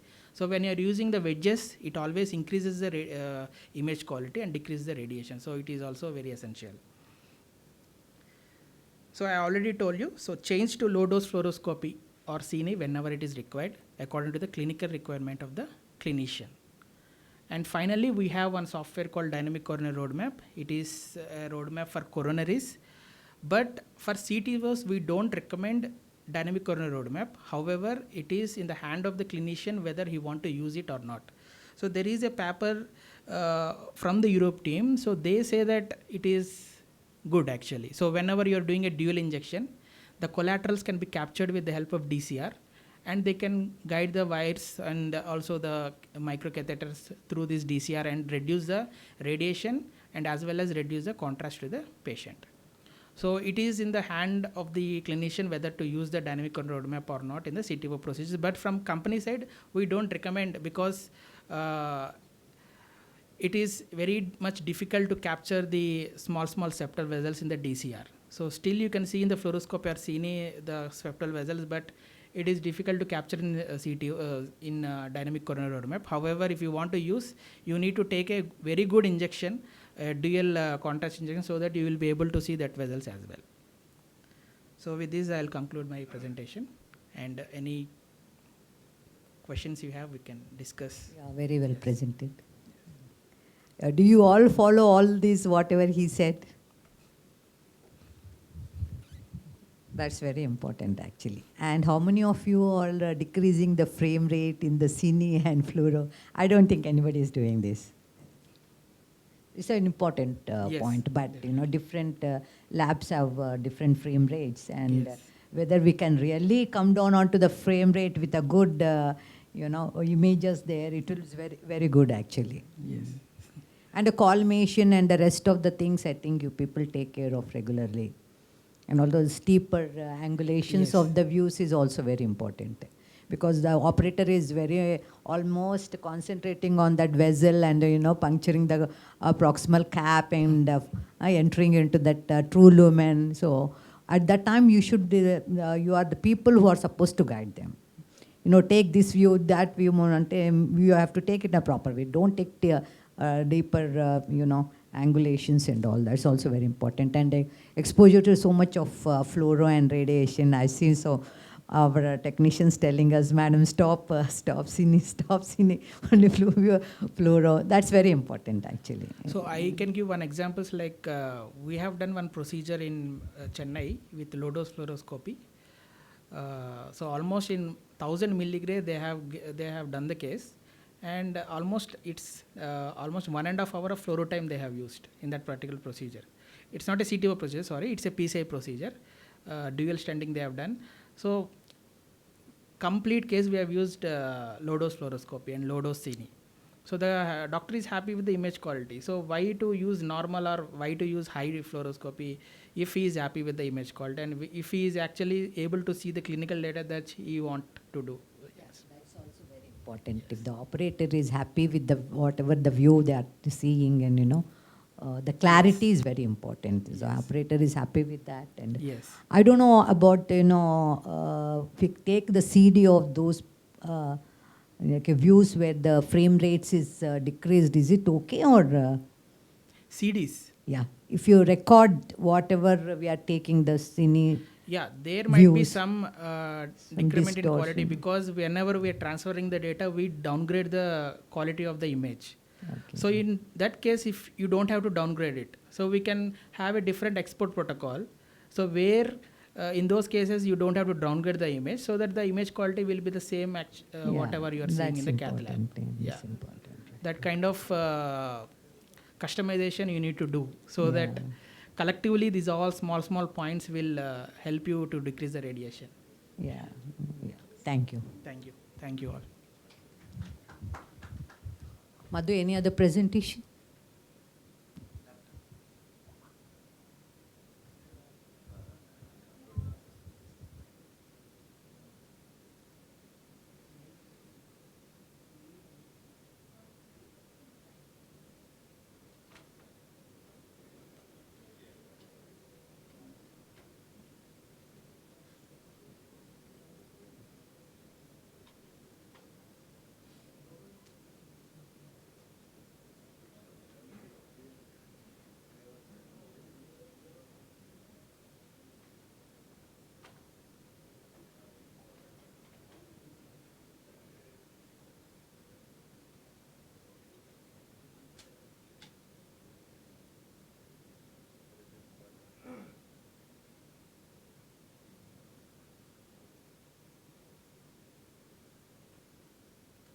Anybody wants to talk anything, share anything?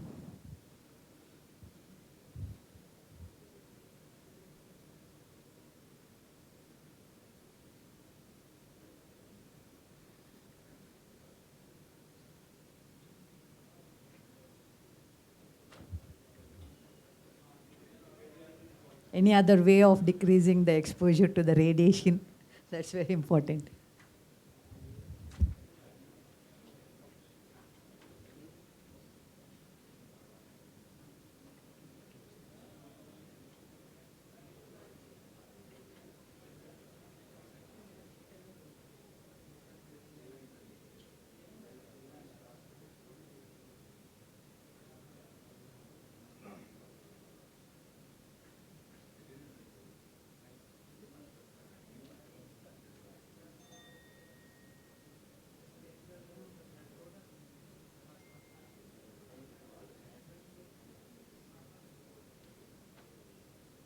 How many of you all really guide your operators, especially CTO operators?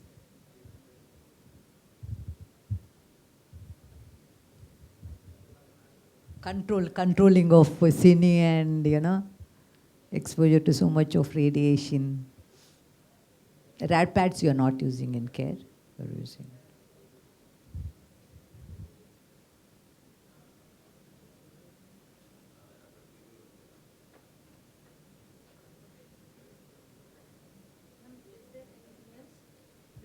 Small presentation. He's supposed to be the president of all the technicians. So I invite him to come and speak out.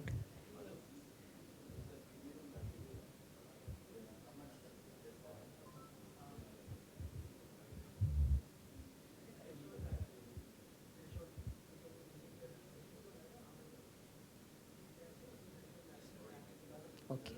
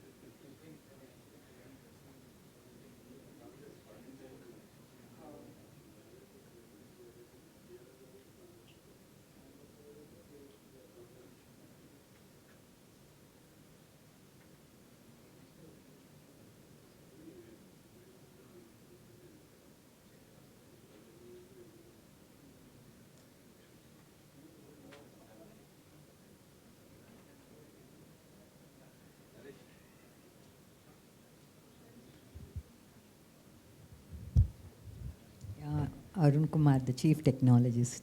Yeah, you can present. The slide change. The President of TS. Yeah, very good afternoon. Sorry, ma'am, to kept you wait. Actually, they asked me to share something on radiation because it has been overdosed now. Till all the technicians of hearing about the radiation all the time. So it's only role of the cath lab technician. As ma'am said, to say something regarding a technologist's role in the cath lab. Actually, I made a PPT for radiation, but unfortunately, the radiation topics are overdosed for all of us. So basically, just I'm going to that. This is aim and objective. To provide a highly quality diagnostic and intervention service for the patient, to provide a comfortable environment for the patient and maintain both the privacy and dignity. What is the privacy? Because we see, we deal with patients, male and female patients. Both will come in. So how do we see his privacy? Don't talk too loud to the one-to-one staff, and maintain, if the female patient is there, the male technician should be aware of the cath lab, should not be inside the cath lab, give her a privacy, let the nursing staff prepare patient very well and make her comfortable. And it's the role of a technician, as ma'am said, everyone should speak out in the lab. So this is an opportunity you need to explain the patient what the procedure is all about. See, in the patient, doctors already explained in the consultation room that you need to undergo the angiogram test, you need to undergo the angioplasty, but the role of a technician starts here itself. Once the patient is inside the lab, it's our duty to tell the patient how the angiogram is performed, is doing a radial or going femoral. So you need to explain the procedure. A lot of people think that cath lab, getting into cath lab, seeing all the sterile table, all the everybody is wearing gown and everything. They think some surgery is going on because patient are awake. We are only giving a local injection. So they're in dynamite. What is happening to me? What they're going to cut open? Or what they are doing it? They don't know exactly. So here the technician role starts. Then you need to explain the patients that what we are doing it, what doctor is doing it. Just explain that whatever the cannula you have in your hand, the same sheath will be inserted by giving a local injection. This is a painless procedures which you are undergoing. This year starts a technician job. A cath lab laboratory as a cath lab is an examination room in the hospital or a clinical which diagnostic images, equipment and used to visualize the arteries of the heart and the chambers of the heart and to treat the stenosis and abdominal fund. That we all know that what we do in a cath lab. Basically, this is the types of cath lab. This is a single panel cath lab where you see the angulation. We all watch cricket very carefully. Nowadays, we are very much into that. But, the third umpire, what the third umpire does, taking one view cannot be imagined. One view cannot see the overlapping of the arteries or it's a bifurcation, stunting or anything. It's a technologist's job that to make our doctors comfortable, to give a good view that you need to imagine the technician, since we are working for so long in the cath lab, so we need to aware that if the diagonal is overlapping with the LED, how you going to define it, how you going to show that. You should imagine the view. You should be more perfect in which view we can give, which view we can do it. This is the angulation, so you can clearly see one view, you can see that ball is away from the bat. Another one is, if you see it towards your right side, it is almost touching the bat. So that makes a difference in this visualization. You can see in the cath lab too, where all the diagonals and the OM branches or even sometimes circumference ostrum, we'll miss it a lot of time. So how to define it, which is the better view, is a technical job. A technician is not an operator. We cannot see what doctor is, but you people aim is to give a good view to the doctor. If you are not getting, doctor also will tell you that this is a better view, go with this. Then you follow that also. This is one more machine that is pipeline. That is, you can see this can rotate any in one view, like all about talking about the radiation. This can reduce our radiation. The same way you can see that almost all this view also makes a lot of difference. Almost you can see one where it's touching the gloves, one where is away from the glove. So this is the machine where defines everything in one shot. In one go you can see it has 2 panels. So different angulation, you give one shot so that you can see both at a time in this machine. cath lab unit. It is a sterilized unit, similarly to the OT, equipped with all the emergency equipment. It is a radiation department. All the procedures are done under the fluoroscopy. So this is what we have been hearing since morning. But I prefer, if you're doing any CTO cases, if you're doing anything, try to use fluoroscopy, try to save that fluoroscopy. So fluoroscopy gives less radiation than the cine. So it is better that for our team to protect from the radiation, it's in your hands that we need to do that. Most of the procedure done under the local anesthesia, as I said, and to that a medical concern is dye will be injected, visualize the structures of the fluid within the body to medical imaging.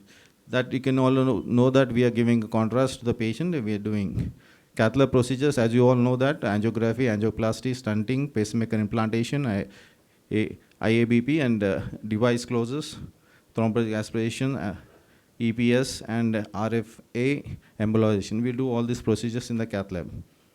Pre-cath care and the patient history and the physical examinations. How many of us we look into this? We'll be checking our TMT reports, or we are doing what echoes all about. These all things you need to pre-check cath. Everybody responsible that what the patient is having a disease. Explain the procedure to the patient. That's what I said in the beginning. Inform consent.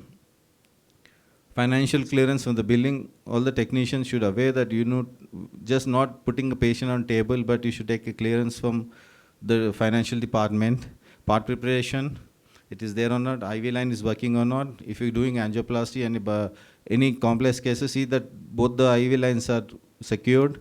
They don't depend on one IV line. Always try to have two IV lines. If one fails, another one will work. That way also we can do it. And remove all the augments and blood investigations and record vital signs and height and the weight you can check. Last dose of heparin or any anticoagulant, previous cath records, investigations such as ECG, echo, TMT, follow the checklist for a cath and procedures, inform and transfer the patient to the cath lab according to the time schedules for the patient. Relatives and patient must be present. This is very important. All the attenders has to be. This is a checklist. Checklist what we have to check. All the technicians should be aware of this. See, most important thing we'll see injection fraction, that is EF. We do all screening, HB, BT, and HIV, SCV, and HB, SSG. Reports will be there. And all the preparation charts, you can see this. All the consent is there or not. IV line is secure or not. Everything is there in this procedure. Patient name. Make that sticker, if the sticker is available in hospital, please put, this is a consent form other side, this is a must, and there's a high risk consent also. High risk, when you take high risk, you need to write, doctor has to write why the high risk is for this patient. This is most important thing in the lab. Never miss the consent form. This, how to coordinate with other departments, what the departments you have to coordinate, that is radiology department, any patient has CV, anything is there, then you need to take a clearance from the laboratory for a blood test if patient is there, and in neuro department, any, like I said, any neuro cases, any CVA, anything is there, is clearance is there or not with the doctor, CSSD. Cardiac OT is ready when you're doing all in, complex cases. Keep it ready when you're doing almost left main, anything else. And ward, stores, and biomedical unit, and billing department. You need to coordinate with all this department. Explain the procedure to the patient and provide physiologically support. So a lot of patients will not have that, but you need to give a support. Make the patient lie on the table. Ensure the monitor, vitals, ECG, SpO2, and BP, etc. is connected. Maintain good IV lines and IV fluid flow. Prepare the patient, site preparation is done, radial or femoral, umbilical, jugular, etc. Scrubness and prepares the sterile rolls with all the necessary equipment. Sterile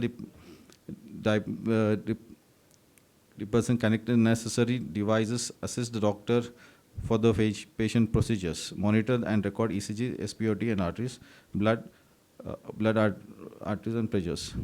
Post-cath clearance cath lab site and apply the pressure bandage and dressing. Shift the patient to the recovery ICU and monitor vitals and take 12 ECGs.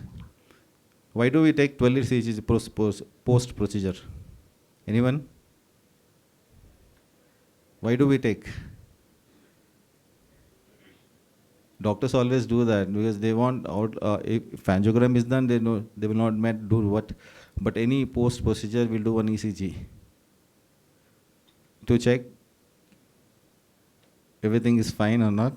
They compare with the previous ECG, if ST elevation was there, it is subside or not.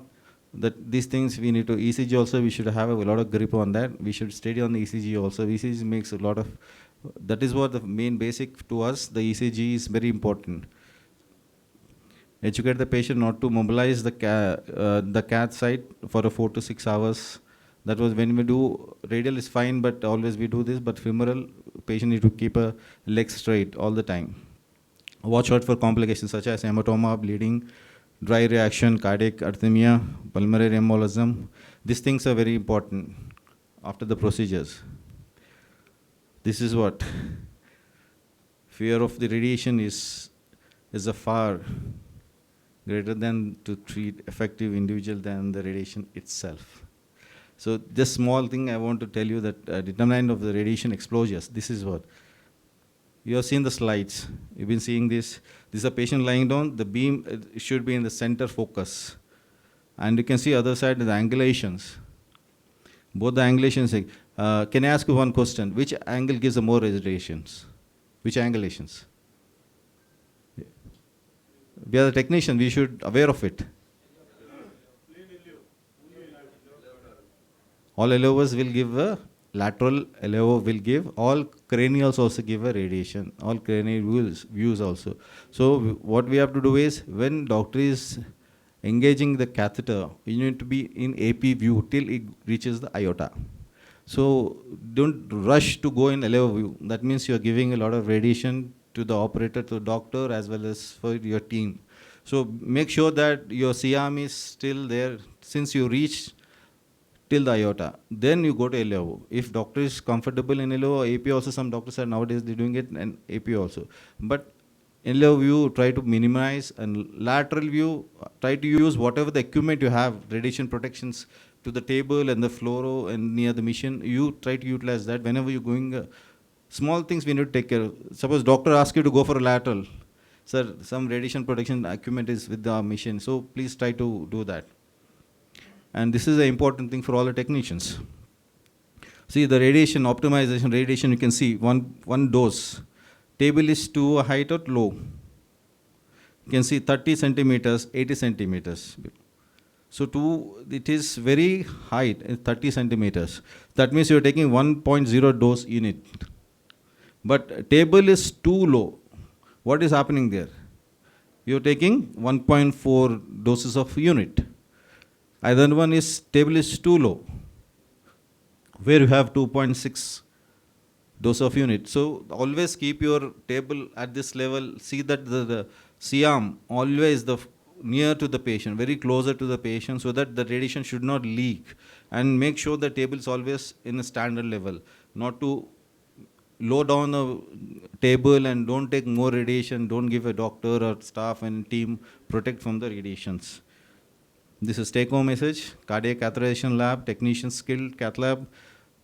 Cath techs will need a strong grip on the how to use and maintain the diagnostic imaging equipment, patient anatomy, sterilization procedures, and other cath lab critical technical knowledge that can be developed in an academic program. Thank you so much. Very well presented, Arun. Good. Any other doubts? So you understood what Arun said, and you are supposed to follow all those. Very important thing, especially talking with the patient, Yes. Gaining that confidence from the Yes. patient is very important. Very important. So you can decrease the apprehension of the patient. They don't know, as you said, they must be taking to the operation theater or something like that. They get worried, and that will increase the tachycardia, tension, anxiety of the patient, and you have to wait till that tachycardia comes down. So, well, they're very important to speak with the patients. Very well presented, Arun. Thank you So so much. ECG is very important post-procedure, especially PTCA. The patient can have a acute stent thrombosis on the table also. Sometimes patient will not become symptomatic for a long time. It may take some half an hour or 1 hour. So as soon as possible, the patient is shifted to the ICU. You need to take an ECG and look for any fresh changes, any ST elevation or something like that, and any arrhythmias. Okay? Right, very well presentation. Thank you. Very good, Madhu. We are closing this session. And thanks to all your staff technicians attending this. I think next time we can do in a better way and invite all the technicians, and you can take part in actively. You can involve your team, you know. You can ask them to do a presentation so that even they will do some homework and come back. You can ask your staff, one of your, one technician from each hospital, you give some topic to present. Say, suppose, better than them, you can present about the wires. What are the wires in the CTO? So what is the tip load and how much is the hydrophilic, and for which lesion which is better? And how can you guide your CTO operators? That is also important. As I said, you are a very important character. Right? Okay then. Right. Thank you.